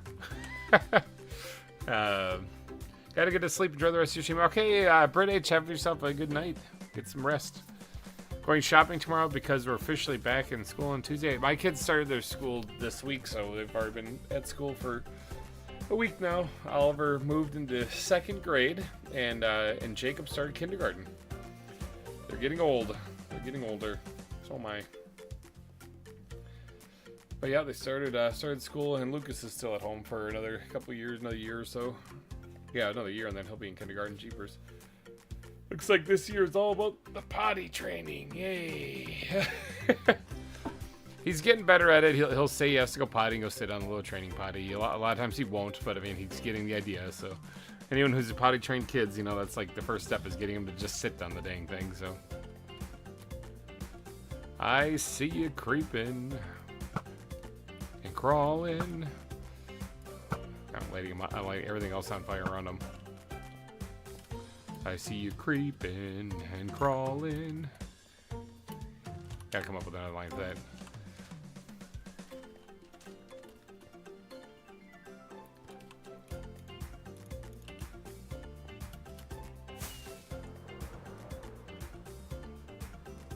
Oh yeah, this terrain is coming along nicely.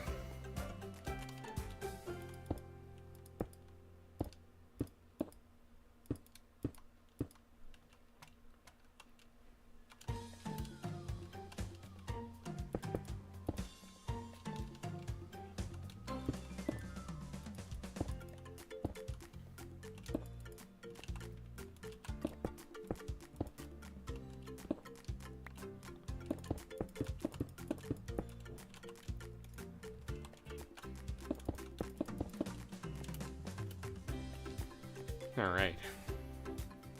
So now this elevation here, I'm thinking we'll connect to that right there. Slowly.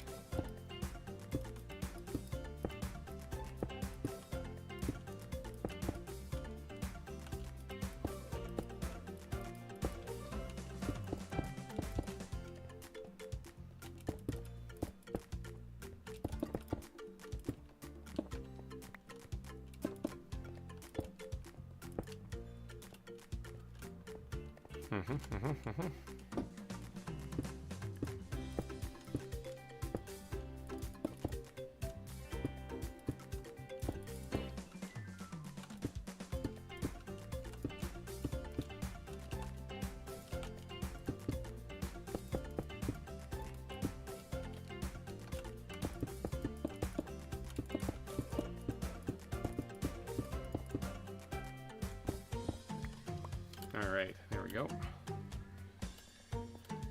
Connect this up over to there now, hey? Getting old, and what am I? Also getting old. We're all getting older.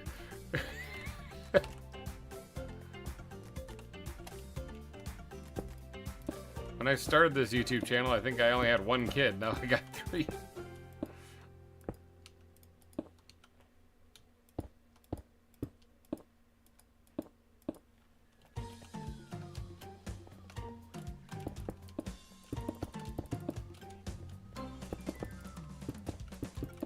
Heck, when this song was made, I only had 2 kids. I think I had 2 kids when the song was made. Now I have 3, and one of them's going into kindergarten next year. So yeah, they're getting older. Everyone's getting older.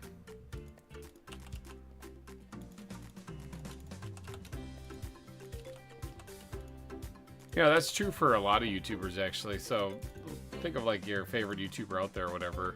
They're all getting older. Everyone is. So YouTube's been around for quite a few years now, and so some of the people who have been on it for quite a few years, they're all literally aging out. You're looking at trying to find new content creators to follow and watch, or new people who have come into this world since YouTube was created, and now are looking to try to find people that they can connect with on here. I think that the people that they think are interesting to watch.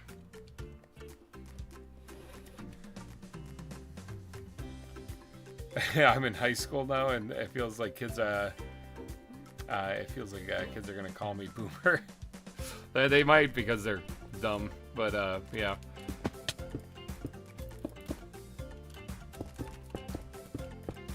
I am significantly older than high school, that's for sure. High school was quite a while ago for me, so. High school and 3 kids, or high school was before the 3 kids, before the multiple military branches, before the years and decades of working, and yeah, it's, I'm getting old, people.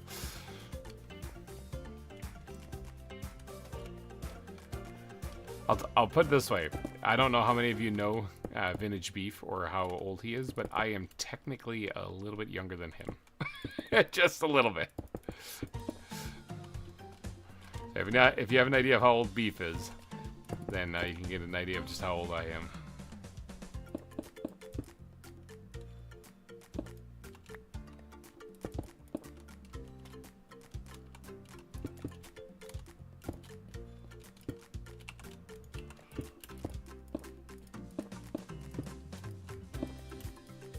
Big old leg spike right there.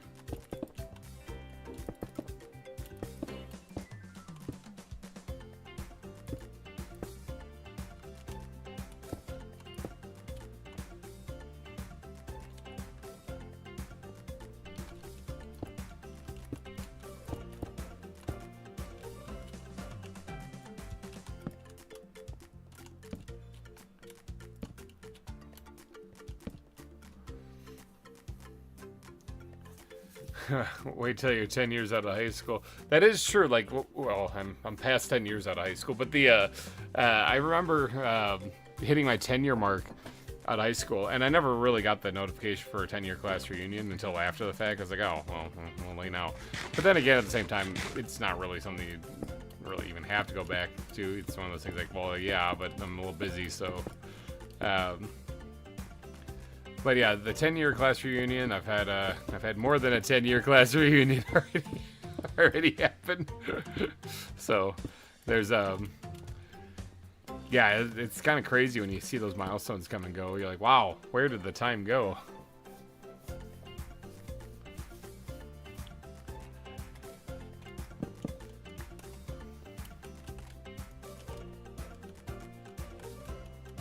Truth be told, high school though is important as it is. You know, as far as the important part is the education you get, not necessarily even the connections or the lack thereof that you might make in high school. The people you meet in high school, oftentimes you don't end up seeing really ever again after you graduate. And whereas at the time they might seem like your whole world and stuff, it's weird how, like I said, you rarely ever actually see them ever again after you graduate.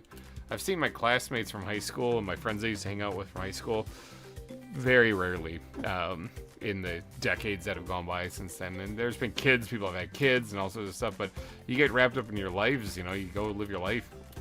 And whereas in high school, your life is your friends and the stuff that you have there. Well, after high school, it's not so much that, and things change.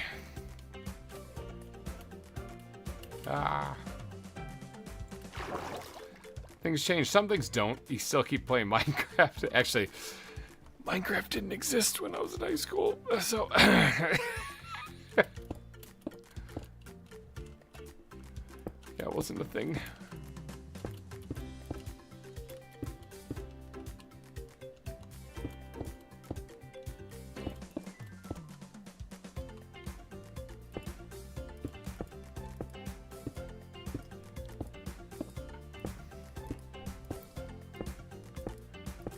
Let's see if I survive that long. You'd be surprised, actually. I know for me, I had, in my head, I had like thoughts about like what am I going to do when I hit this age? What am I going to do when I hit this age? Well, a lot of those markers have kind of come and gone already. And like I never imagined I'd even, like I never even imagined. One thing that always baffled me as a kid, I was always like, how do my parents like afford anything? You know, that was one thing. Like, how do they keep paying for like the house and the electricity and the water and all stuff like that every month, constantly going. How do they keep doing that? Well, the answer is you work your butt off. That's the reason why I'm always like exhausted at the end of the day when I get home. So I save a lot of money. Yeah, you don't want to have kids. Yeah, no, some people don't. I know I work with a lady at work that never had kids, and she's perfectly happy with that. She's like, she never just wanted to have kids. I will say that if you're going to be trying to be like really financially successful, not having kids would be probably a good idea. Kids are expensive, like really expensive.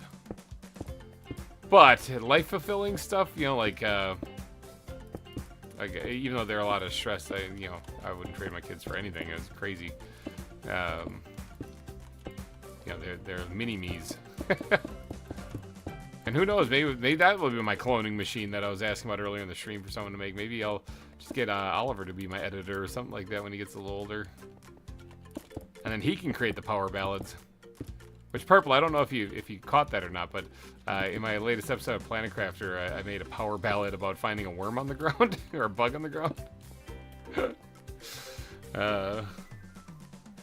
My only kids have 4 paws and fur. Well, they might want to get checked out. I'm just kidding. Unfortunately, they're also expensive. That's true. Yeah. Animals like dogs and cats and stuff like that, they're an added expense too. I've got one dog, Abby. She's still around. I remember years ago, I think it was in the ZAWA episode actually, I pointed out about how we had to take her to a emergency vet. It was about 5 years ago actually, because I remember that day vividly that she hurt herself. I just found out that I was having a second kid. Literally, like it was minutes after that. And we were outside and I was playing with Oliver and Abby kept bringing me a stick and so I just kind of chucked it behind me without really looking because it's like she's gonna go chase it, whatever. I heard this yip, and I looked back and she looked like she was gagging or something like that. And it turns out that she went for the stick right as it hit the ground, and it like stabbed her down her throat. Our dog, you know, and so she was bleeding really bad, and so we had to rush her to the emergency vet. That was the day I found out that we were gonna be having Jacob. So crazy day that day. But yeah, but Abby's still around. She's 12, I want to say, so she's getting really old now for a dog.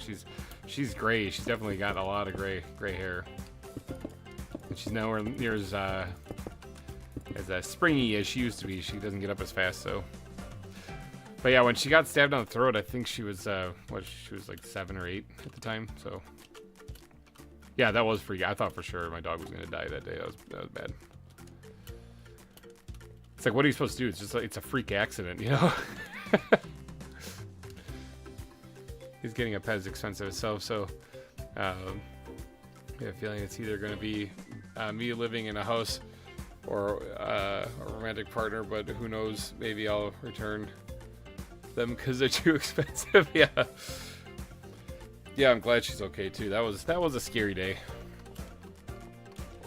Abby is one of the most like obedient dogs I've ever had. She's a black lab border collie mix, and border collies are just like insanely obedient dogs. That's why they use them to herd sheep. So, but yeah, and her being a black lab, she loves to still play in our black lab mix. She still loves to play and do that kind of fun stuff too. So.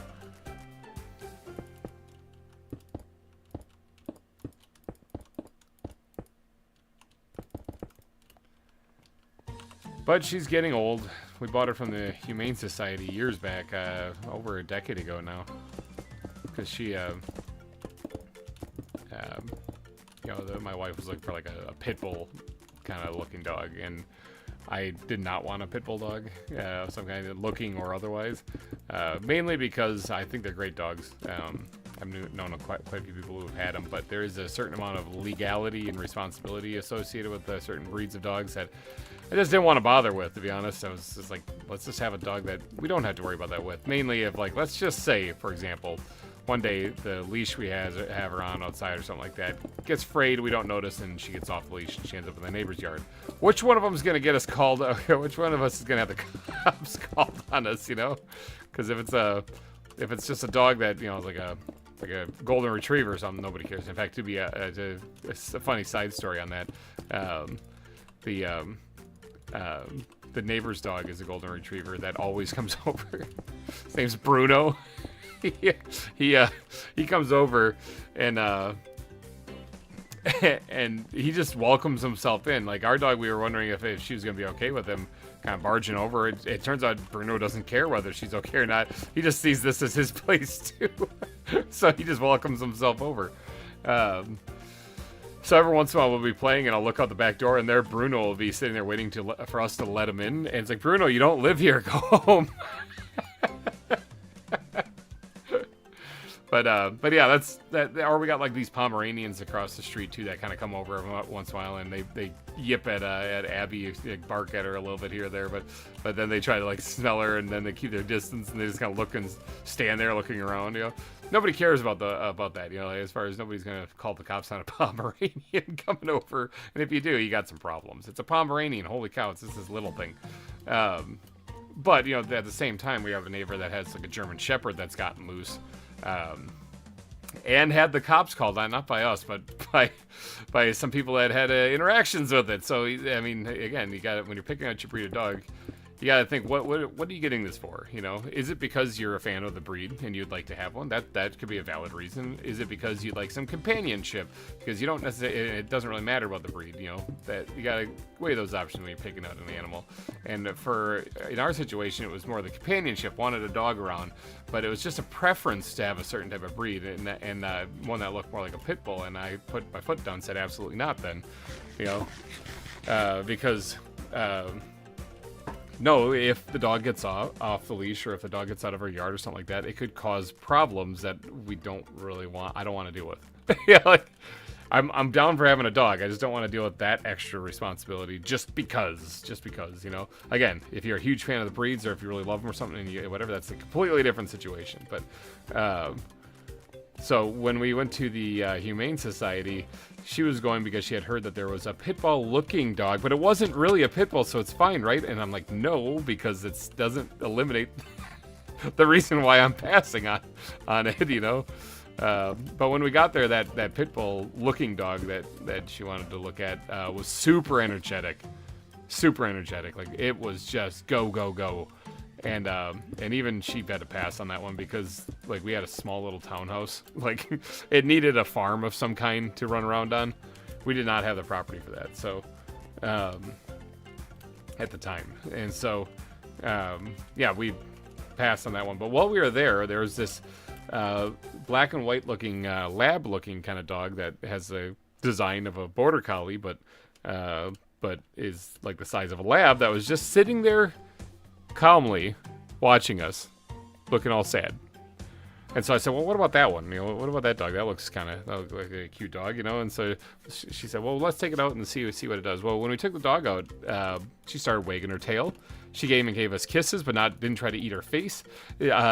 She'd respond to our voices already when we called her because we heard her name was Abby, and she'd come and sit down next to us and stuff, and she was looking at us, what do you want me to do? You know, like she was very obedient. It was ridiculous, and I was like, you know what? I kind of like this dog. Right off the bat, the dog was already potty trained. There's nothing left to do. It was just go and enjoy having a dog, and so we ended up picking up Abby instead, and brought her home, and she's been with us ever since. Dogs. She's kind of a fat dog now because she doesn't get a lot of exercise. I guess neither do I, but she's older. We already had to do some surgery on one of her knees because it kind of some tendon ligament thing gave out on it or something, and that was back when she was 4. Apparently the labs have an issue with that, the vet said. So instead of trying to destroy her legs, we decided to keep it relatively simple, just walking, you know, for the most part, not going for any crazy runs and none of that stuff. So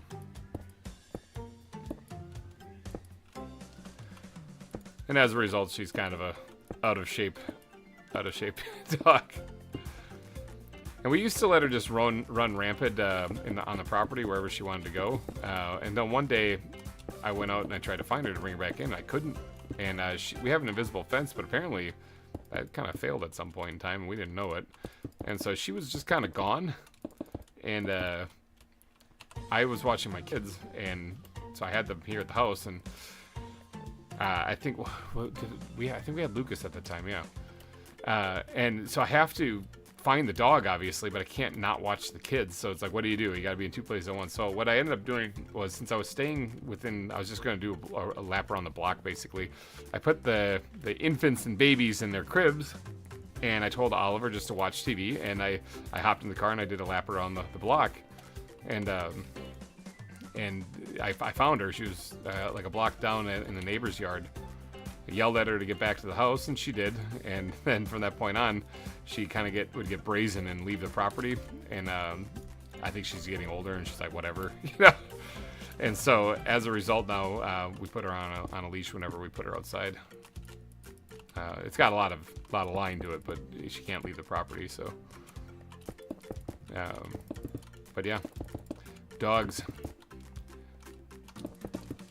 But yeah, they are pets are an added expense. You got their added consumption of time also. So that's another thing. You know, anytime you have to do anything with the dog, whether it be keeping up with their shots or grooming, you know, trimming and stuff like that, that's all extra time and money. So.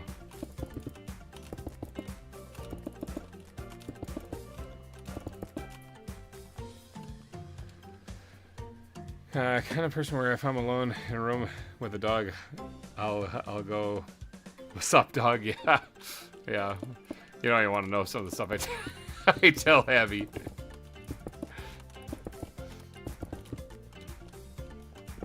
But yeah, dogs are great. I am more of a dog person than a cat person, though. But the dogs are great. I get along with them great.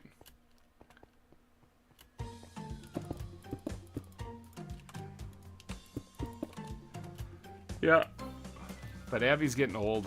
One of these days, though, we're gonna have to break the bad news to the kids, because, you know, dogs don't live forever, and 12 is already getting up there.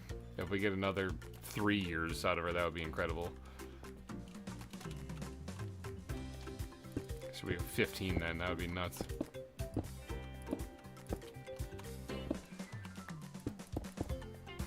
But it happens. It happens. You get older, people. You get older, and the next generation moves in. So there's no stopping it. You might as well build a zoo in Minecraft.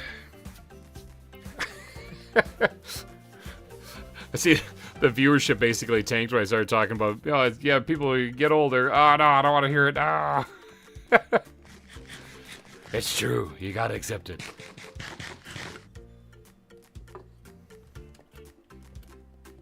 Although with that rambling I was just going on, I got a whole lot more built than this.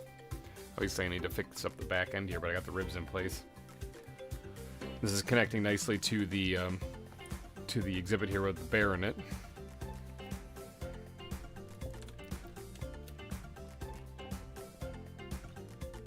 Now I need some kind of thing to bring this rib up to over here.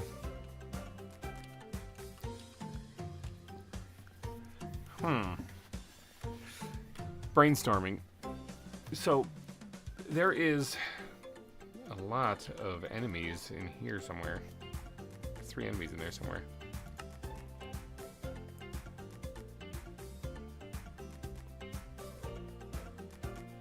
Not sure where they are, where they're at though. There's a lot of area right here. Now the pathway, the plan is for it to come down through here and curve along the edge of the volcano and go northwards that way. But there's a lot of space here. Huh. Now I was thinking about just covering it up, and then if I want to build an interior exhibit here, I guess I could. And that's still a possibility. That's not a bad idea. It's not a bad idea. Because alternatively, the brainstorming thing I'm thinking is that what I could do is I could create a cliff face here and then have this be more closer to the ground, like lower to the water type thing. Like a stretch of it here. And then have an exhibit somehow there. But do your kids ever watch your streams? Yeah, they do sometimes. Not always. Not always. But you can't really shelter your kids too much on what life is about. You just gotta ease them into it. So I'm thinking maybe I'll stick with the original plan. I'll just build this up high, and then I can always come in and add an exhibit underground here. Okay, so if I'm going to do that, that means that this area right here is the viewing area for the bear. And then the path is gonna curve that way. It might continue this way, but what I need to do is connect it to that exhibit. Oops. Oh my god, Elytra, stop. That Elytra annoys me so much in this. Like, I get it, it's super handy, and I definitely like having it. It's just that when it comes to building, my god, is that thing annoying. It's constantly activating on its own. I really do. This is going to sound crazy because I remember having to spam the spacebar, but I miss 112. Okay, when it was, you had to kind of spam the spacebar to get the Elytra to work and go. This one, I'm holding spacebar and it's activating. What the heck?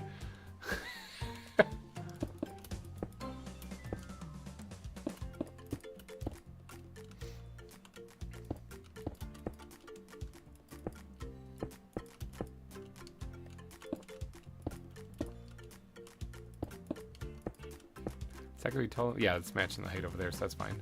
I feel a sneeze. Nope, maybe not. It would have happened. It would have happened if I hadn't have called it out. And then the sneeze was like, oh, I've been found out. And then it goes away.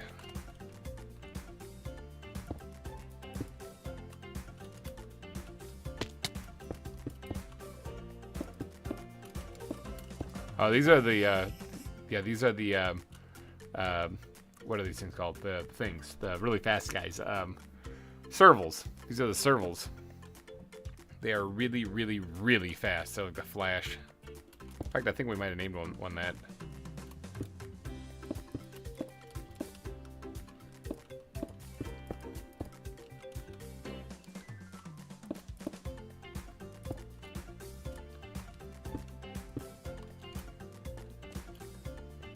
All right. So that's the cliff face that's going, and this will definitely have an overhang to it. And in fact, I'm kind of calling right now. I think I am going to be adding an exhibit in here that have that I don't know. I'll find some kind of animal to smash in there, but that way I can build this whole face to connect over to here. Start bringing it this way.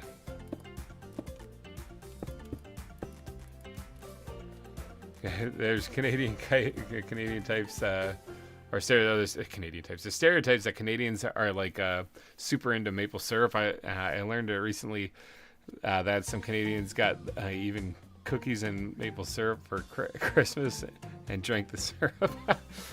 If you're Canadian, you are not going to want to miss the next episode of Nations and Nobles when we get that finished.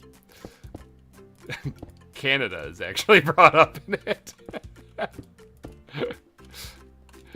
I kid you not. It's literally going to be part of Nations and Nobles.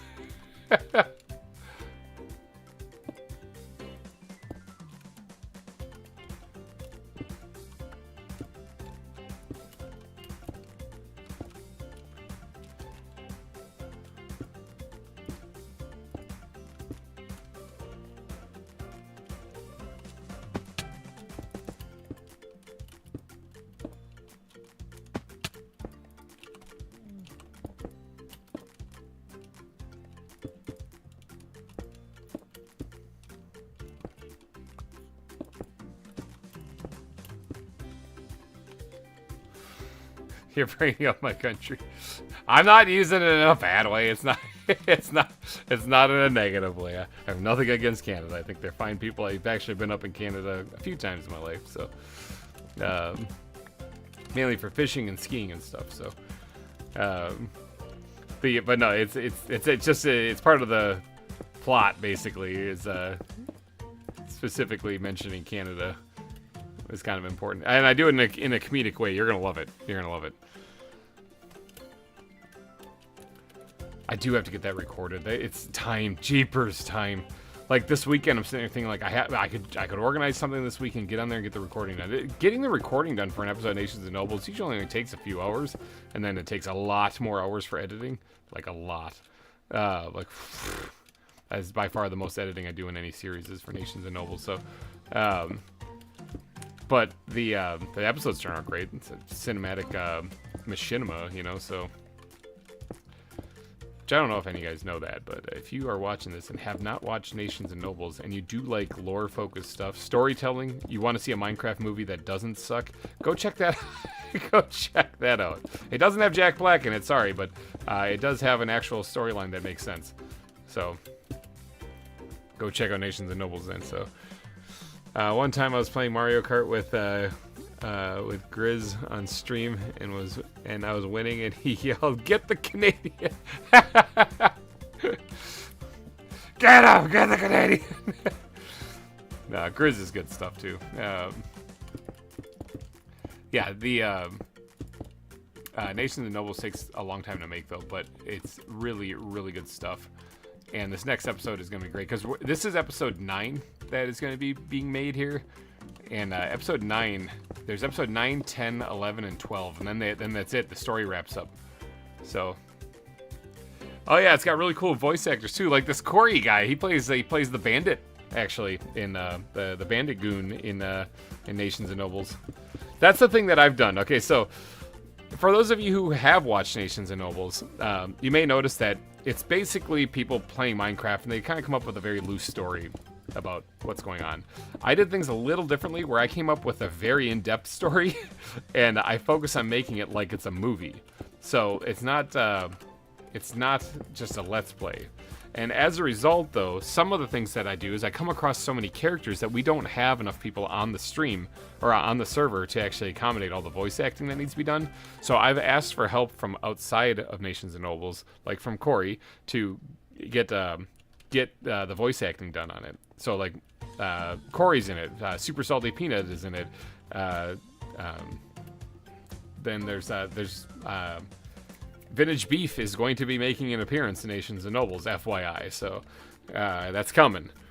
So I've already got the voice lines for that done. So there's some stuff. If people, Nebris plays the voice of Hazel's husband, the one that gets murked by the monster in episode 5 or 5. Episode 5 was a good episode. Spoiler, sorry, he dies. So yeah, there's a lot of really good stuff in that series. Definitely go watch it.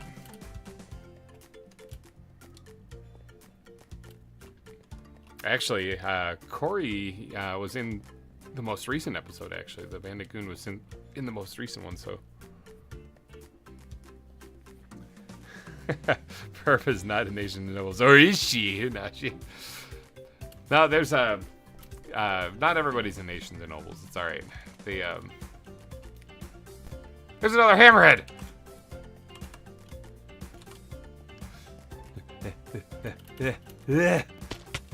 Uh-oh. I forgot I don't have my light, so I wasn't able to fly. And I don't want to appear injured by a shark. That's not a good thing. There's 2 hammerheads. Can't really tell if you're in the water. Okay, you're stuck outside the water. Oh, you're back in it, dang it. I should have been faster than that. Alright, swim that way, you're gonna get got. If you swim this way, you're gonna get got.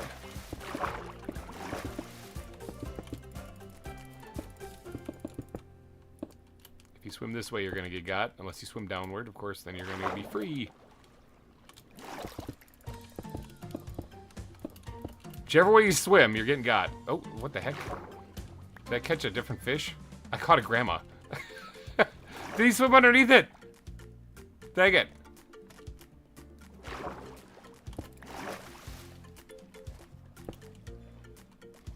Sharks. They're so difficult to catch. I want my hammerhead though. I want another hammerhead if I can. Let's get that wall going. Oh, there's some calamari, so something didn't survive. I forget there's other fish here though. Oh my god, they're all over here now. I'm never gonna catch these things. They have so much open space to swim. Get ahead of them. I'm out of nets. I've used them all.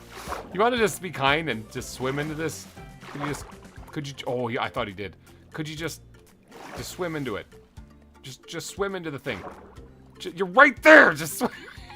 Okay, we should punch it and get it to chase me.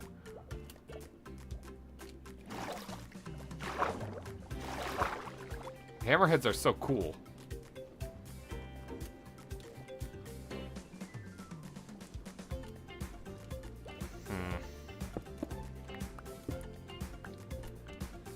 I don't see him swimming into this thing.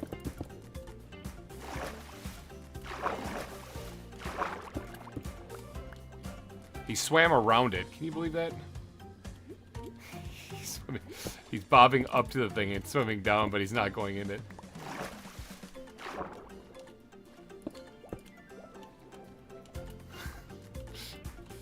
Could you just swim into this thing?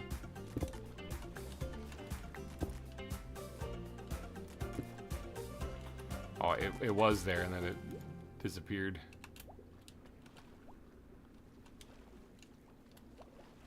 I got one net, one shot, knees weak, arms heavy. Here. Turn around and swim into that. Oh my god, I thought he did. I thought he did for sure.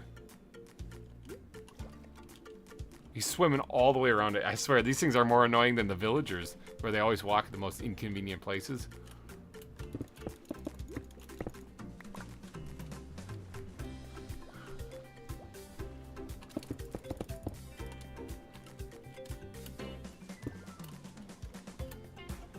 Where is it?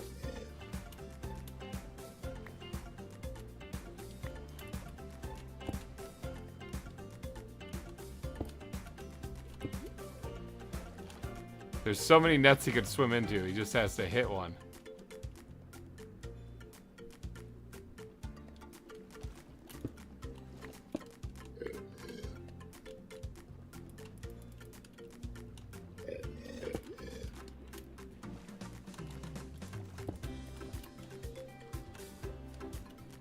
Want to go back that way? Huh? By the nets? You want to go back there by the nets?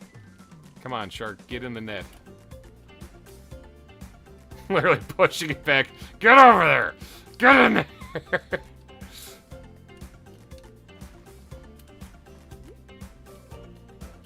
Oh my god, you're right there. Just get in the net!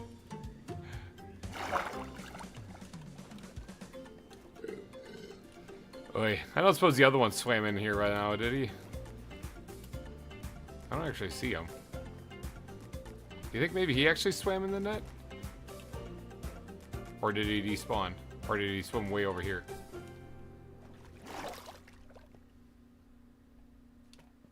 I don't see a net floating anywhere.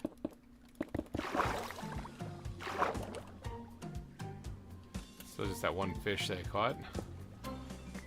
I left all these over here just in case the other one swam back into this, so.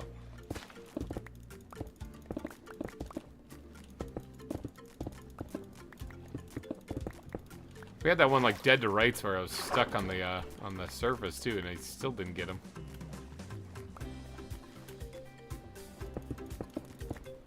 I think maybe he despawned, to be honest.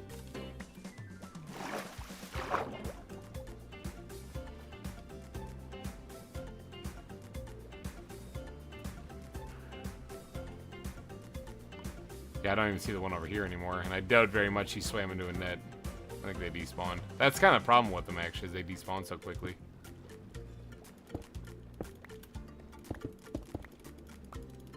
Oh well, I did capture at least one of them still, so. Yeah. And now this thing I don't really care about, so we'll just let him out of there.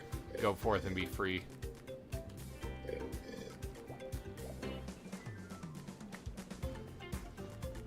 Yeah, I think they despawned.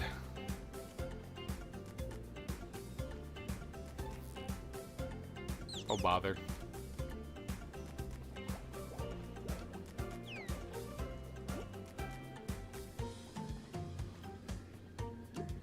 They were cool while they lasted. Today we're going to be trolling this player. Exactly. They got me good. I got some calamari, which we don't need. Ink sacks I'll take, though, because those things are always a thing to collect.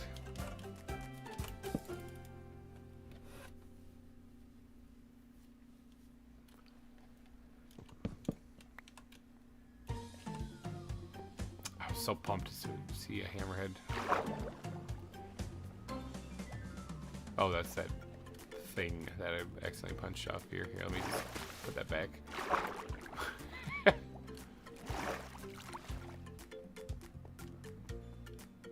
No shark. Alright. Now let's keep on building then.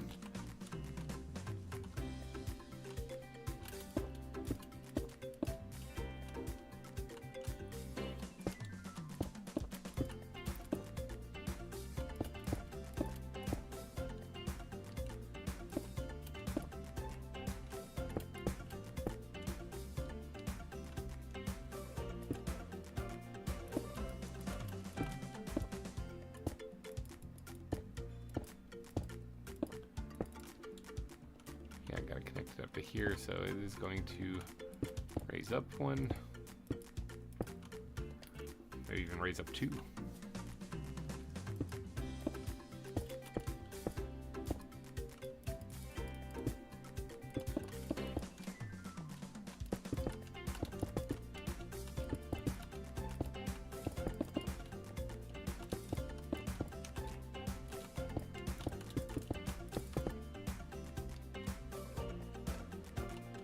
Now I'm looking out for hammerheads down there. I'm like, always taking a peek.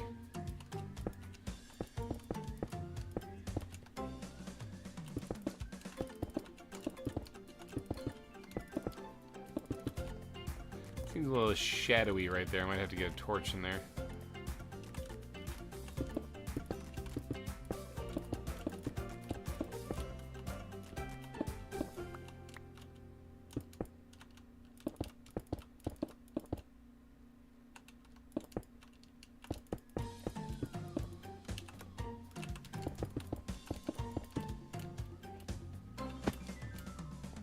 Yeah, let's get a little whoop down here real quick.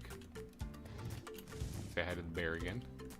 Get some torches on this part right here.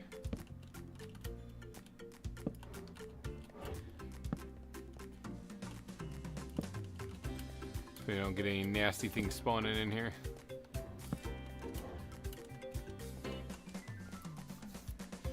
Ugh, landscaping. Ugh.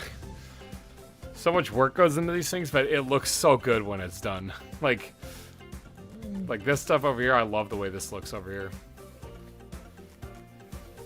So cool. And I can give you guys a before and after of what this looks like, because I can pull up a map that's the same seed, and you can see for yourself. Which the seed isn't, like, that's nothing I'm trying to keep secret from people. So if you guys want to know the seed, you can, right there, bam, that's it.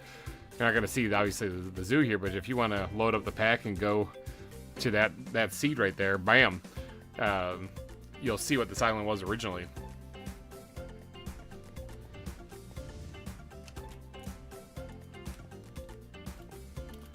I don't even have to worry about, like, no spoilers, don't tell us where things are. It's like this server's been up for 2 years. We're good. Yeah, either we know where everything is, or if you find something and let us know, it's not going to be the end of the world, because, I mean, we've been doing this for 2 years, so.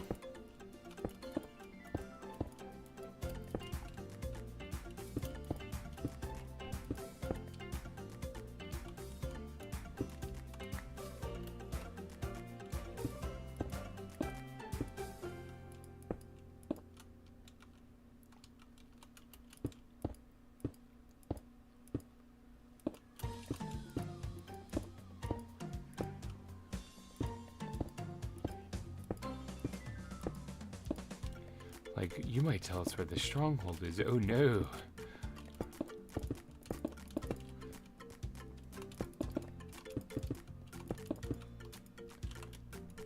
There was a spawner on the surface on this island, actually, but it was a zombie spawner. There wasn't much I could do with it, really, other than maybe make an early game XP farm, but I didn't, because I didn't find it until later. But that's another thing that's on the server. It's somewhere over here. I found it. I think it's like right underneath this pile of land, like where the walkway is-ish or around here. There's a zombie spawner. I think I left it there too. I just lit it up. Or I broke it. I can't really remember, because I don't know why I would need it.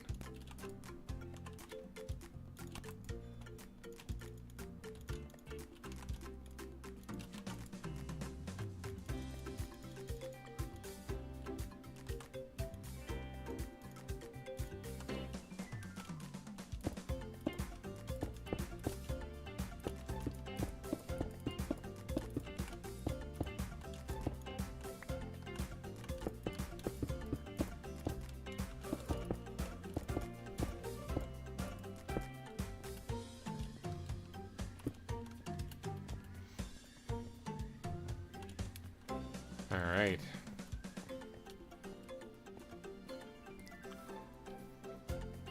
At some point in time, I do want to drop this back down. I don't want it to be this elevation the entire way, all the way around this place. It definitely does make it look like more of a complete island, though, by having higher ridges on the sides of it, though. Basically, where people are walking, I don't really want them to have too many spots to see the ocean around them. There are spots, though, like this sweet lookout, but you can see the other island from that area there. Everywhere else is basically enclosed, so that you're kind of in this experience, you know? You can't really see the fact that you're on an island so much.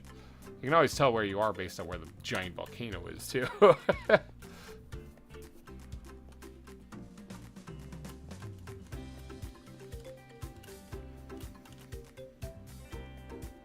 Oh, he disappeared. He saw that I was looking at him, he just boop, disappeared.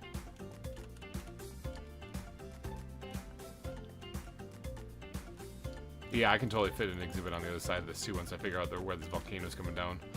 That dig to here pillar right there, that's supposed to be like the base of the volcano. That's the angle I'm going for on that thing. So I can work with that though. I can absolutely work with that.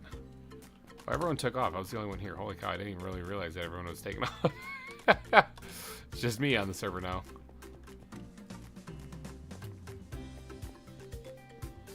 Yeets.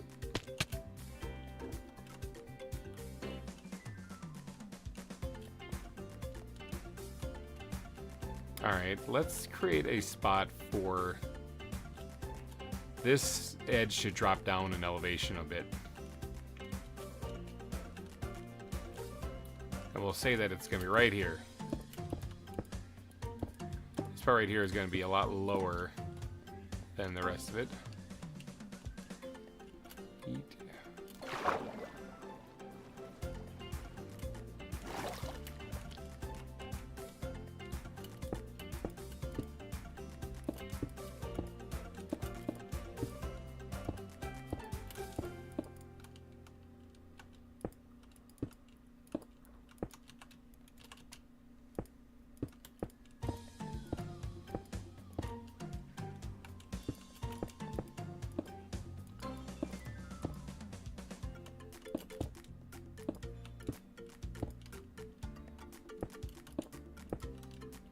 There.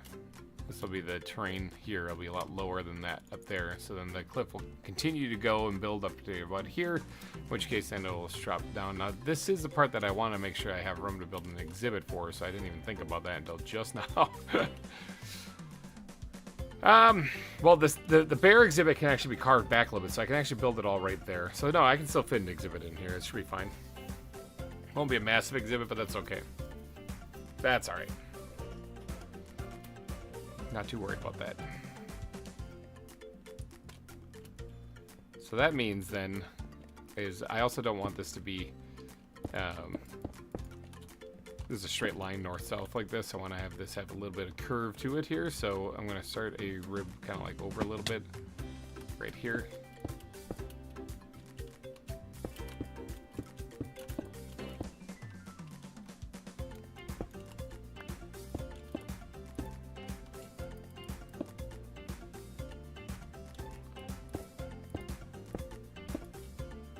And I want to bring it over like so.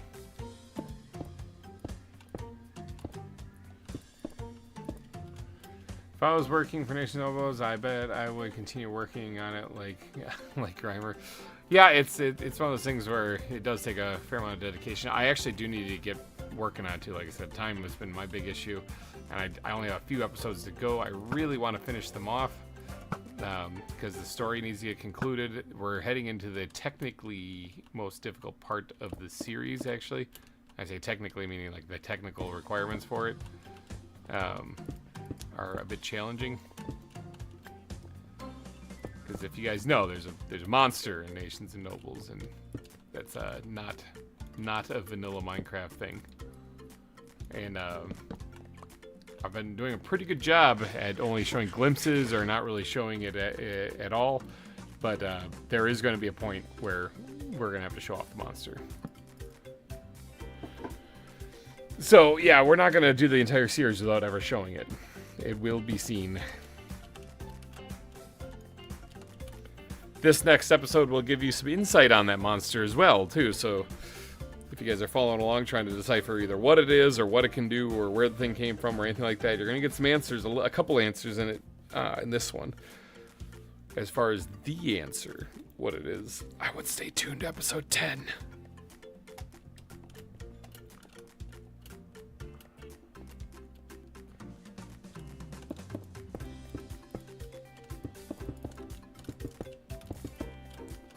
There, we'll have a curve a little bit here, so then this is where the cliff edge will go.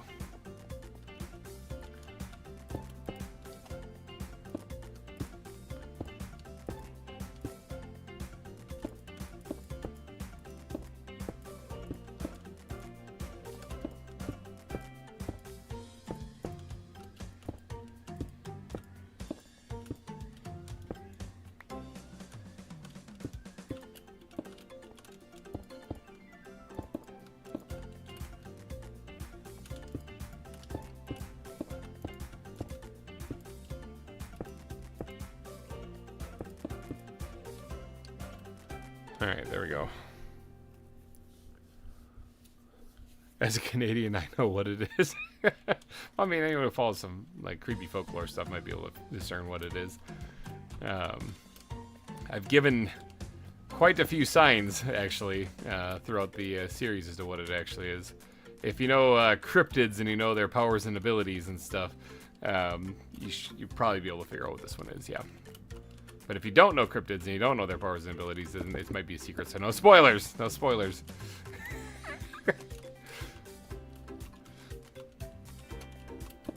I wasn't trying to make it a big mystery, let's just say that. It was done just purely as a antagonist for the for our characters here.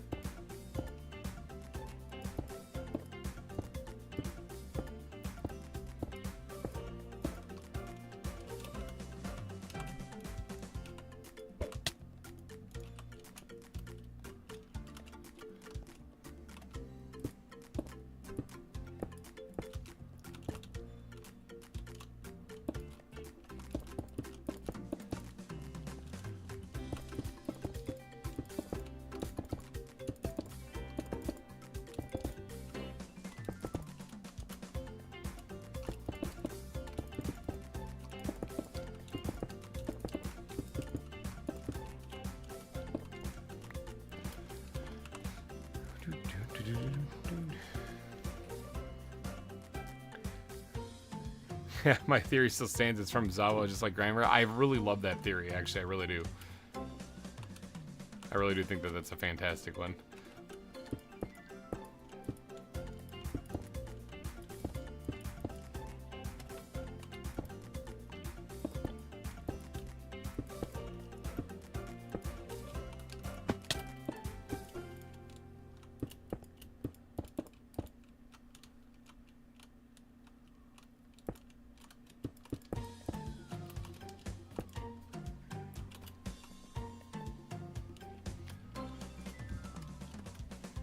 Cliffs. Making cliffs. Ugh.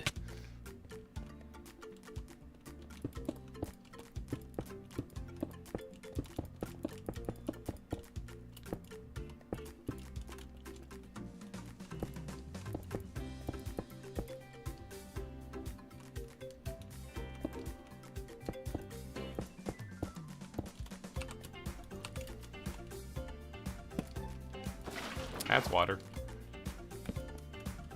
I gotta take that off my hotbar. I don't actually need that in there. In fact, I'm missing a bucket of water in here, too. I'm gonna dump it into an exhibit on accident and destroy a bunch of the plants. I'll be so sad.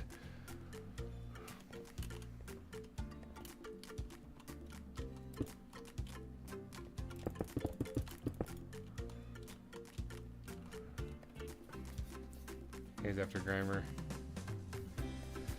Yep, no, your theory does make sense, actually. I do. That's why I like it so much. It's a good theory.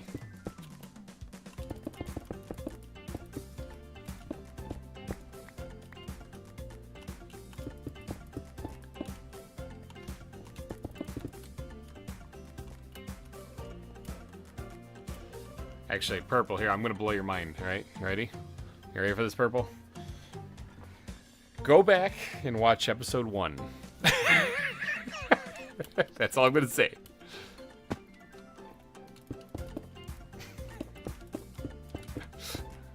Go back, watch episode 1. It's a shorter episode, specifically when I get pulled through to the other world.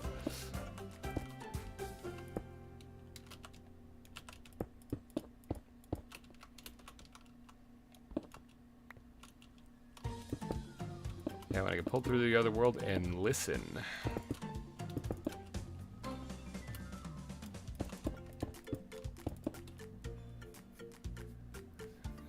That's just a theory. A perp theory?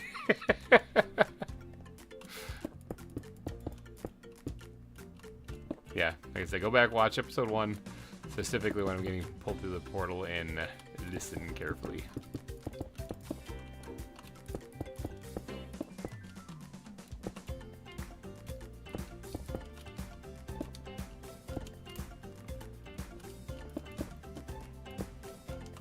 Seriously, I've been having a stupid amount of fun making nations and nobles. It's so time consuming though, so I will be happy once I'm done because it'll be completed. The full story will be done. You guys will get a sweet Minecraft movie out of it because it should be about 2.5 hours long. The full series. Yeah. That whole idea of making a lore-focused server, I think, is a brilliant idea. I guess they were trying to model it after the Empire server or something. I never watched the Empire server, so I don't know what that actually involves. But I love that concept.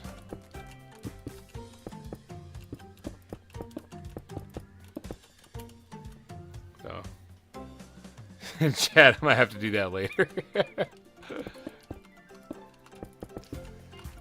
So the thing that, like, I really struggled with early on in Nations and Nobles, it was that I had an idea in mind for my story, and it was mostly fleshed out. It was bullet pointed out, basically. It wasn't like I had the whole scripts written or anything like that, but it was bullet pointed out. I knew key features, key things that were going to have to happen, and about what time they were going to be happening. But in our group meetings where we'd have talks and stuff like that, it turns out I was about the only one that did that. I was about the only one that was doing that, and so it kind of blew my mind because I was like, well, how do you guys know where your story's going then? And it's like, we'll figure it out. I'm like, okay. I mean, okay. But, I mean, I thought the point of the whole thing was to come up with a story first, and then you basically tell people it throughout your season. So, which might be why I'm still going and other people have stopped, because other people kind of got bored with trying to come up with something. But I had something already from the beginning. So, and I'm not done yet, so of course I'm going to keep going. When you look at the zoo in front of you, I'm not done with this yet. Viewership has like gone way down on ZAWA and stuff, so if I was just chasing the algorithm, I would be like, well, this isn't working out so much anymore. Time to move on to greener pastures, and then just stop the series abruptly. The truth is, no, I'm having fun still. I'm not done with my zoo yet. I got work to do, type thing. So until I'm finished with it, I'm going to keep on powering through, regardless of what happens YouTube-wise. You know, I'll keep working on it. And so the same thing goes for Nations and Nobles. That series has never done well on my channel. I don't know why. It's like I said, it's by far better than anything else that I've ever put on my channel, but it just doesn't do well. So I don't know. I'll tell you. So it, like, and I mean by far, I mean by leaps and bounds. It's not even close. Easily the best series I've ever put out on the channel, but yeah, if it doesn't do well, it doesn't do well with that. But I am going to continue it until the story's done, because I'm not done yet. So I gotta finish it. I guess it's one of my charming personality quirks. Dang, that looks pretty good. I like that. Parkour. As a writer, it pains me to say,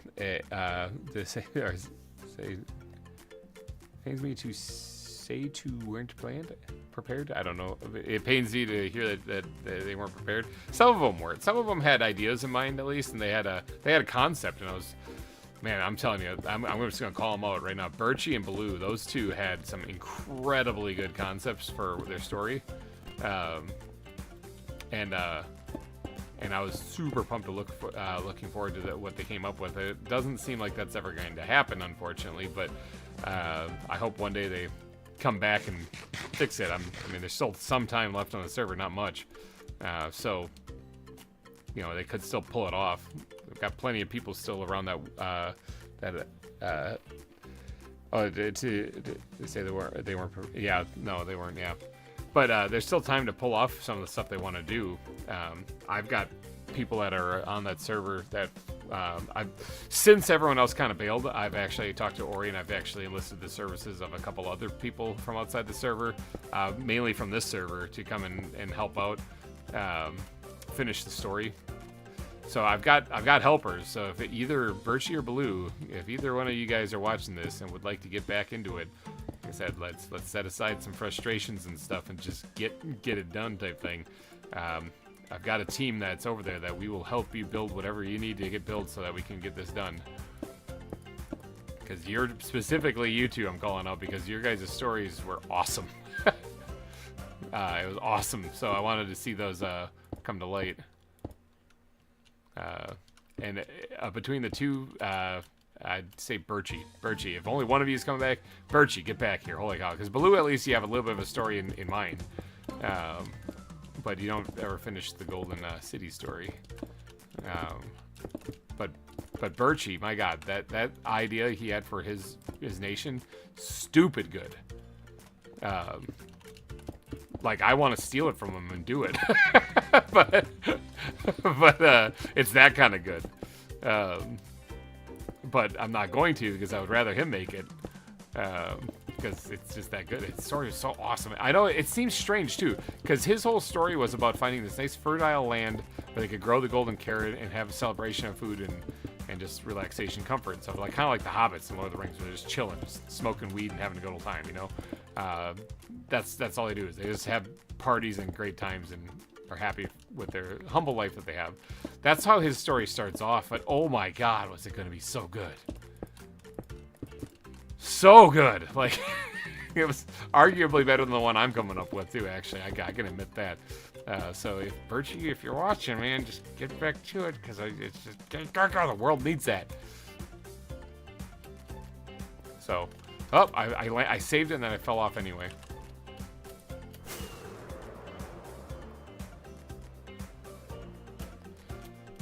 Birchie did have a little bit more of a planned out story too. It wasn't entirely fleshed out, but it was significantly better than what most of the people had listed on there. Oh, we got company.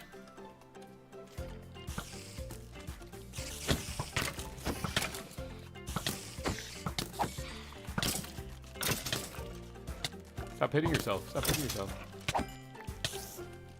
You saw me kill that little spider. He's like, that was my little brother. Was being the key word there.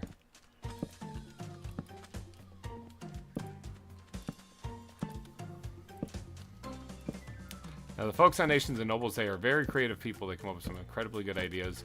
And I think motivation is kind of a big thing, though, where when things aren't working out great, it's hard to stay motivated. That's for anybody. That's not just saying for other people on Nations and Nobles. That's for anybody. That's for me, myself included.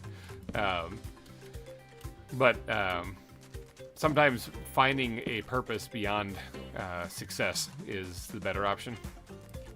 So, like, for me, if I were, like, again, like I said, if I were to say, like, my purpose of making the zoo is to have a successful YouTube series. Well, it has actually been pretty successful. It's kind of died down, but I'm still going to keep going on it because the purpose of this was always to build an amazing zoo.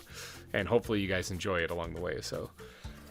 Did I ever mention that my future Minecraft movie that's based on my series will have a different plot line than the books?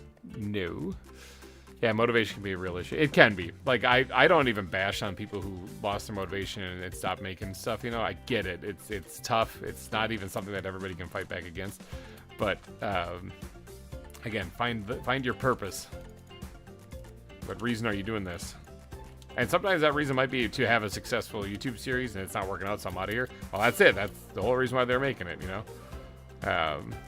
For mine, though, it's not bad.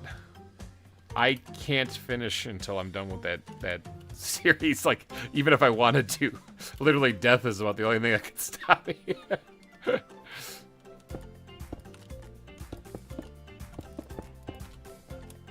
And because I know that it's probably an added expense to keep the server running when it's very rarely inactive, months ago I actually signed up for the Patreon for Nations and Noble to try to help cover some of that cost. Because I didn't want to just be dragging my feet and then have it cost them actual money. So, but yeah, because I'm not trying to do that. That's just kind of a jerk move. All right, this has got to change a little bit right here because the shape of the terrain. If there's going to be a cliff edge here, the rock that's connecting to it might be a little different. So, let's tear this down for a second. Let's back it up just a wee bit.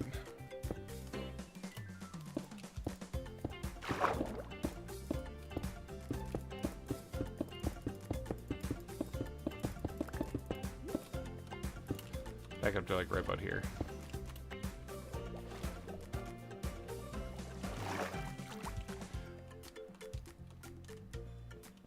Hold on a second, I gotta get everyone to see this.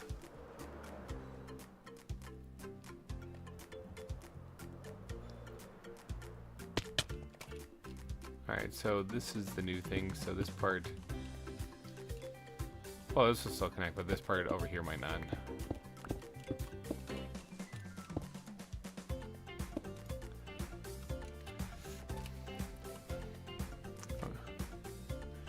My book's gonna be a bit longer than my movie. Well, it usually is. Usually the books flesh things out a lot more. They also remove certain things from the movie that will be in the books.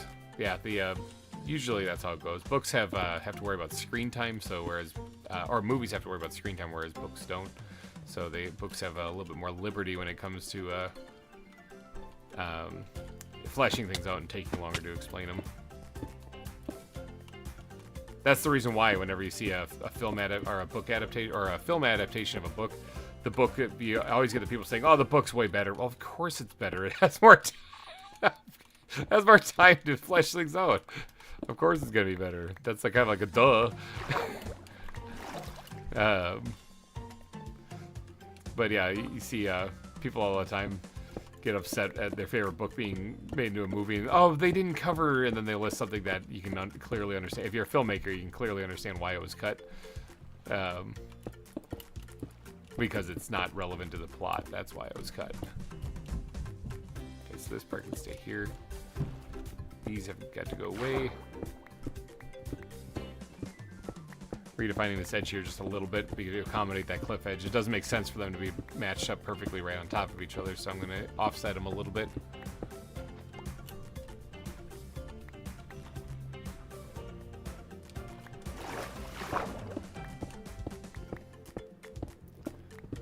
Like in the Harry Potter movies, for example, they didn't cover nearly Headless Nick's Death Day party, which they cover that in the books.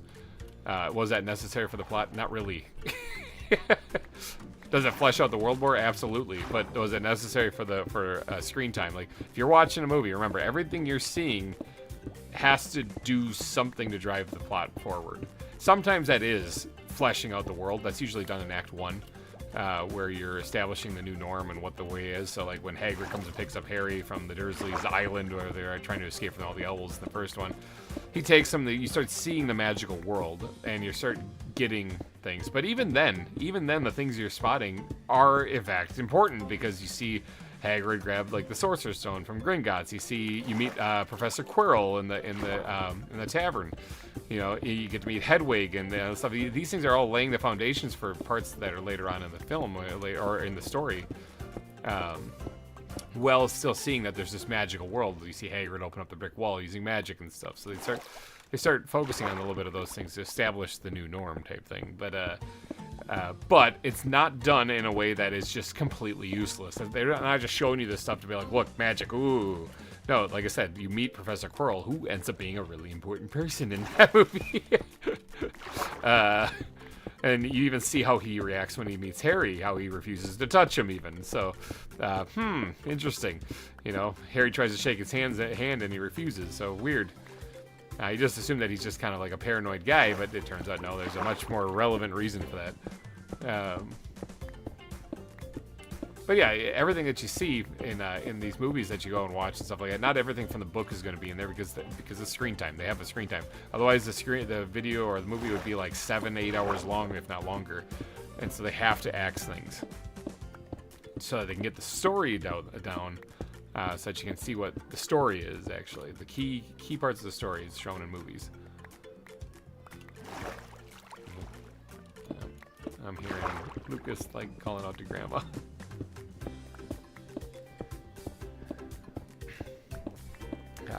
In my series, pretty much everything is connected, and I like how it turned out. I won't really say much because spoilers, but I'll say everything I believe connects well. That's true. That's what you're supposed to do. Everything is supposed to be connecting well. I actually criticized myself a little bit on how I wrote Nations and Nobles, because some of the stuff I wish I would have laid out a little bit sooner. You know, because too often have I been noticing that I've been writing something to do like a little foreshadowing, and then like the next episode it pays off. That's not very good. That's pretty bad writing, actually. That's pretty good. Hi, Lucas. Holy cow. My youngest just ran in here with, who do you have? Is that Muffin and Bingo? He likes Bluey. Where's Bluey? Oh, no, you got Bluey. Where's Muffin? Go find Muffin.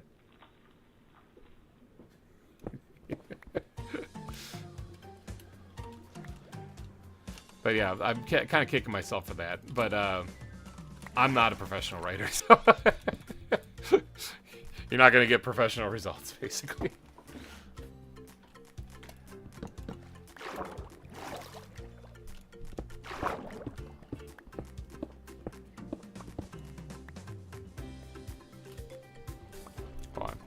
Am I taking too much? No, it's right here. Okay.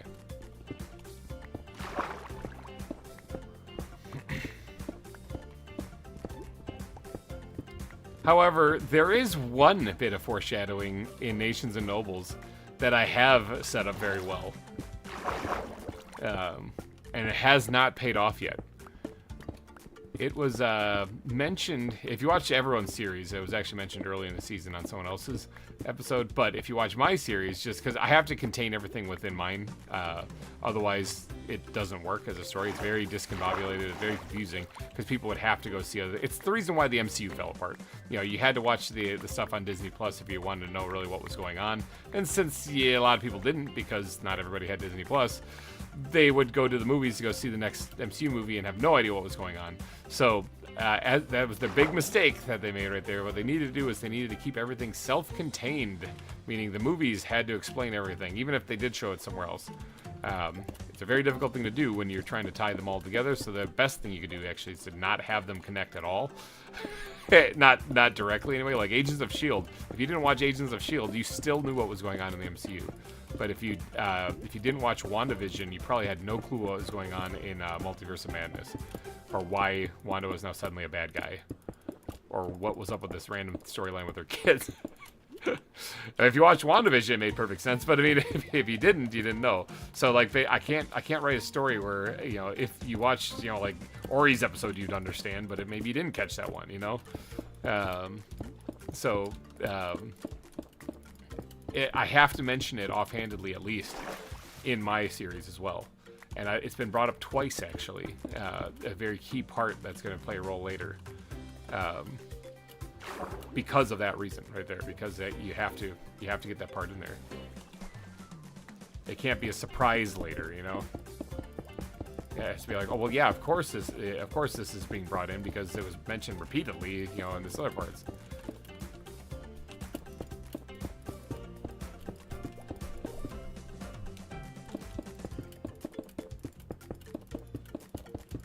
Storytelling, it's a fun thing. It's a lot to think of, a lot to think about. And even, yeah, I make mistakes still. Like, I think I mentioned in previous streams about how Tinnikin plays Quinn in the series.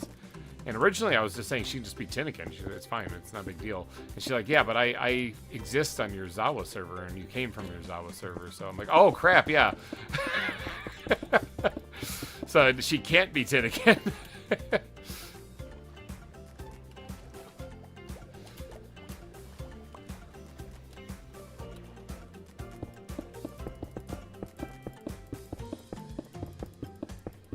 It's sort of like there's who's that, Sam Whitner, I think the guy's name is, the guy who plays Star Killer in the Force Unleashed games. He also played Doomsday in Smallville. He was doing some voice work for the animated series Clone Wars, I think it was. It's one of those animated Star Wars shows, and Dave Filoni was working on it. You know, he's the writer and director and all that stuff. And they got done with the scene, and the guy who does Anakin's voice in there did a great job, and that it was the scene was a wrap and it was good, but in the show it's like a deleted scene now because they had to cut it based on this. It's a wrap, it's great, and it's talking about how Anakin is seeing his mother as like in the Force. He's seeing her as a ghost, and he says that he has a wife and that he wants her to meet her, you know, and because that's Padme. And so everything is really touching. It's a really touching, heartfelt scene and stuff. And the voice work was spot on, great, and was all done. And yep, that's a wrap. Sam Whitner was actually on that set, and he goes, "Wait, hold on, we gotta redo that though." And Filoni was like, "Well, why? You know?" And he was new on set, so he's like the new guy at the time. And he goes, "Well, because Shmi Skywalker already met Padme in Episode 1." She knows who she is already. They had dinner together before the pod race. And everyone looked around like, oh, crap. Yeah. This isn't going to be some big revelation. It's good to meet you. No, she already knows who she is. That's what writing is a lot like that, where you're like, oh, wait a second. No, we can't. Oh, whoops.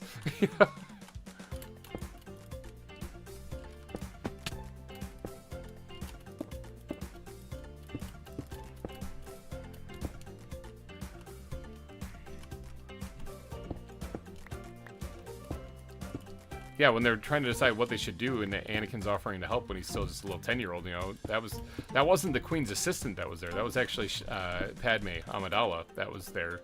That's kind of the real, that's the trick, remember? So they already met.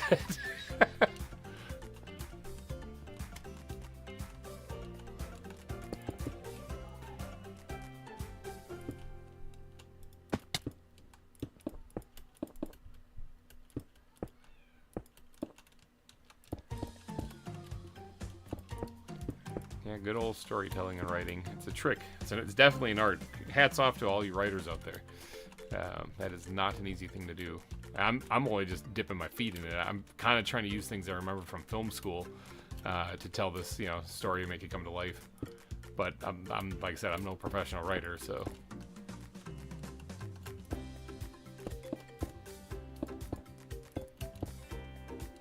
I hope you guys like. I hope the people who are watching it like. I hope everybody goes and watches it also. Sometimes you just gotta redo stuff. That is true. There's a couple things in when it comes to production. Sometimes you got to go back to the drawing board, and sometimes and the show must go on. That's the other thing. The old showbiz or Hollywood, what's it, Broadway, saying the show must go on, and that's true. It must go on. So. Thank you for that. That's off, GReimer. Now, writing is tough. It is tough. You got to remember a lot of key elements, especially when you're building an entire world and you have to, you know, shuffle things around and stuff. You got to think to yourself, is this totally destroying the lore? Like when I do this, if I were to make this character do this thing, does that absolutely completely wreck the entire story?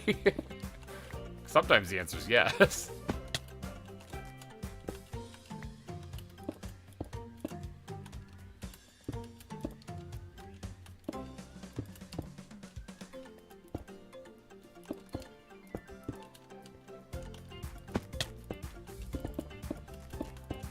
Oh, this cliff face really turned into a project, didn't it?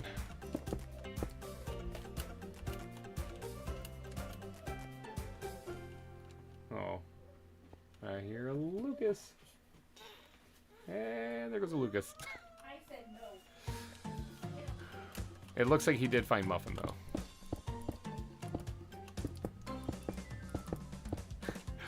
So... You know, wife's keeping an eye on the kids up there, but sometimes they get away because there's 3 of them and it's hard to keep track of them. But the Lucas came down here before and I asked to go find Muffin. It looks like he was, it looks like he, that was adorable. It looks like he was booking it, trying to outrun his mom to get here to show me Muffin. He found him. That was adorable. He got here just in time. I found it. Then he gets scooped up and away he goes.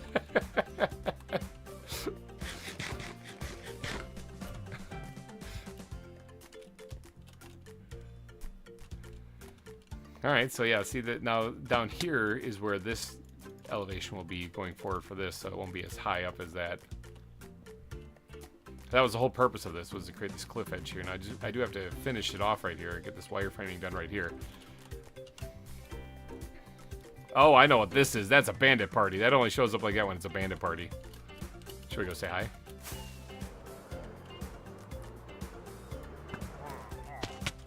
Hi, everybody. Could you be a doll and hit this guy for me? Just shoot him. Just fill him full of arrows. Thank you. Oh, it still gave it to me anyway. I wasn't the one who killed him. You guys did.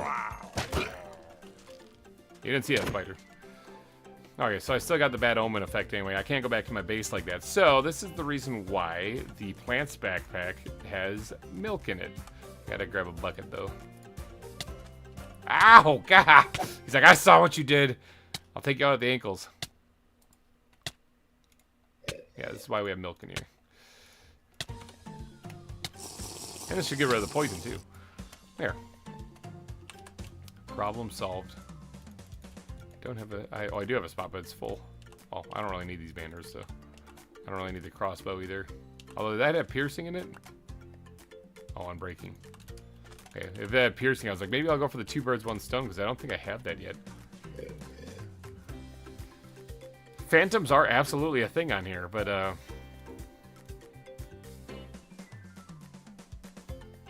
do I not have? Is that not a thing in this version? Maybe it's not a thing on this version yet.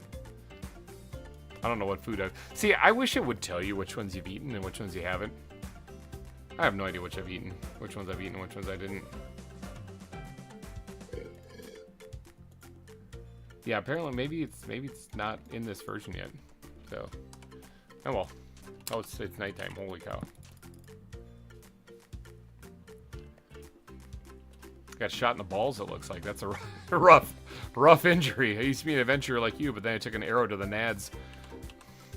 I don't think that's how it goes, but... Alright, well, I need more chicken. I'm out of food, so... Let's head back and get some more chicken. So get some more lava. Chicken.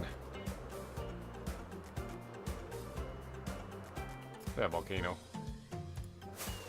Superman. Ow.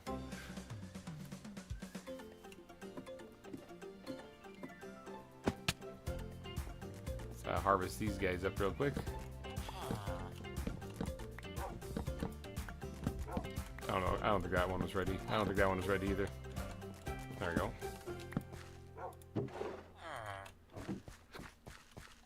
All right. Down lava. Chicken. I don't really got much. This must have been an unloaded chunk. Well, all right. Got a little bit though. I'll have to find some alternative food sources in the meantime. How's the iron farm going? Still pumping out iron? Still pumping out iron. Got a lot of iron. This thing pumps out a golem pretty frequently, actually. It's kind of alarming, actually, how often it is. Sometimes I come down here and the golem is stuck, but usually it doesn't, unless it's spawned elsewhere. Sometimes, I think I've had a couple instances like that, but not very often. Oh, this is where I get all my vines, too. Well, it's still working, though. It's still pumping out iron. Even with my story wrapping up on the planning stage, my creative brain keeps giving me ideas for the characters. Yeah, definitely. Okay.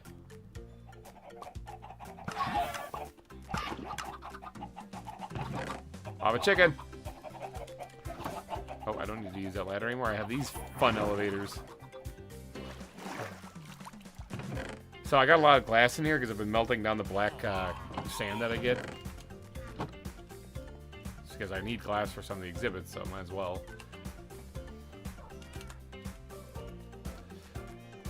Let's take some stuff out of here while I'm back here. Store it. That way I can store things like this back in there.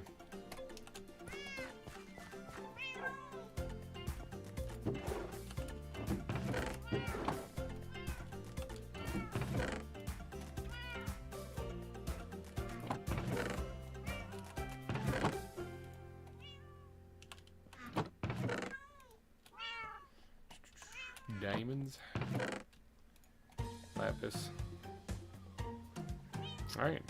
Sweet. Let's grab some more coal while I'm back here. Cause that way, oh, I have coal. Nope, I'm good. Let's grab some sticks, actually, because I think I have a stack of sticks in here. Can make more torches with those.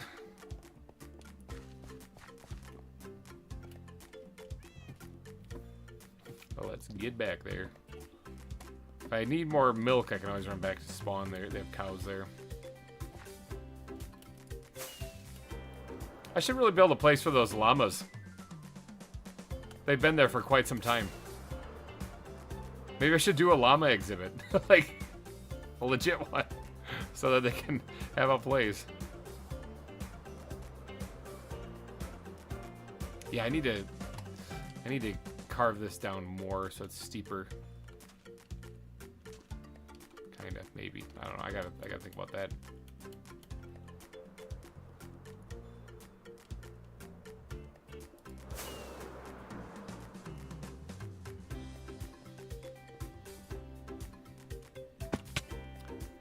Octopi swimming in the water there.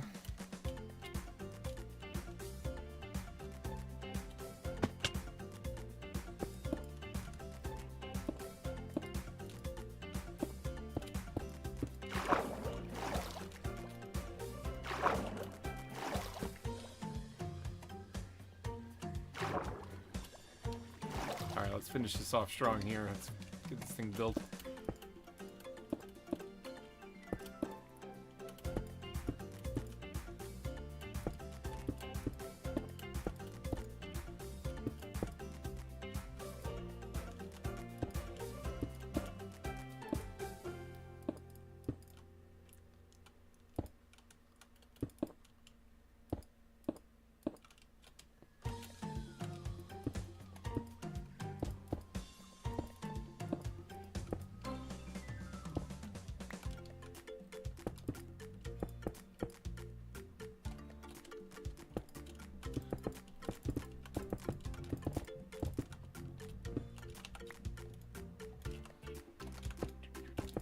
Yeah, I just realized I've been listening to the same song for 3 hours, 4 hours, 4.5 hours.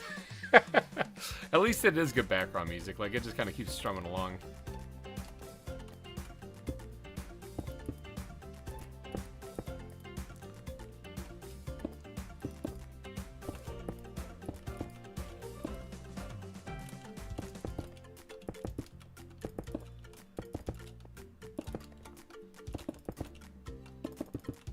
If Lucas ever ends up watching this when he's older, Lucas, I'm proud that you found Muffin.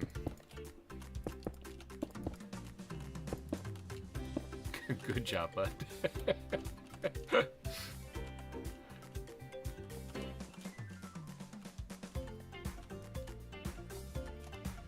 Alright, so this is basically going to kind of sort of hug the coastline, then kind of abruptly start coming back over. It's probably stuck in your head after these shoots. Sort of. Actually, recently the power ballad has been stuck in my head. The one about the bug. So I don't, like, it's really wedged in there.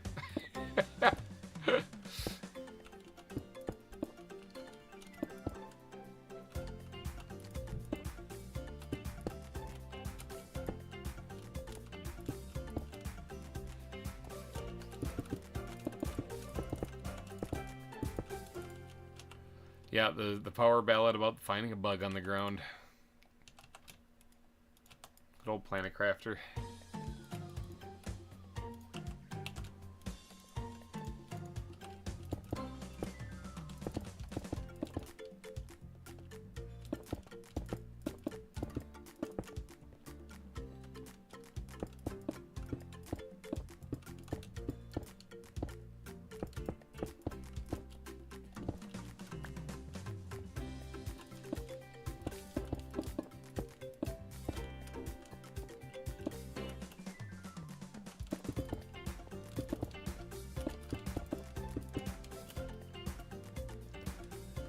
Alright, let's do this cliff edge here.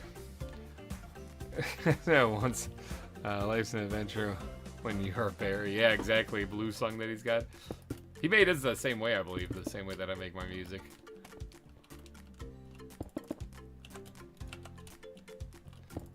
It's such a handy tool.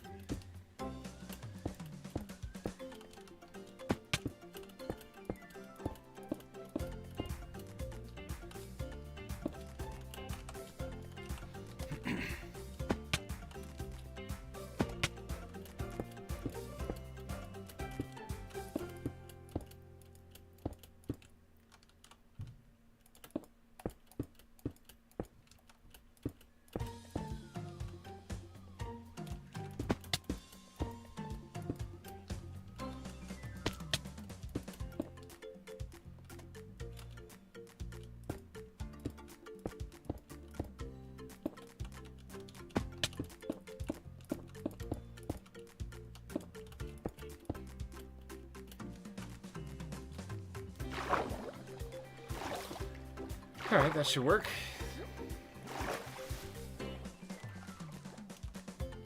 There's There's so much building to do. Although, look at the progress we've made so far. When we started, I didn't even have the southern edge defined at all. And then none of it was filled in either. So we've actually got quite a bit done already today. Stretching! I do have quite a bit still to do today after this stream too, so I don't know how much longer I'm going to keep going on this, but I'm going to just keep plugging along at least until we get more of the wireframing done. Yeah, because I've got a lot of editing to do. Like I said, started recording Week of Horror stuff, so yeah, it's going to take some time. Oh, what? I'm not building this gigantically tall thing anymore.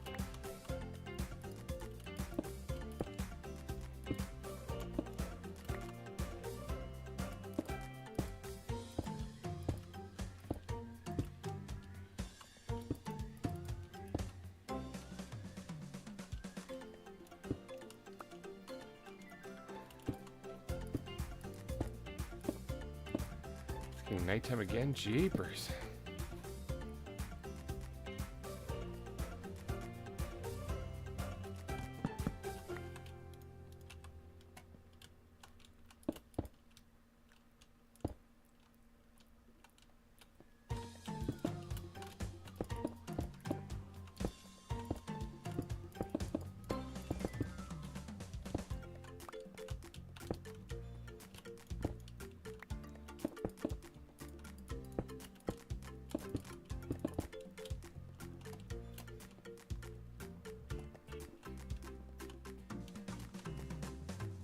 Let's just kind of create an elevation baseline for this place here.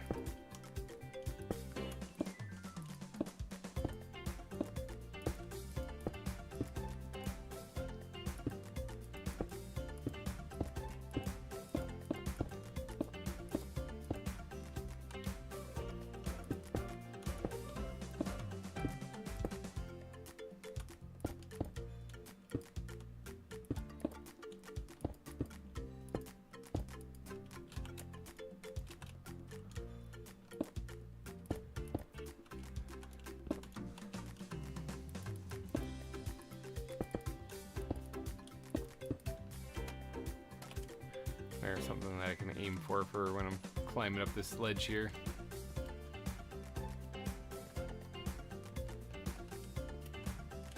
Yeah, let's go get some ribs put in place then.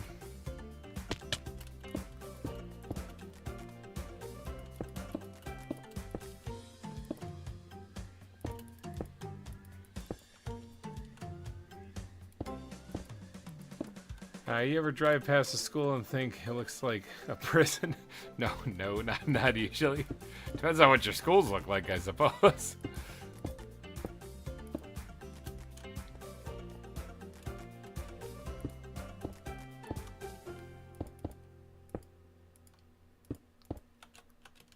I mean, maybe it's a like a retrofitted prison. Yeah, maybe. In which case, then it probably does look like one.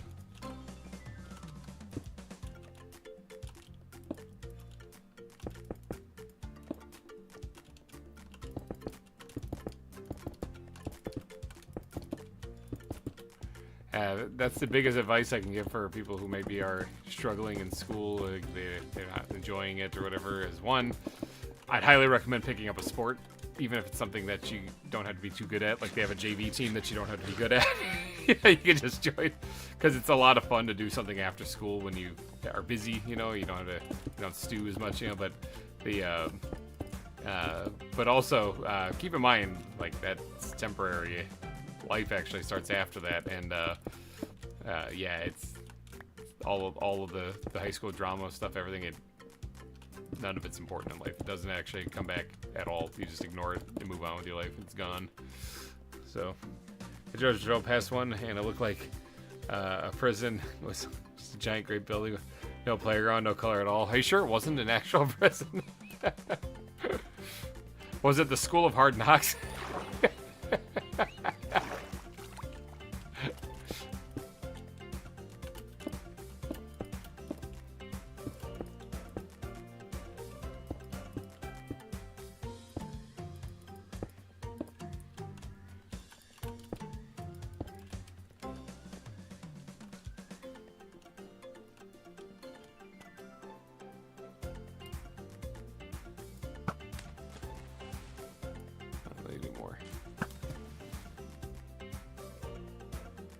more. And more.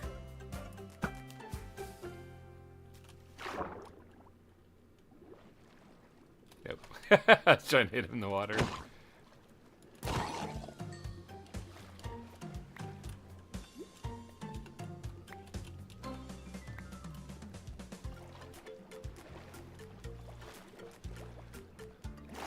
It had the words secondary school on it. I'm pretty sure it was a school.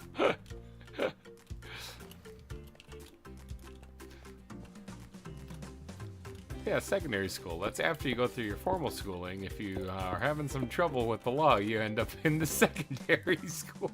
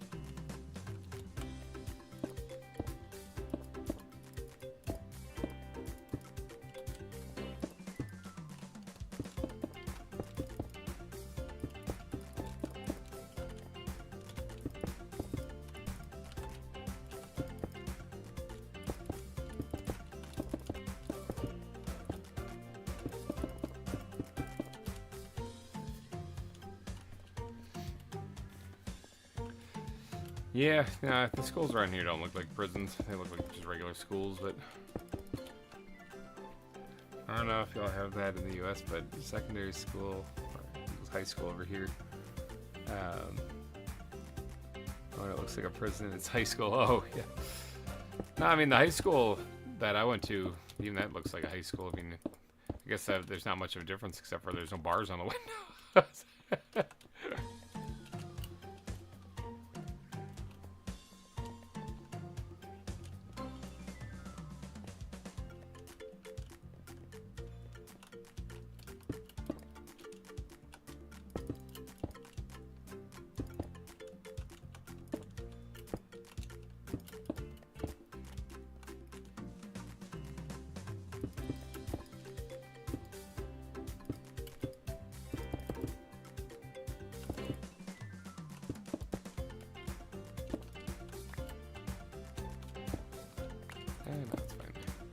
Actually, hold on 1 second.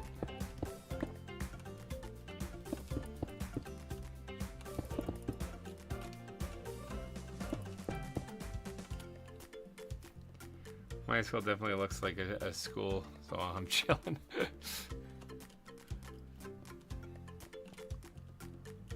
Shark. Ooh, those are the blue ring ones. There's like 3 of them in there. Yeah, that does not look like a good time.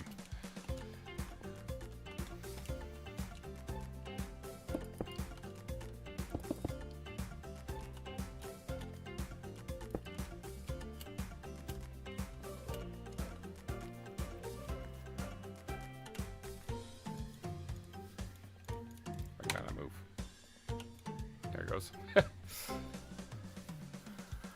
All right.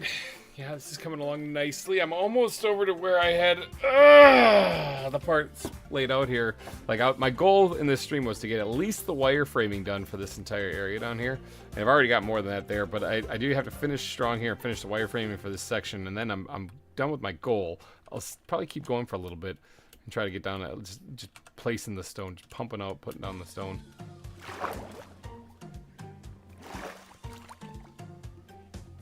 Yeah, you guys. You're the evil ones that attacked me last time.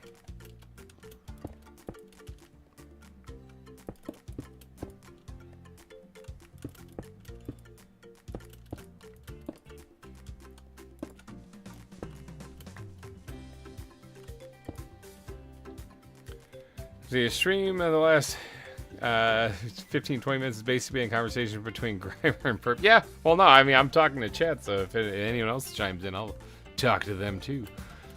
I ain't shy. I ain't scared.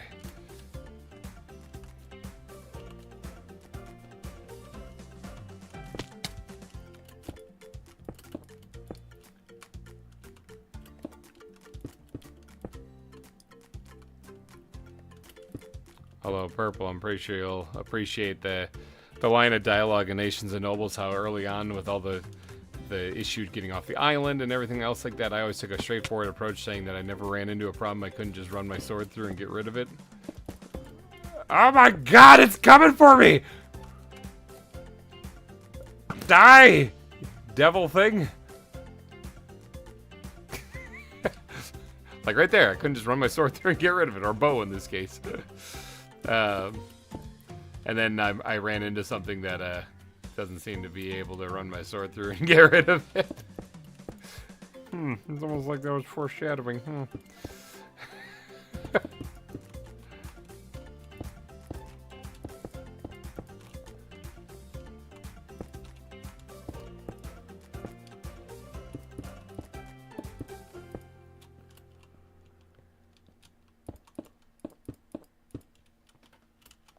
Rip headphone users.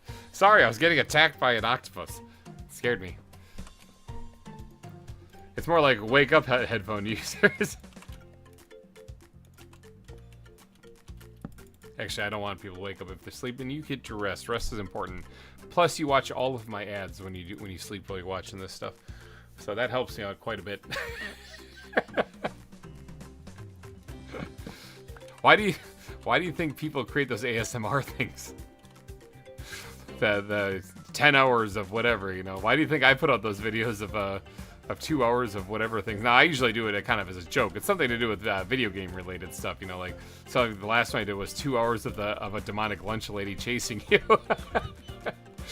But other people have entire channels like that where it's done deliberately to get people to watch and fall asleep to, and then watch all the ads that might pop up, or just or even if there aren't any ads on it, just to pad the view times. Just pad the watch hours on the channel. I'm not bashing on those people at all. That's a brilliant idea. Those are your best kind of viewers right there, the sleeping viewers. Advertisers probably don't really like them very much, but whatever.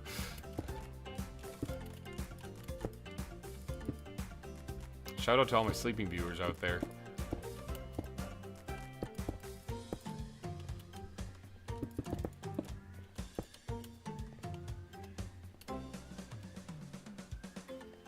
All right.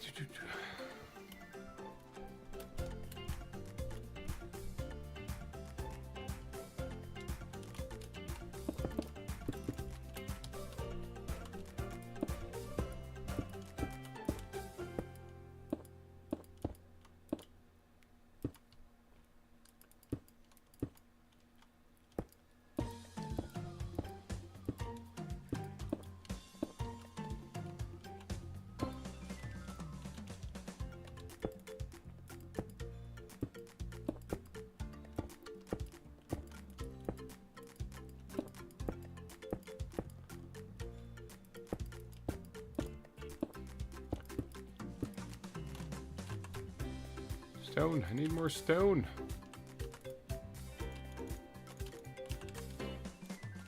Running out of stone.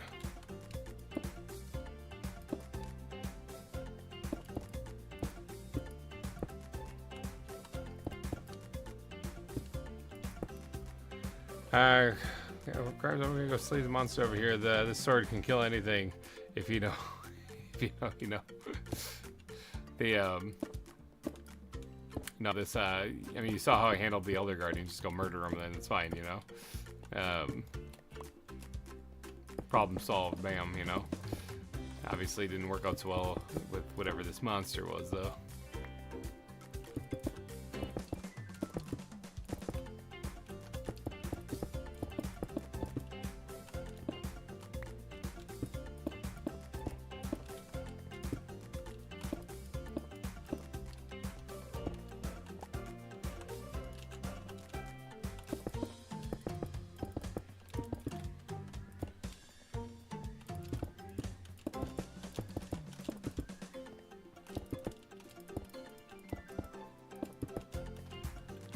Glum Giraffe, hello, how's the zoo going? That's a name I have not seen in forever. But yeah, Glum Giraffe, welcome back.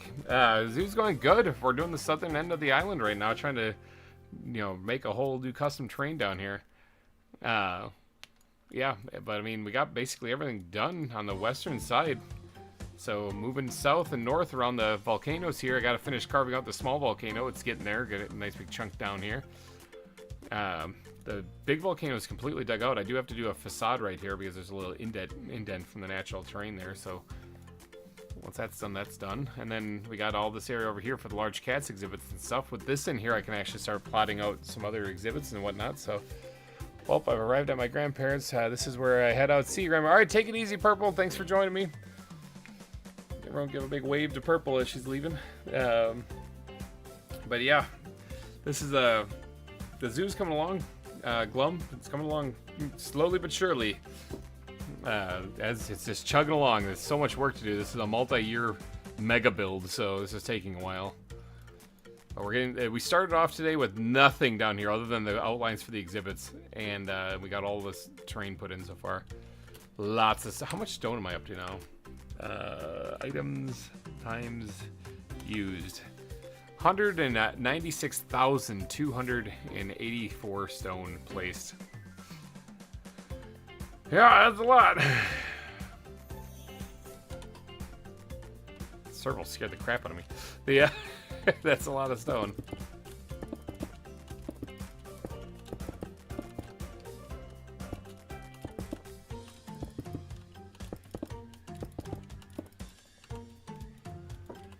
But yeah, things are going good. How are you doing, Glum? How have you been?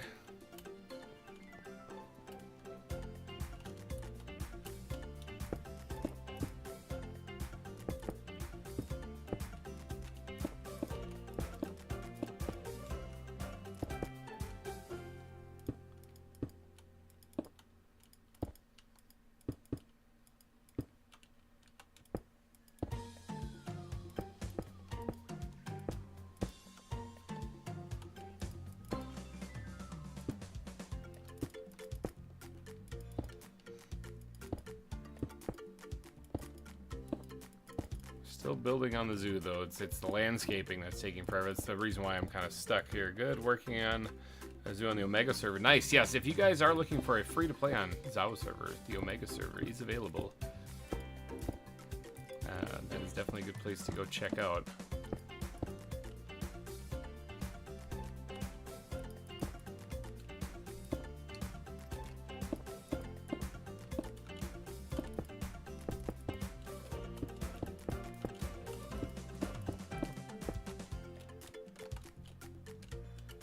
Definitely worth taking a peek. I'm trying to come up with a kind of interesting, sort of natural looking shape here.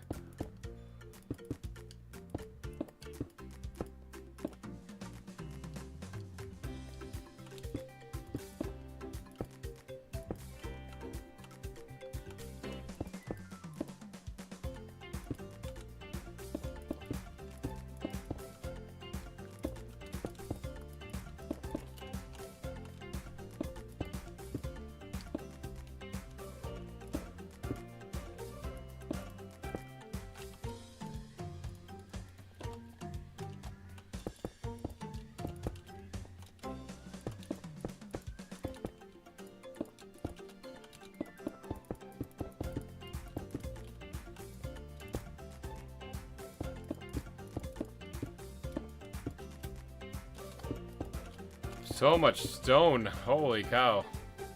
How is your zoo coming along anyway, Glum? Is it what's your theme? What theme zoo are you doing? Or are you doing one that's just a generic one? What you got going on?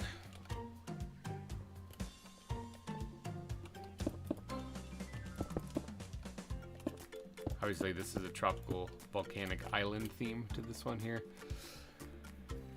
And it's taking forever to build. But I'll get it done. I always do.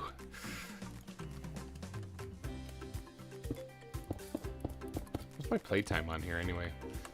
That's another one I want to look at. Time played, would it be under? Time played 20, almost 27 days. It took me 46 days to build the Kingdom of Babel on VintageCraft, so put that in perspective. Kingdom of Babel, though, I think it was about the same size project, but it had a whole lot more details to it that weren't as easy to build. Like there were actually a lot of structures on there rather than then like what I'm doing here is landscaping. So I think landscaping is very easy to build because even if you make a mistake, you're like, ah, whatever. It's a rock. It's a rock there. Damn, bam, rock. Look at that boulder. You know, oops, boulder. You know, the I'm gonna remove that actually. Then, but when you're building like land and or when you're building like buildings and stuff, if you make a mistake, it really sticks out. So it just started, and it's kind of just a modern zoo. It's based on the woodland park. Oh, wait, are you talking about Wildwood? Is it based on Wildwood? It's got like the wooden palisade wall things going on, or just a generic woodland themed park?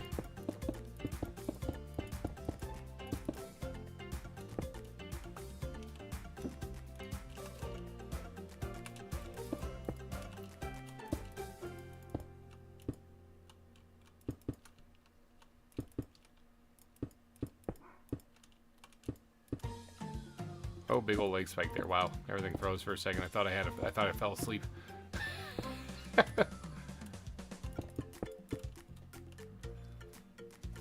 Oh, Woodland Park Zoo is the Seattle Zoo. Oh, nice. Yeah, I'm sure that'll turn out great. There's a couple of zoos I wouldn't mind actually even either making a video on or doing a during this live stream here, going around taking a peek, because there's some zoos out here that look insanely good. Because it's not just me playing on here. Remember, there's other people. This is called ZAWA Together because there's people out there playing on it. It's a Patreon server, so if you're out here watching, you're wondering how to get on here. That's how. That's a rocket. I'm running out of stone. I think this is all I got left.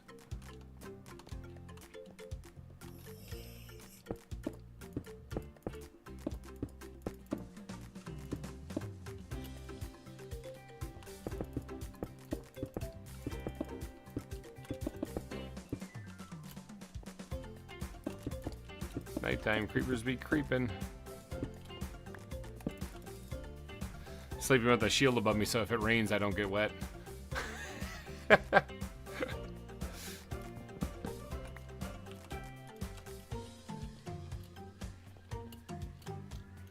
Alright. I don't have much stone left, so I'll slap down what I got and then we'll have to go grab some more. I'm almost done with what I was trying to get done today. Well, I guess I already am done with what I was trying to get done today because this is wireframed up at least. So I wouldn't mind filling in the rest of this though and actually getting. I don't think I'm going to get to the grass today. And you can see there's abrupt cliff edge right here too. That's what I was kind of going for. Like there's a fault there where it just sank down or something like that. But yeah, I don't think I'm going to get to doing any of the foliage today on this stuff. But if I can get the stonework done, that'd be incredible. Huge leap forward. Absolute win. All right, I got to get more stone.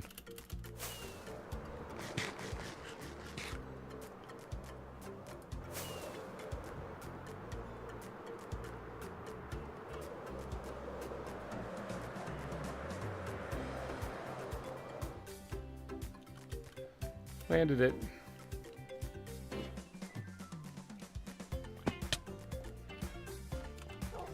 All right, more stone.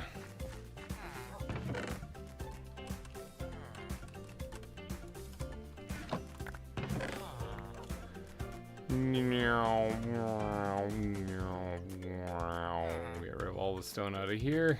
Perfect.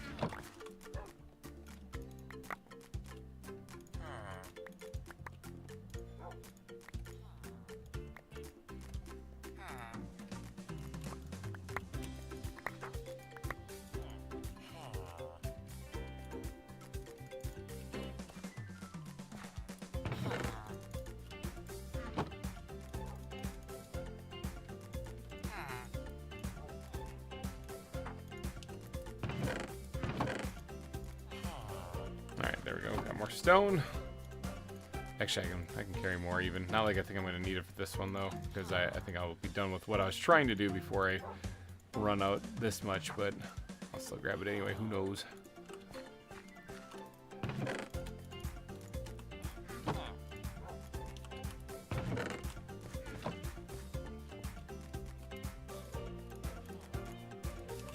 All right, let's get back out there and do some more placing of this stuff. Yeah, I want to get back to actually building exhibits here. That's what's really fun. But man, there's so much terrain and work to do that I'm just not ready for more exhibits. I've packed them in as much as I can in other places. So by finishing at least the stonework, the terrain in places, I can at least make an exhibit. Like I already said that here, I'll make one right here in this cavern area. Oh, that actually needs to be framed in still too.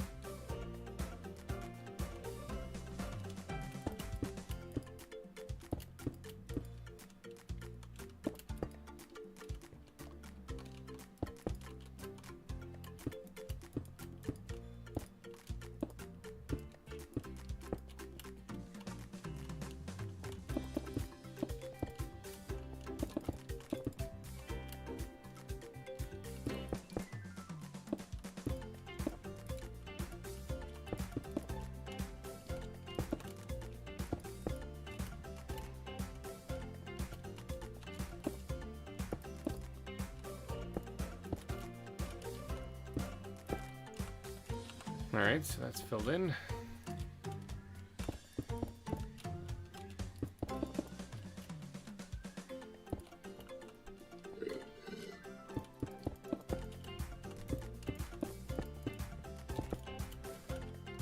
Hey, what's going on? Hey.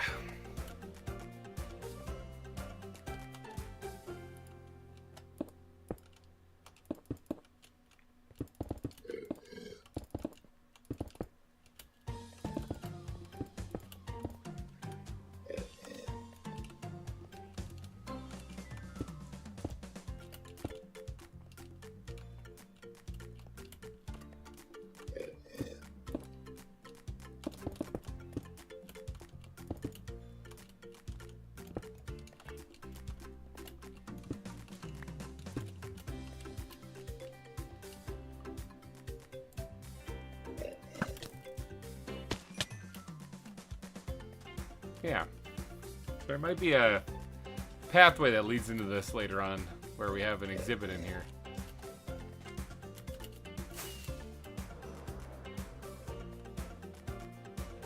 Wow, this looks wildly different.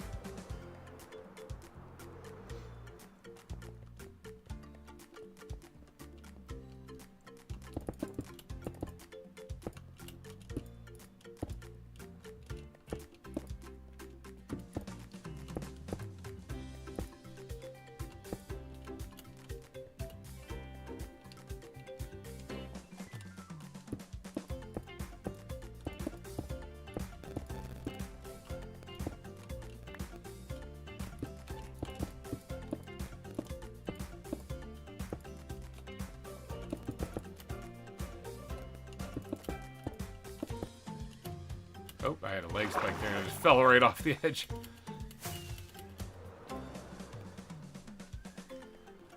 I mean, honestly, that side kind of sucks. I don't really like that. And that is a visible side, too, because people are going to be seeing it from that area over there. So I got to do something better with this.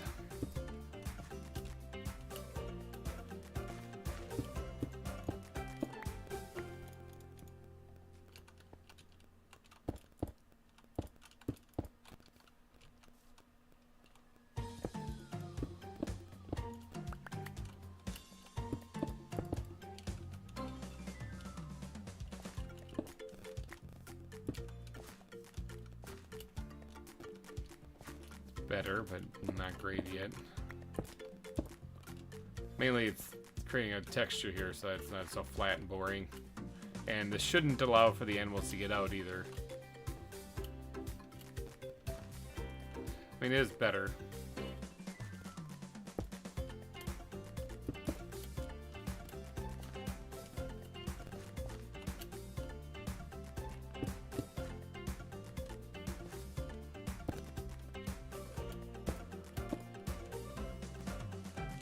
Yeah, it's better. It looks more interesting at least, so.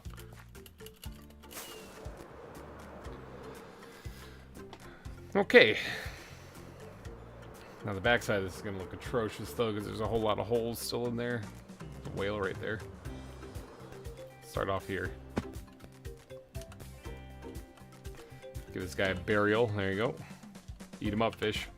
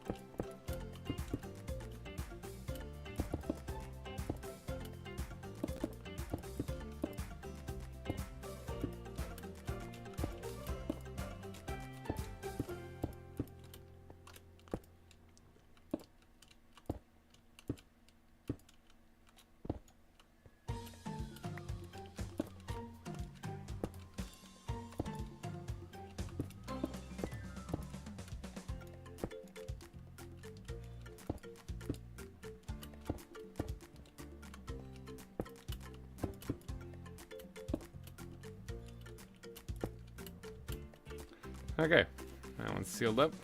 Got a lot of those little patches to do actually, so that's gonna be rough.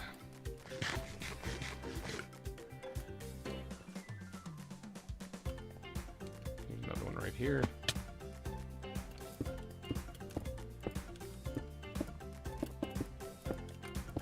I saw a video recently, and you're gonna have to just Google this one or YouTube this one too, but where somebody was adding an increased amount of electrical current to a Tickle Me Elmo. And it was they called it Seizure Me Elmo. Because it kept getting progressively more and it started they end up going to a degree where they called it until it pops, and they wanted to go until the motor broke actually on it. And just see what happens, you know? And as they're doing that, the Elmo just stopped moving because the motor actually broke on it. It was left just kind of like screaming. It's like, ah! It's getting electrocuted. Yeah, Seizure Me Elmo was what they titled it. It was just ridiculous.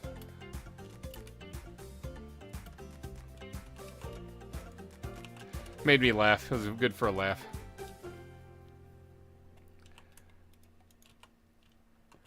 Creepers be creeping, but don't be afraid.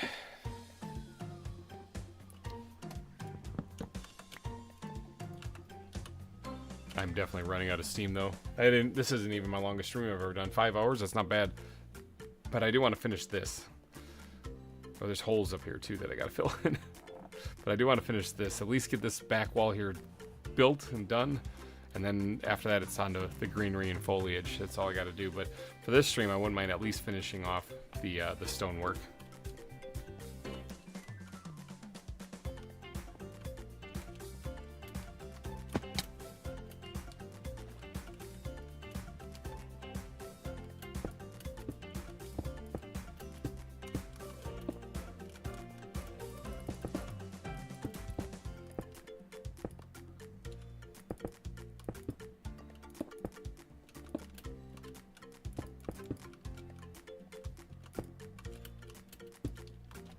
Poor Elmo. It's just the title. That was one of the best titles I've ever seen on video. Seizure Me Elmo.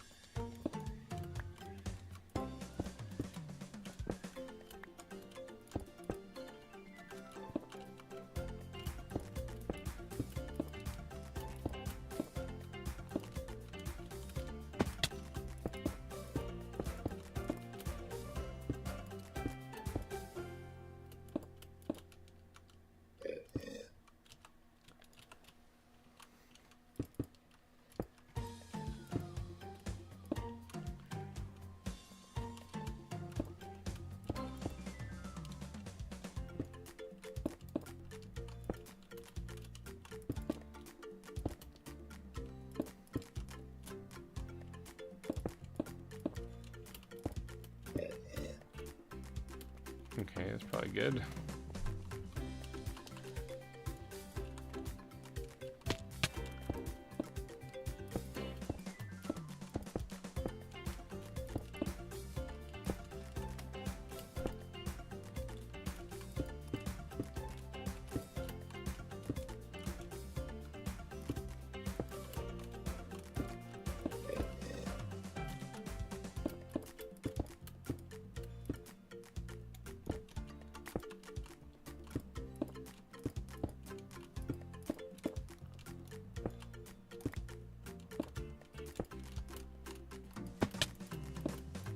I'm in the zone, people. I am in the zone.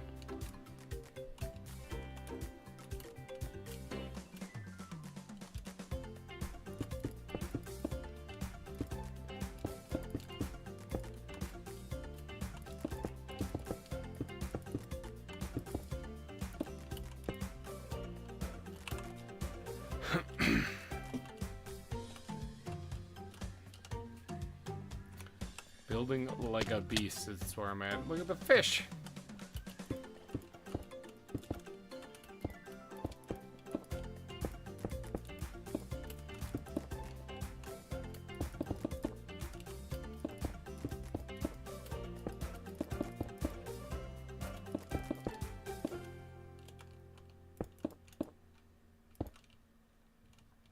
I just heard something growl in the game.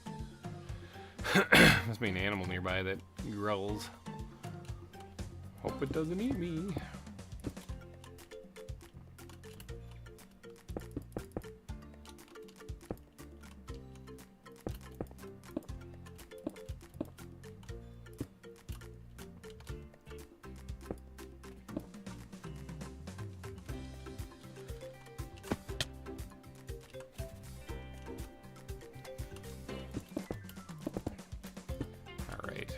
Finish this thing strong here, and then I'll probably wrap up the stream once I get done with these two. So if you guys are enjoying it, make sure you hit the like button before you skedaddle on out of here. Like I said, there's not too much more to go, just fill in these gaps here, and then I think that's about it for one day.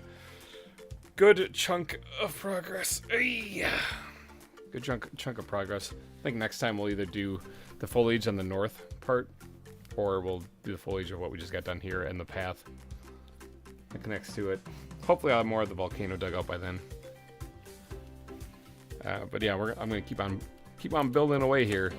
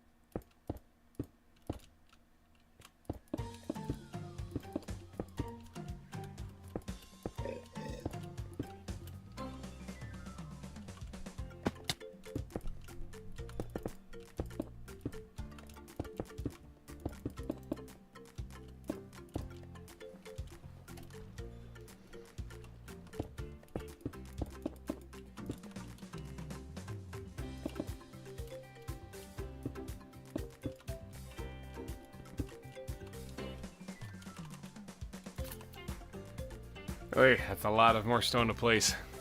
A lot more stone to place. I might also kind of call it short before I finish this. I would like to finish this up if I could, but truth be told, my eyes are going a little buggy just staring at the screen. Staring at the screen, placing so much stone is just ridiculous. Well, we'll have placed thousands of stone this stream.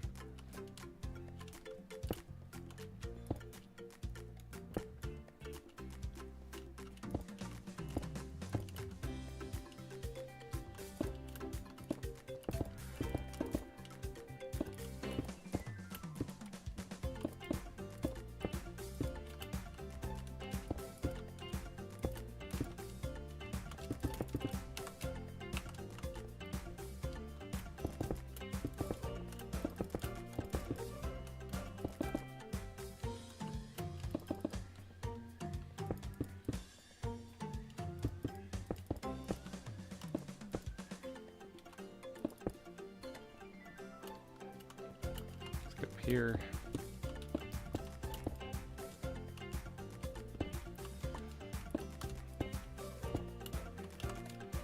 Alright, we need more stone. Never have enough of this.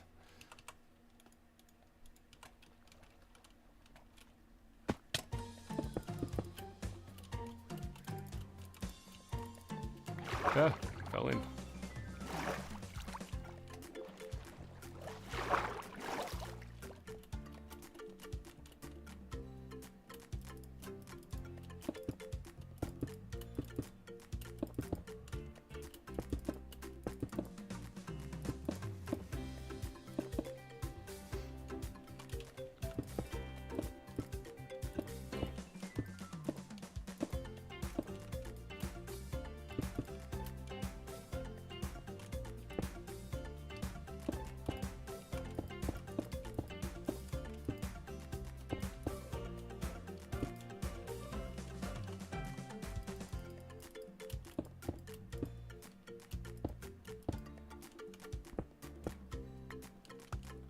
That's probably fine the way it is. I was going to try to add a block on there, but I don't think I need it.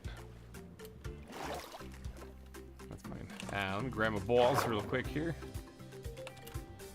Eat, delete, eat.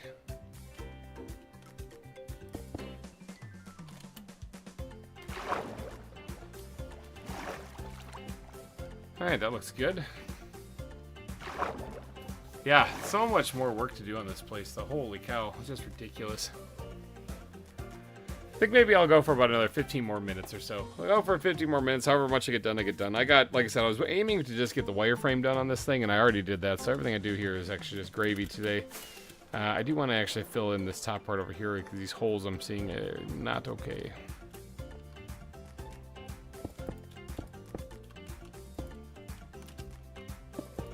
I want to check underneath to make sure that I'm not creating like a spawn mess down there with a bunch of mobs spawning in.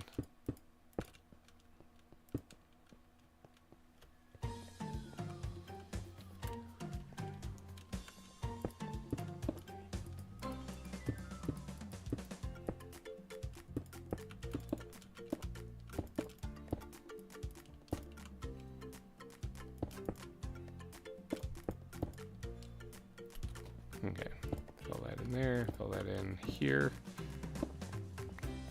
Yeah, so down to under 15 minutes now. So if you guys are looking to get on the billboard of sponsors, a super chat of any amount will get you on there. Be permanently, forever immortalized here at the zoo, at the front entrance, along with the fine people who have already added their names to it. Get those in quick because stream is going to be coming to an end here pretty soon. That's a whale.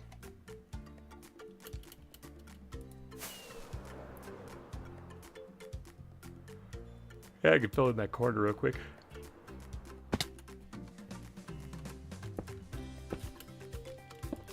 I'm getting exhausted. I'm getting hungry. That Chinese food I ate earlier and the stream isn't holding. It's about an hour later and I'm hungry, just like what Todd said. He was right.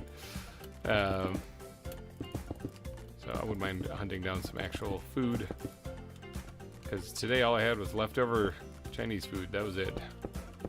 I am a hungry individual.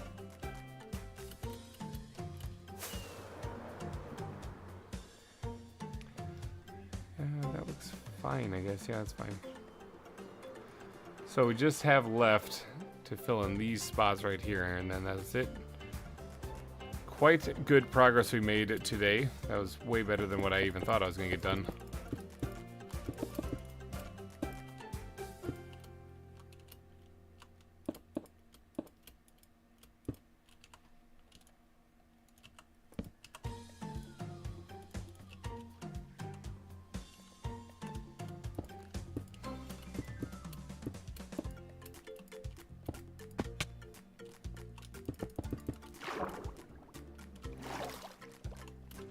Oh, I fell right off there. Fell right off there real good.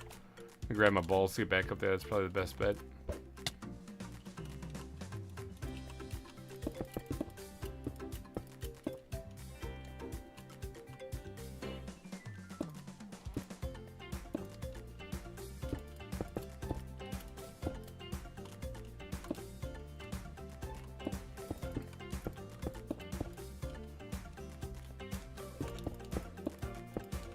building.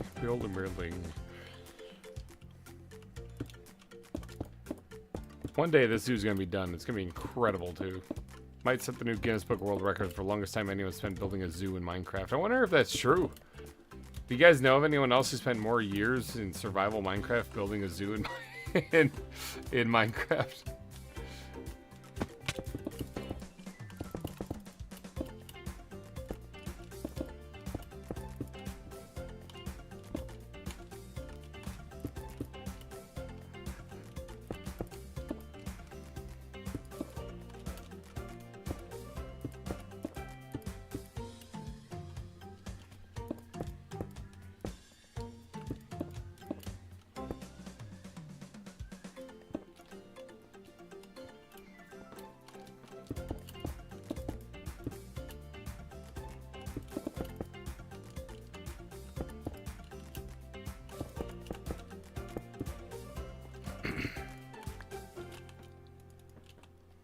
Honestly, like I said, my eyes are going all buggy staring at so much stone. It's ridiculous.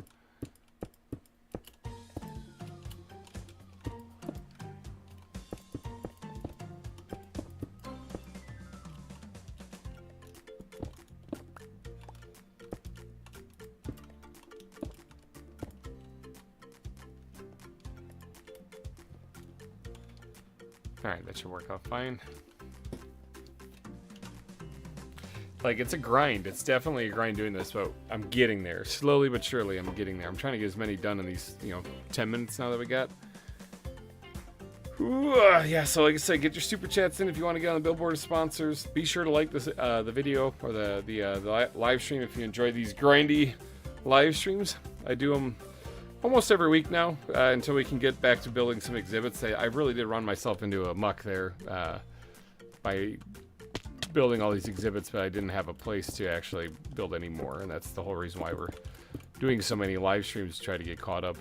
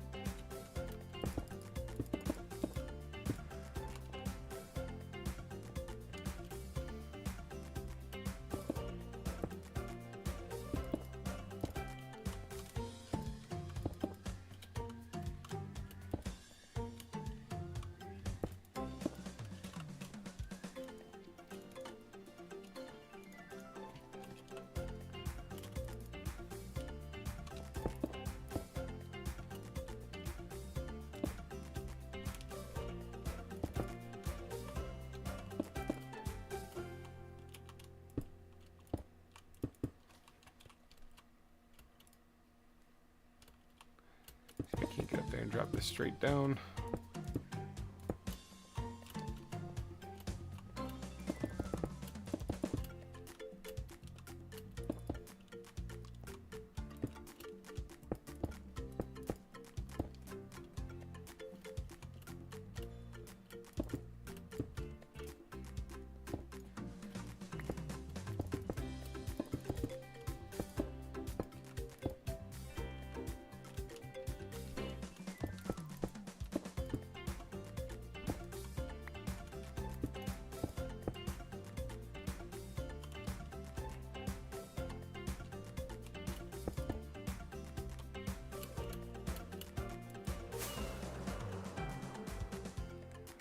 Doesn't look terrible. If anything, I want to like fix this edge right here.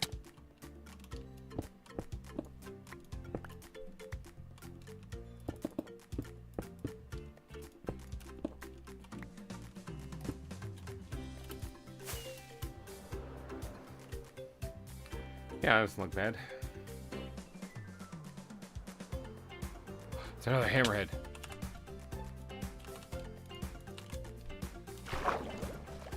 Hammerhead shark. Please, for the love of God, go into one of the nets. No, get back here.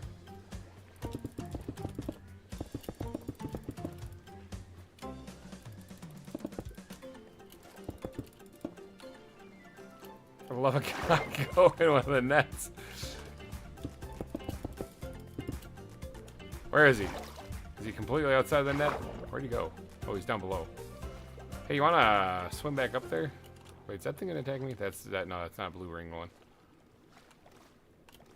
Oh, come on. You're swimming into it! You're literally swimming into the net. Ugh. I got one of them. It's just I cannot seem to get a second one to go into the net. I don't need two of them, to be honest. I'm okay with just one of them, but it's just one of those things that's frustrating is I'd like to have another hammerhead for when the second one despawns then.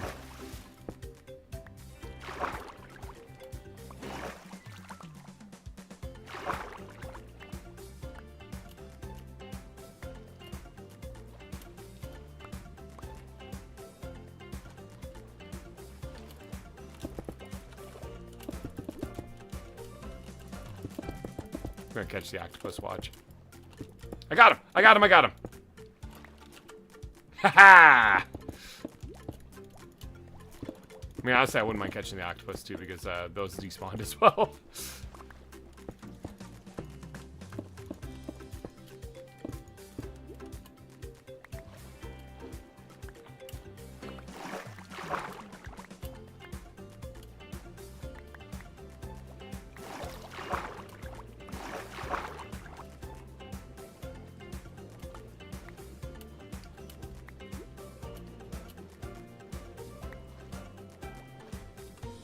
Alright, the shark. I didn't see where the octopus went to.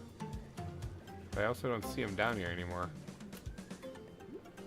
Which makes me believe that maybe I accidentally caught him, but I haven't picked up the net yet. I got the shark at least. Oh, he's right here. No way. I actually do have a couple of octopi that have been caught, so it's not like it's the end of the world if I don't get that one. But maybe we should go rename this one. Again, just like what we did with the other one. So I know this is a hammerhead.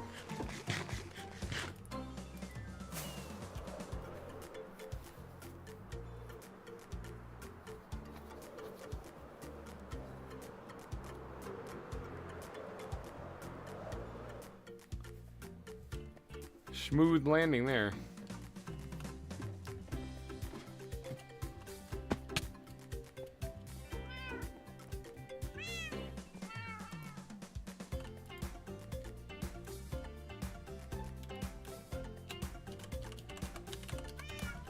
Oh, cap locks.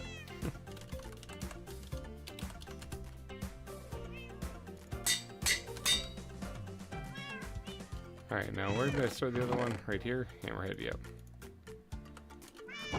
Nice.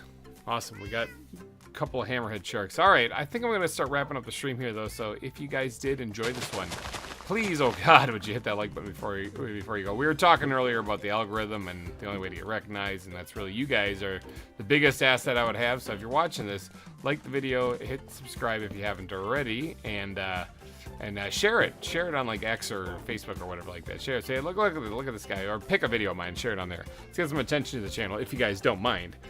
But all right, I'm going to get out of here, you guys. It has been quite a bit of stone work we placed. We placed a lot of stone. A lot of stone today. Holy cow. It's been kind of crazy. But all good things must come to an end, and I think today is one of the, or this stream is now coming to an end. So hopefully you guys enjoyed it. Hopefully I had a lot of fun watching me rebuild the bottom of an island. Big shout out to Corey out there who purchased 10 gifted subs for the individuals out there. And if you did get a sub to the channel, welcome. You got a free month of checking out cool emojis, and you get a little discount on the store too if you'd like it too. So the channel memberships are really cheap. I lowered them down as low as I possibly could. So. But all right, you guys, I'm getting out of here. So thank you guys so much for donating your eyeballs and ear holes to this live stream. Have yourself a wonderful rest of your day. Happy Labor Day to those in the U.S. And enjoy your Monday off. Hopefully you got it off. And I will see you guys later. Goodbye. Ooh. Ooh. Ooh.